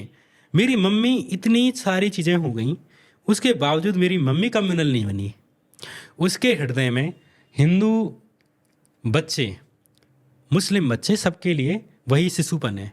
उसके दिल में अभी भी वही मातृत्व है, उसके अंदर अभी भी सृजन की क्षमता है, उसके पास अभी भी बनाना ही है। अभी मेरा एक उदाहरण दूंगा कि हालांकि वो मुस्लिम नहीं था, कोई मेरे भाई ने ये कहा कि मम्मी, हम गोवर्धन पूजा हो रही थी दिवाली के दिन, तो गोवर्धन पूजा के दिन हमारे यहाँ जो मोटा अनाज है वो बनाते हैं, जैसे कड़ी, चावल और बाजरा, इनको हम बनाते हैं और वो बहुत ही स्वादिष्ट लगते हैं। तो हमने वो बनाए। तो मेरी मम्मी ने कही कि मम्मी, एक बिहारी लड़का है, हमारी फैक्ट्री में काम करता है, और वो बेचारा ना ये कह रहा था मैं छठ पे नहीं गया, और वो बड़ा मन मसूटता है, तो क्यों ना बुला लूँ। और वो मथुरा में था, हम गांव में थे, तो 10 किलोमीटर 12 किलोमीटर का अंतर था। तो मेरी मम्मी ने बोला कि बेटा बुला ले उसको, बड़ा अच्छा लगेगा, उसको खिलाएंगे तो हम। तो ये मेरा परिवार है। मेरे पापा भी इसको कह रहे कि बुलाओ बुलाओ, और मैं तो बहुत ही उत्साहित हो गया, भाई बुलाओ उसको, है ना। तो मैं वही कह रहा हूँ कि है क्या कि ये जो अंधेरा है, अंधेरा दरअसल अंधेरा नहीं है, अंधेरा दीपक की अनुपस्थिति है। आप जिस दिन दीपक ले जाएंगे वो उजाला है, अंधेरा दरअसल उजाला है, अंधेरा दरअसल उजाले की अनुपस्थिति है। तो जो भी अपने लोग हैं जो आज इस तरह की चीज़ें कर रहे हैं, जो भी आज मस्जिद पे जो बहराइच में चढ़ा, मैं यकीन दिला रहा हूँ, जो दूसरे मुसलमान एक परिवार के घर पे चढ़ता है या मस्जिद पे खड़े होके नाचता है, आप उसके पास अगर दीपक ले जाते हैं या उसके पास भगवान ने किसी दिन दीपक भेज दिया, वो लड़का लड़ेगा इन लोगों से कि तुम मुझे बेवकूफ़ बना रहे थे, तुम मेरे अंदर इतना जहर भर के मैं कैसे जी रहा था, इतनी टॉक्सिटी अगर मेरे अंदर है, मैं कब पढ़ाई करूँगा, कब एजुकेशन करूँगा, मैं कब अपनी प्रेमिका के बारे में अच्छा सोचूंगा, कब उसके बारे में सोचूं यार उसको क्या कुछ अच्छा सा गिफ्ट दूँ, उसके बारे में कुछ अच्छी सी लाइनें लूँ या कुछ अच्छी सी कविताएं ढूंढूँ, कैसे सरप्राइज़ करूँ, मैं अपनी माँ के बारे में कब सोचूंगा, फैमिली के बारे में कब सोचूंगा, जब मेरे पूरे दिन में दिमाग में ही मुझे मुस्लिम सोचने को लिए दिया जा रहा है। तो मेरा यही मतलब है कि जो भी आज देश में अंधकार है, एक दिन दीपक आएगा, उजाला होगा और अंधेरा छटेगा। यही है। जहाँ जहाँ आरएसएस, विश्व हिंदू परिषद, बजरंग दल पहुँच गए हैं, वहाँ वहाँ जो मरहम लगाने वाले थे, जो शांति की बात वो नहीं करने, पहुंच पाए। वो नहीं पहुँचे हैं। और ऐसा कोई संगठन भी नहीं है। नहीं है। तो अगर कोई पार्टी जो इसका विरोध करती है, नफरत का विरोध करती है, उसका काम सबसे पहले ये है कि अपना एक शांति प्रिय संगठन बना करके पहुंचे। यहाँ पे मैं आपको अपनी एक शिकायत दर्ज कराऊंगा जो सेकुलर पार्टियों से मेरी हैं। जैसे अभी क्या है कि एक तो यह है कि मीडिया और आरएसएस और बीजेपी ये इतने पावरफुल हो चुके हैं कि इन्होंने कांग्रेस को और राहुल गांधी को ये ठप्पा लगा दिया है कि ये तो प्रो मुस्लिम हैं या ये मुस्लिम ही हैं, है ना। इन्होंने ये ठप्पा लगा दिया है कि समाजवादी पार्टी और अखिलेश यादव ये मुस्लिम ही हैं, ये मुस्लिम प्रो नहीं है, ये मुस्लिम ही हैं। ये जनता में फीलिंग दे दी है। और इवन इन्होंने कोशिश करी केजरीवाल के लिए भी, लेकिन केजरीवाल थोड़े शातिर निकले, थोड़े चतुर निकले, तो उन्होंने इनका हिंदू वाला ड्रामा खुद ही करना शुरू कर दिया। तो जब दो ड्रामे करने वाले एक हो गए तो वो एक की क्या ही बुराई करेगा। लेकिन ये लोग थोड़े ऐसी पार्टियों से आए, विचारधाराओं से आए कि ये नहीं ऐसा कर सकते थे। तो बीजेपी ने क्या करा कि कांग्रेस को और सपा को, इवन जेडीयू को भी एक टाइम पे किया, या राजद को जो तेजस्वी यादव की पार्टी है, उनको प्रो मुस्लिम साबित कर दिया। अब क्या हुआ है कि ये इन लोगों में ये इतना ज़्यादा इंटेंसिटी जा चुकी है कि इनकी लेजिटिमेसी आम तौर पे आम हिंदुओं में ख़त्म हुई। अगर मान के चलिए कास्ट को छोड़ दें, अगर समाजवादी पार्टी के यादव वोट को छोड़ दें और मुस्लिम जो उनका वोट पहले से रहा है उसको छोड़ दें, तो आप ये यकीन मानिए कि बीजेपी इस बात में सफल रही है कि वो जाटों के मन में, राजपूतों के मन में, या बाकी कास्टों के मन में, गुर्जरों के मन में, बघेलों के मन में ये तय कर दे कि समाजवादी पार्टी तो या तो सिर्फ यादवों की पार्टी है या मुस्लिमों की पार्टी है। सेम उन्होंने कांग्रेस के प्रति कर दी। कांग्रेस की चूंकि कास्ट नहीं थी तो उन्होंने ये कर दिया कि तो मुस्लिमों की पार्टी है। अब हो क्या रहा है कि ये जो सेकुलर पार्टियों के नेता हैं या इनके एडवाइज़र हैं, वो ये कहते हैं कि आप थोड़े मुस्लिम मुद्दों से थोड़े बच के रहो। एक स्ट्रेटजी ये भी हो सकती है कि आप बचें, है ना, एक समझदारी भी कह सकते हैं कि बचें। पर मैं आपको एक उदाहरण दूंगा। होता यह है कि जब आपको कोई नवाता है, ये हमने देखा हिटलर और जर्मनी के मामले में, कि जब यहूदियों को शुरुआत में ही, वो ऐसा नहीं था कि इतने कमज़ोर थे, जब पहली बार उनको बोला गया कि आप अपने कपड़े पे ये लगाओगे, ये बिल्ला लगाओगे, आप ऐसे करोगे जिससे कि आप अलग दिखो कि आप यहूदी हो, उस टाइम पे उन्होंने विरोध नहीं किया। उनके लोग आए, कुछ बोले अरे ठीक है, अब इतना दबाव तो है ही है, रहना तो इस देश में ही है। उनके ही समझदार लोगों ने बोला कि चलो ठीक है लगा लेते हैं। फिर उन्होंने बोला कि नहीं, तुम स्कूलों में एडमिशन होंगे तो तुम्हें इनके अलग स्कूल बनाया जाए, इनको अलग बिठाया जाए। फिर उन्होंने बोला चलो ये भी झेल लेते हैं। तो वो जो झेलते झेलते झेलते झेलते बिल्कुल दब गए, और एक दिन तो इतना दब गए कि उनको मार दिया गया। और ऐसा मारा गया कि उनके परिवारों को एक साथ दफन किया गया, एक साथ जलाया गया, एक साथ मारा गया। 1000 की संख्या में नहीं, 10,000 की में नहीं, 4-4 लाख की संख्या में पूरे पूरे गांव, पूरे पूरे शहर जला दिए गए, मार दिए गए, है ना। तो मैं आता हूँ इस पे कि इनके साथ क्या हुआ, सेकुलर पार्टियों के साथ, कि इन्होंने इस दबाव को महसूस करना शुरू कर दिया। और इन्होंने, जो बीजेपी चाहती थी कि मुसलमानों को आइसोलेट कर दें, मुसलमानों को आइसोलेट कर देंगे तो इनको भी कर ही देंगे, क्योंकि इनको तो हमने साबित ही कर दिया कि मुसलमान है। तो एक कॉमन एनिमी तो हमने बना ही लिया, जो सारी हिंदू कास्ट का ये बना दिया कि कॉमन एनिमी है। अब मुसलमान एक ऐसी गेंद है कि जिसके भी पाले में डाल दोगे वो बर्बाद है। तो तुमने अगर ये साबित कर दिया ना कि ये तो मुसलमान है, उस आदमी को अब तुम्हें साबित करने के लिए कुछ ज़रूरत ही नहीं है, क्योंकि आपने मुसलमान के प्रति तो इतनी नफरत पहले ही लोगों के मन में डाल ही दी है। अब क्या है कि अगर श्याम मीरा सिंह, ध्रुव राठी, रवीश कुमार, कोई भी कुछ सही बात बोल रहा होगा, तुम्हें अगर उस श्याम मीरा सिंह को गिराना है, तुम्हें ध्रुव राठी को गिराना है, तुम्हें कुछ नहीं करना, बस तुम ये फोकस करने लग जाओ कि श्याम मीरा सिंह मुस्लिम है और प्रो मुस्लिम है, अरे ये तो मुसलमानों की चाटता है, या तो ये मुस्लिम है। अगर आपने ये काम कर दिया तो श्याम मीरा सिंह की वीडियो क्या कहती हैं, श्याम मीरा सिंह क्या कहते हैं, इससे कोई फ़र्क नहीं पड़ता। तो आपको कैसे भी यूँ पकड़ के, कैसे भी करके, ऐसे टाइट कर करके मुसलमानों के पाले में डाल दिया, और जैसे ही आपने मुसलमानों के पाले में डाल दिया, आप फ्री, काम हो गया, काम हो गया। तो इन्होंने क्या करा कि सेकुलर पार्टियों को मुसलमानों के पाले में डाल दिया। अब मुसलमान, जो हमारी जो पार्टियाँ हैं, इन्होंने, इनकी स्ट्रेटजी ऐसी रही, लिबरल पार्टियाँ नहीं, कि उनका ये रहा कि वो थोड़े बचे। तो इससे क्या हुआ कि अब वो पूरी तरह से बचते हैं। अभी थोड़ा मुस्लिम एक्टिविस्टों ने ये सवाल करने शुरू कर दिए कि तुम वोट तो हमसे लेते हो लेकिन हमारी बात नहीं करते हो। तब जाके कुछ ऐसा हुआ है कि अब ये हर मुद्दे पे थोड़ा थोड़ा बोल रहे हैं, ज़मीन पे नहीं जा रहे, अभी भी ज़मीन पे नहीं जा रहे, उनके लिए प्रोटेस्ट नहीं कर रहे हैं। अब ये मैं बात कहते हुए मुझे बड़ा दुख हो रहा है कि अखिलेश यादव, कई बार मैंने देखा है कि कई मुद्दों पे वो ग्राउंड पे गए हैं, इत्तेफाक से वो मान के चलिए यादव कम्युनिटी के लोग थे। बिल्कुल अखिलेश यादव को जाना चाहिए, और अखिलेश यादव बहुत पढ़े लिखे इंसान है। अब मैं आपको एक उदाहरण दूंगा दूसरा। कुछ दिन पहले बाड़मेर में, राजस्थान के बाड़मेर में एक जगह इलेक्शन होते हैं, और एक रविंद्र सिंह भाटी नाम का लड़का है, और वहीं पे ही जाट समुदाय के कुछ नेता थे कांग्रेस से, और मुस्लिम कम्युनिटी के भी थे। और रविंद्र सिंह भाटी पहले तो विधायक जीता, और सांसदी उसने बहुत तगड़े से लड़ी और बढ़िया तरह से कंपटीशन किया, और लेकिन हार गया कुछ वोटों से। उसको मुसलमानों ने भी थोड़ी थोड़ी वोट करी थी, और मुसलमानों की वोट कांग्रेस में बट गई और थोड़ी इधर बट गई, है ना। अब क्या हुआ कि वहाँ पे राजपूत वर्सेस जाट और मुस्लिम भी बहुत ज़्यादा चलता है, इवन वैष्णवी वाला भी चलता है। वहाँ पे किसी ने मुसलमानों के लिए कोई टिप्पणी कर दी, या पैगंबर साहब के लिए कोई टिप्पणी कर दी। रविंद्र सिंह भाटी जाके वहाँ पे धरना देता है, अपनी कम्युनिटी के लोगों को ले जाता है, मुसलमान भी उसके साथ जाते हैं, और इवन शायद हो सकता है बाकी कम्युनिटीज़ के भी लोग गए हों। अब सोचिए कि जिस समाज में एक कमेंट पे, एक टिप्पणी पे, अगर एक विधायक, पावरफुल जाति अगर जाके धरना दे देती है, तो सोचो उस समाज के मुसलमानों में कितना एक कॉन्फिडेंस आएगा, एक ट्रस्ट आएगा उस पार्टी में भी, और उनका आएगा कि यार हमारा भी कोई बचाव करने वाला है। तो रविंद्र सिंह भाटी को वो आगे जाके वोट भी देंगे।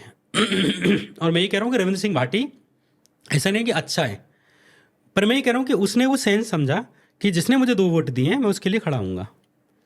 या मान के चलो कोई और भी कम्युनिटी, अभी बिश्नोई समाज का कोई मामला था, तो रविंद्र सिंह भाटी ने बिश्नोई समाज के लिए आवाज़ उठाई, है ना, क्योंकि वो उसका वोटर था। मैं ये कह रहा हूँ कि आपको कोई जाति वोट नहीं देती है, कांग्रेस को कोई स्पेशल जाति वोट नहीं देती है, मोस्टली मुस्लिम देते हैं, पढ़े लिखे लोग देते हैं, या वो उस कास्ट के लोग देते हैं जिसका कैंडिडेट खड़ा है, पर कांग्रेस की अपनी कोई कास्ट नहीं है। मैं सेम ये बात अखिलेश जी के लिए कहूँगा कि आपको मुस्लिम वोट देते हैं, ये सच है। अगर आप जिस दिन मुसलमानों के मुद्दे पे आप खड़े हो जाएं, तो कितना कॉन्फिडेंस आएगा आपके समाज में, पहले तो कि उनको लगेगा कि यार हमारा भैया है और हमारे लिए खड़ा होता है, हमें भी कोई दम है, हम कोई ऐसे मरे हुए लोग नहीं हैं। तो यादव कम्युनिटी में भी कॉन्फिडेंस आएगा, लिबरल लोगों में आएगा कि यार, चाहे वो किसी भी कास्ट के लिबरल हों, कम्युनिस्ट हों, वामपंथी हों, उनको आएगा कि यार अखिलेश में एक दम है, ये बंदा गया ग्राउंड पे, है ना। लेकिन जाते ही नहीं है, मायावती जी भी नहीं गई, अखिलेश जी भी कई मुद्दों पे गए, बहुतों पे नहीं गए, पर वो एक होता है ना कि आप किसी मुसलमान के लिए कभी नहीं गए वो। अब मैंने ये इसलिए नहीं कहा कि कल को कोई जाके कमेंट बॉक्स में ये बोल दे कि नहीं उसमें गए थे, पर मोस्टली जो मेरा परसेप्शन है वो यही है कि नहीं गए। पर मैं इसलिए फैक्चुअली इनकरेक्ट ना हो जाऊँ इसलिए मैंने कहा कि मुझे नहीं पता। पर मैं यही कह रहा हूँ कि अगर आप जाते तो क्या कॉन्फिडेंस बनता। आपको यकीन नहीं है कि पढ़े लिखे लोगों का कितना कॉन्फिडेंस बनता। पढ़े लिखे लोग भी आपको एक नेतृत्व की तरह देखते हैं कि ये आदमी एक विचार में विश्वास करता है, कि किसी भी समाज को गाली देने का हक किसी को नहीं है, किसी के भगवान को गाली देना नहीं चाहिए। तो नेता उस आइडिया के लिए खड़ा हुआ। आप मुसलमान के लिए खड़े नहीं होते, आप इस आइडिया के लिए खड़े हो जाते कि किसी को धर्म के आधार पर मानने का हक किसी को नहीं है, किसी को जाति के आधार पर मानने का हक नहीं है। आप मुसलमान के साथ खड़े हो जाते हैं और उसे बैलेंस करने के लिए मान के चलिए किसी राजपूत को मारा जाता, आप उसके साथ चले जाते। तो उससे ये भी लगता है कि भाई ये नहीं है कि तुम यादवों के ही नेता हो, ये भी नहीं है कि तुम केवल मुसलमानों के नेता हो, तुम जाते ब्राह्मणों के उसमें, जहाँ ब्राह्मण मारे तो जा ही रहे ना। अभी भी एक ब्राह्मण लड़का था जिसको कस्टोडियल डेथ में मार दिया गया।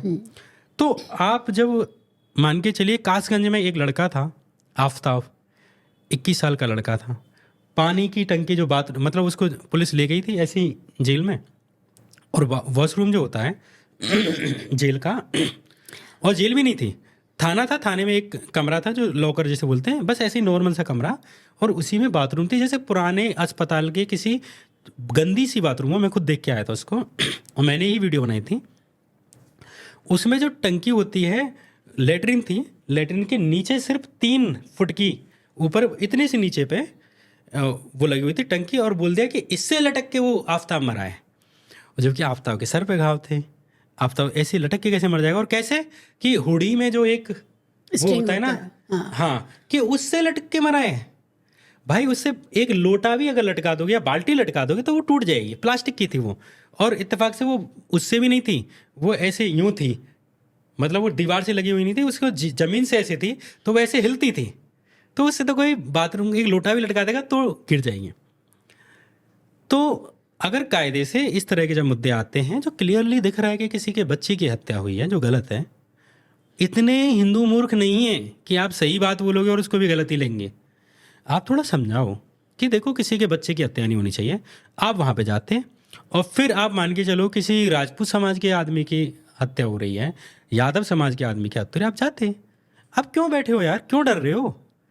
आपसे ही कॉन्फिडेंस आएगा ज़माने में, और आपसे ही वैसे लोग जो अभी सेकुलर हैं, डर रहे हैं, बोलना नहीं चाह रहे, लेकिन उनके विचार बदल गए हैं। आप अगर सड़क पे आए ना, आपसे हमें कॉन्फिडेंस मिलता है, आपसे पत्रकारों को भी कॉन्फिडेंस मिलता है। तो जिस दिन आप सड़क पे उतरते हो ना, उस दिन एक पत्रकार एक अक्षर ज़्यादा लगता है।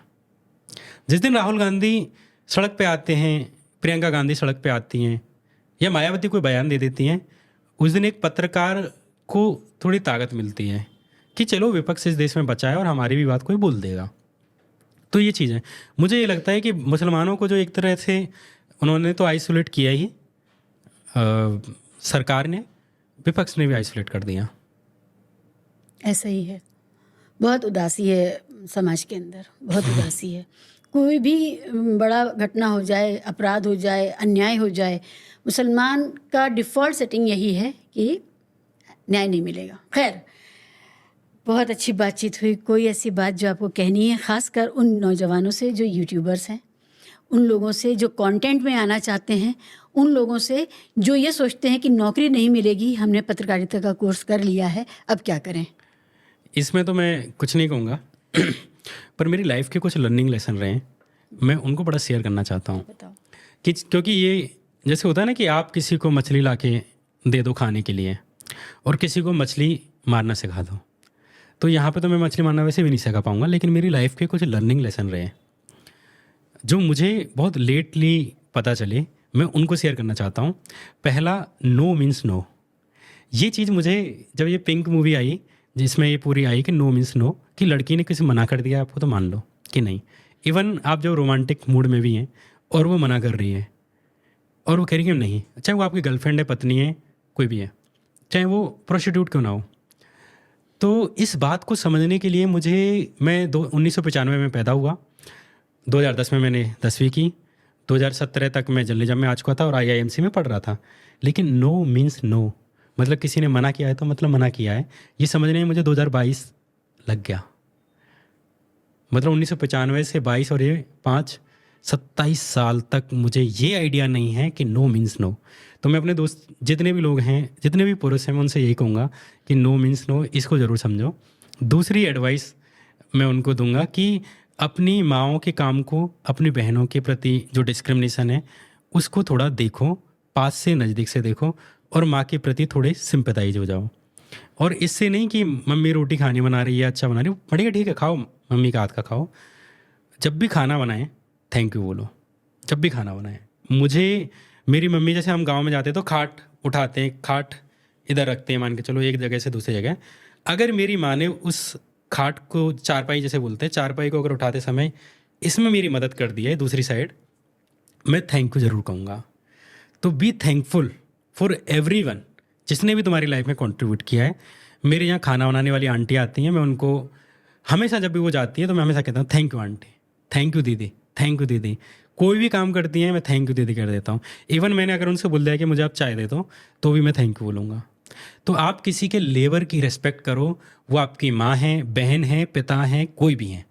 अगर आपके पिता आपको 10,000 रुपये भी भेज रहे हैं तो ये नहीं है कि चलेगा ठीक है कोई नहीं, आप आर्टिफिशियल बनिए, प्रोफेशनल बन जाइए भाई, एचआर बन जाइए, पर आप अपने पिताओं को धन्यवाद कहना सीखिए, माताओं को धन्यवाद कहना सीखिए। एक तो ये चीज़ थी। तीसरी चीज़ बहुत इंपॉर्टेंट जो मैंने सीखी वो ये थी कि किसी भी चीज़ को करने से पहले आप सीखें। और ये यूट्यूब के बारे में मेरी लाइफ में बहुत सारी चीज़ें हुई हैं जो मैं बहुत गलत करता था, चाहे वो मेरी पर्सनल लाइफ थी, रोमांटिक पल थे, चाहे वो यूट्यूब का एल्गोरिदम का मामला था, या मेरी पर्सनैलिटी से रिलेटेड चीज़ें थी। मैं एक ऐसे काम शुरू कर दिया और कर रहा हूँ, हालांकि वो सफल हो रहे हैं, ऐसा नहीं कि सफल नहीं हो रहे हैं, पर मुझे बाद में मैंने जब उनके बेस्ट वर्जन देखे कि उसकी बेस्ट प्रैक्टिस क्या है, कि कोई आदमी, जैसे मैं यूट्यूब पे वीडियो बना रहा था, मेरे लाखों में व्यूज़ आ रहे थे, पर जब मुझे पता चला कि अच्छा एल्गोरिदम ऐसे काम करता है, थंबनेल ऐसे काम करते हैं, या एवरेज व्यू ड्यूरेशन ऐसे काम करता है, कोई अगर लाइक करता है तो ये काम करता है, सब्सक्राइब करता है तो ये काम करता है, कोई वीडियो यूँ वायरल होती है, और यूट्यूब ने उसके बारे में दे रखा है कि हम किसी वीडियो को क्यों वायरल करते हैं और किसी को नहीं करते हैं, किसी को हम दिखाते नहीं हैं, किसी को हम रिकमेंड करते हैं। जो लोगों के होम पे दिख रही हैं वीडियो, वो कैसे आ रही हैं, जिसको सब्सक्राइब भी नहीं किया उसकी भी वीडियो आ रही हैं। तो वो चीज़ यूट्यूब ने पूरी लिखी हुई हैं और लोगों ने इसको लेकर अनुभव शेयर किए हुए हैं। मैंने ये पढ़े नहीं थे जबकि मेरी वीडियो चल रही थी, लेकिन जिस दिन मैंने ये सब चीज़ें पढ़ी मेरी आँख ऐसे हो गई कि मैं बोला यार ये तो मुझे पता ही नहीं था और मुझे इसके बारे में पता होना चाहिए था एटलीस्ट। सेम मेरी पर्सनल लाइफ को लेके कि ऐसी बहुत सारी चीज़ें थी जो मान के चलो मेरी गर्लफ्रेंड है और मैं हूँ, और हम पर्सनल मोमेंट्स में, और मुझे पता ही नहीं है कि how to make her happy, मुझे आइडिया ही नहीं है। मुझे बाद में जब, जैसे हमारे यहाँ सेक्स एजुकेशन बिल्कुल नहीं होती, बिल्कुल नहीं, हमारे पापा जी को भी नहीं पता होगा कि असली सेक्स एजुकेशन क्या है, जबकि उन्होंने 4 बच्चे पैदा कर दिए मेरे दादाजी अभी दुनिया में नहीं, उनके 8 बच्चे थे। ये पूरे मोहल्ले में जो बड़े बूढ़े थे उनको ठीक है बच्चे बना दिए उनको, लेकिन सेक्स एजुकेशन उनको नहीं पता है। मेरी दादी को भी नहीं पता होगा कि उनकी चीज़ों में लाइफ कैसे बेटर हो सकती थी। पर मान के चलिए मैंने ज़िंदगी में पहली बार कोई चीज़ सीखी, या मैंने किसी के बारे में लेक्चर सुने, विमेंस के जो पॉडकास्ट थे उनके ओपिनियन सुने, तो मुझे पता चला कि कैसे उस चीज़ को बेहतर, अच्छा और अनहार्म, रिस्पेक्टफुल बनाया जा सकता है, और कैसे वो चीज़ तुम्हारे रिश्तों को अच्छा बनाएंगी, लोगों के साथ आपके रिश्तों को अच्छा बनाएंगी। जिन लड़कियों के साथ मान के चलो मैं बहुत ही डरता था या उनसे मेरे बहुत अच्छे रिलेशन नहीं थे, मैं कैसे उनके प्रति एक नाइस पर्सन की तरह, एक जेंटलमैन बना। तो वो मैं ये चीज़ें, 2 चीज़ों से मुझे पता चला कि क्यों लर्निंग ज़रूरी है बिफोर डूइंग एनीथिंग। कुछ भी करने से पहले, आप चाहे कुछ भी कर रहे हो, पॉडकास्ट खोलना चाहें, यूट्यूब खोलना चाहें, गाने बनाना चाहें, शादी करना चाहें, गर्लफ्रेंड बनाना चाहें, ब्रेकअप करना चाहें। मैंने जब ब्रेकअप भी करे थे उससे भी पहले मैं वीडियोज़ देखता था कि how to move on from a toxic relationship, है ना, how to move on from a toxic girlfriend तो मैं ये देखता था और सुनता था। इससे मुझे लगता है कि किसी के भी लाइफ में बहुत बड़े चेंज आएंगे। एक, अपनी माँ बहनों के प्रति जिस दिन आप हम्बल होते हो, जेंटल होते हो, उससे आप विमेन के प्रति अच्छे होते हो, तो आप एक अच्छे पर्सन बनते हो, एवरीवन विल लव यू। दूसरा, स्किल पे कि जब आप पहले से ही सीखते हो तो आप स्किल सीखते हो, आप बेस्ट चीज़ करते हो तो आप बेस्ट करोगे किसी भी स्किल में। तो ये दो चीज़ें आ गई कि आप एक जेंटलमैन भी हैं और आप एक अच्छे स्किल मैन भी हैं। You will be succeed and you will be on top. यही मेरा एक सजेशन है। तो ये थे बाबा श्याम मीरा सिंह। बहुत मज़ा आया, बहुत अच्छा लगा। और ये बात बहुत खूबसूरत है कि एक नौजवान हमारे देश का किसी भी मुद्दे पर बहुत गहराई से और अंत तक सोचता है और सबके भले के लिए जो परिणाम हो उस तक पहुंचता है। सिर्फ अपनी जाति, अपनी धर्म, अपने वजूद के बारे में नहीं सोचता है। आप जैसे और हों, इस शुभकामना के साथ। वैसे इतनी तारीफ लायक हूँ नहीं मैं। 80-20 हूँ। 80-20 ही सही है मैं शायद। बस यही कह रहा हूँ, हाँ। 80% हिंदू रहो। जहाँ तुम्हारी आइडेंटिटी पे कोई क्वेश्चन करे, तुमसे लड़े, तुम्हारे धर्म के नाम पे तुमसे कुछ बोले, तुम्हारे भगवान को कुछ बोले, आप डंडा लेके खड़े हो जाओ। और रोज़मर्रा की आदतों में आप वही होते ही हो। हाँ, पर आप ये 20% में इंसानियत रखो ताकि आपको कोई बेवकूफ़ भी ना बनाए, कोई आपको नफरत करना भी नहीं सिखाए, गलत काम करना ना सिखाए। सेम मैं सारी कम्युनिटीज़ के लिए और सारे लोगों के लिए, सारे जेंडर के लिए कहूँगा। काफ़ी बातचीत होगी। हाँ, thank you so much Shiva ji, मुझे बहुत अच्छा लगा आपसे बात करके। और आपके मैंने पॉडकास्ट देखे थे, संजय रजौरा भाई के साथ भी देखा था, और भी कई सारे आपके पॉडकास्ट की रील्स वायरल होती रहीं। मेरे लिए ये बड़ा सरप्राइजिंग था कि कोई लड़की इतनी यंग कैसे हो सकती है कि वो इस उम्र में भी इतने इनोवेटिव आइडियाज़। और इस पॉडकास्ट एक कम्प्लीटली एक नया प्लेटफॉर्म है जी। और जो कम उम्र के लोग हैं ज़्यादातर वही करते हैं। तो मुझे इससे पता चला कि आपकी उम्र कितनी कम है। और अगर आप टिंडर और बम्बल डाउनलोड करें तो मैं बता सकता हूँ। आप पूछ रही, कई बार सोचती हूँ कि पूछ रही थी ना कि इन एप्स के बारे में कि उसकी ये क्या होता सोशियोलॉजी है। समझने के लिए मुझे, क्योंकि बहुत सारे लोग रेफर कर रहे होते हैं, स्टैंड अप में भी कर रहे होते हैं और अदरवाइज कॉमेडीज वगैरह में होता है। तो मैं सोचती हूँ क्या मैं प्रोफाइल बना के देखूँ जाके कि वहाँ होता क्या है, क्या चल रहा है वहाँ पे, कोई राइट स्वैप और कोई लेफ्ट स्वैप, ये सब करने पर इसका मतलब क्या होता है। तो ये बात मुझे पता ही नहीं है, तो मैं सोचती हूँ कि बना ही लूँ एक, फिर पता नहीं। नहीं आप ऐसा मत करो। भाई को जायदाद बांटनी पड़ेगी। बहुत मज़ा आया और इवन कई जगह बहुत पर्सनल मोमेंट्स थे। और इवन शायद मैं एक ऐसा पॉडकास्ट अपनी लाइफ में चाहता था इस उम्र में, ताकि एक दस्तावेज की तरह मेरे पास रहे। बहुत सारे दोस्तों ने मुझे पॉडकास्ट के लिए बोला था, लेकिन वो पॉलिटिकल पॉडकास्ट के लिए। अब आज तक से निकाला है, अब मोदी के लिए ये हो गया, मोदी कैसा है, ये सब मेरे को ठीक है हो गया। पर मुझे लगता है कि लाइफ इज़ वेरी इंपॉर्टेंट। अगर हम लोगों को ये बताएं कि मोदी गलत कर रहा है, आरएसएस गलत कर रहा है, इसके बजाय अगर आप लोगों को ये बताएं ना कि यार बी अ जेंटलमैन, वो ज़्यादा काम करेगा बजाय कि मोदी आरएसएस फलाना ढिमकाना। उनको मोदी को प्यार करें, लेकिन मोदी साहब से आप अपने लिए भी तो कुछ मांगें, अच्छी शिक्षा, स्वास्थ्य वगैरह भी तो मांग लें। ठीक है, बिल्कुल। तो यही था, मैं ऐसा पॉडकास्ट चाहता था। मुझे अनएक्सपेक्टेडली ये बहुत अच्छा पॉडकास्ट है और शायद आज इसकी मुझे वैल्यू ना पता चले, लेकिन जब मैं बाद में देखूंगा और बाकी लोग भी इसे धीरे धीरे समझेंगे तो कल को मान के चलिए मेरा और अभी बड़ा हो जाए, तब मेरी इन बेवकूफ़ भरी बातों को भी लोग ये कहेंगे, ओह क्या सीरियस, कितना डेप्थ थी यार इसमें। तो अभी शायद मेरी उम्र कम लगे और इसलिए लोगों को शायद बातें ना जमे, लेकिन बहुत अच्छा टच किया हमने टॉपिक्स को। मुझे भी बहुत खुशी है। Thank you so much, thank you.